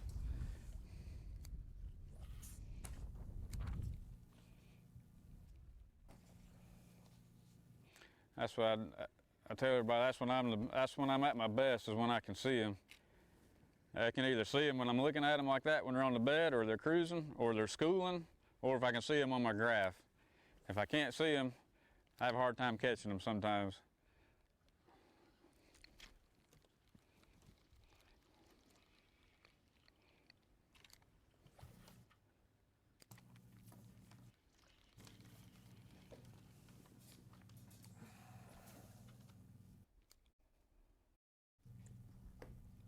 About ready to leave Anthony Gagliardi here, and this guy has got to be excited because a good finish for him, no matter what, gets him closer to the Forest Wood Cup on Lake Murray, and that's going to be where the 2017 Forest Wood Cup is at. He won the Forest Wood Cup at Lake Murray in 2014, so here's the guy right here that's looking at the big picture.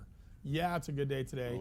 Yeah, he's in the top 10, but Gagliardi's got to be excited to go back to Lake Murray and fish the Forest Wood Cup again and maybe repeat what he did in 2014. Absolutely. About an 8-incher, it looked like. Exciting stuff there for Anthony Gagliardi. This has been an absolute blast. The live coverage, we watched it yesterday, today, really seeing some movement in the leaderboards, having some interaction with our fans, loving the hashtag FLW Live, all kinds of crazy pictures being sent in of people watching it from their cars, homes, out on the boat watching. So really been a fun, interactive experience. Texas local guy here, backing Clark the whole way. Steven, I wonder if he's going to make it down. Bring that little baby right there. Absolutely. Look at this. We got a picture of you and I chatting it up. Can't beat this on Sunday. Sunday, church and FLW Live. That's all you need on Sunday. Watching and listening to you guys. Byron, Tennessee swim bait here. Love it. Look at the picture in the little corner of Josh Moore. Throwing those big baits. The swim baits have taken over the nation. Rose is, I think, a crowd favorite here. Mark Rose all day long. Jody Gurton really likes Mark Rose. A lot of people want him to win that back-to-back. Dude, you even said it when we walked out. Epic showdown. Even you called for Rose. Rose versus Thrift. Love the showdown. It's going to be sweet. Scott Sheridan. Thrift on last 10 minute. Big in for the win. Calling it out. Listen to that. John Barger was saying it's going to be a Thrift win. Just to repeat, just to redeem himself. I got to meet Mark Rose after the weigh-in yesterday. He's a great guy and deserves all success. You're absolutely right. From Austin, yeah, it's cool. A lot of guys looking to head over to the weigh-in. We've got, right now, as soon as we go off at Jones Brothers Park, we've got the actual, we've got the expo, FLW Expo, all kinds of cool things going on until our live weigh-in. The guys got to check in at 3:30, so they've got 3 more hours to fish. But then we're going to have our live weigh-in still right here where you guys are watching this live, FLWfishing.com. We're going to have our live weigh-in. We're going to see how these guys shake out. There's a lot of time left to fish. We've seen some fish being caught later in the day. Mark Rose still needing those last 2 fish. He can call out and really put this thing away and get that first back-to-back tour win of anybody. You know, Mark Rose, that's actually right, because Mark has that situation where he has 4 fish, but 4 fish right now, including one of them, which is just a little Guadalupe bass. And it being a little Guadalupe bass, he's got to be excited that, hey, I can catch I can really do some damage with 2 keeper fish, not just 1. Yeah, I got 4. Get rid of that Guadalupe. And look at this. We got Mark Rose right here. 4 fish. Actually, one of them is only about 3/4 of a pound, so it has the door wide open for him to win this thing if he catches 2 quality fish. Brian Thrift, 2nd place. Man, the guy has caught, almost 25 pounds on day 1, knows what potential is, and right now with 5 fish for 9.8. Mark Rose and Brian Thrift doing what we're calling the Texas two-step, bouncing back and forth in that 1-2 spot. Then our rookie, Dylan Hayes. I love this guy. Young kid, 2nd stop, had a poor turnout on Gunnersville, but then stepped up, got his mind right, and is looking like he's making a run at this top spot. And actually said he has more weight than he did yesterday. Yesterday he had 12.10, so that's unofficial, that leaderboard right there. If Dylan Hayes has more weight, he's closer to Brian Thrift than this board shows, because you could add a couple pounds possibly to that number right there on total weight for Dylan Hayes. Anthony Gagliardi, we just left him, has had a phenomenal day. One of the bigger weights that we've seen in the last 2 days, because we didn't see a lot of big bags yesterday, but now we got a guy that's pushing that 18-pound bag right now, and he's fishing for just that extra big bite to really scare up Mark Rose and Brian Thrift. Yes. And then in 5th place, unofficially, we've got Clark Winlet. The local guy, only 9 pounds unofficially right now, but that guy, he's got so much experience on the lake that he's going to be fishing prime areas. He's always going to be in those good areas. He's going to rely on past experiences, and he's going to be around those fish. You could see a big fish come out of him and him make a move for the lead as well. And the rest of the guys filling out the top 5. Everybody in the hunt here with what could happen. That happened to Thrift the first day. A couple 6-pounders right now, 7-pounders. Clark Winlet caught an 8.6 on day 2. It's just, there's a lot of big fish in Travis. Absolutely. And it's a great afternoon. A little bit of a front coming in, a little bit of rain. It could be anybody's game. You and I will be calling each other on the phone. Did you see what happened the last hour? Oh my gosh. After we went off the air, it went crazy. So it's always exciting at the last hours too. Absolutely amazing day. You guys, thank you for joining us live on FLW Live here. We're going to be leaving you guys, but we will be, obviously, Byron and I watching the live weigh-ins here at Lake Travis for our 2nd stop of the 2017 FLW Tour season. And we will see you for the next event. See you for the next one.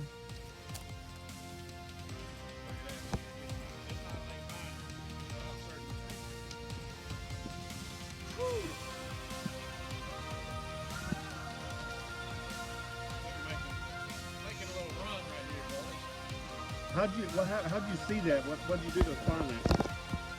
She pulled out. I swam my swim bait through that bush. She just got behind it. Didn't bite it.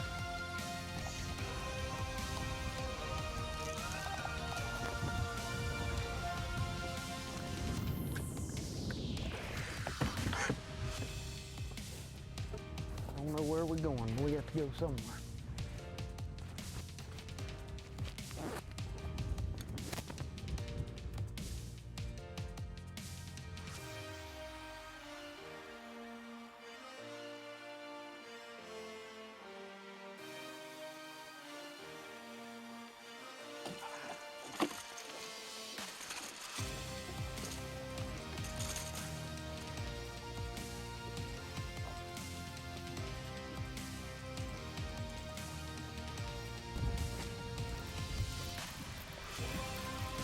buzzbait bite. There we go. Uh-oh. He need not stop biting this buzzbait.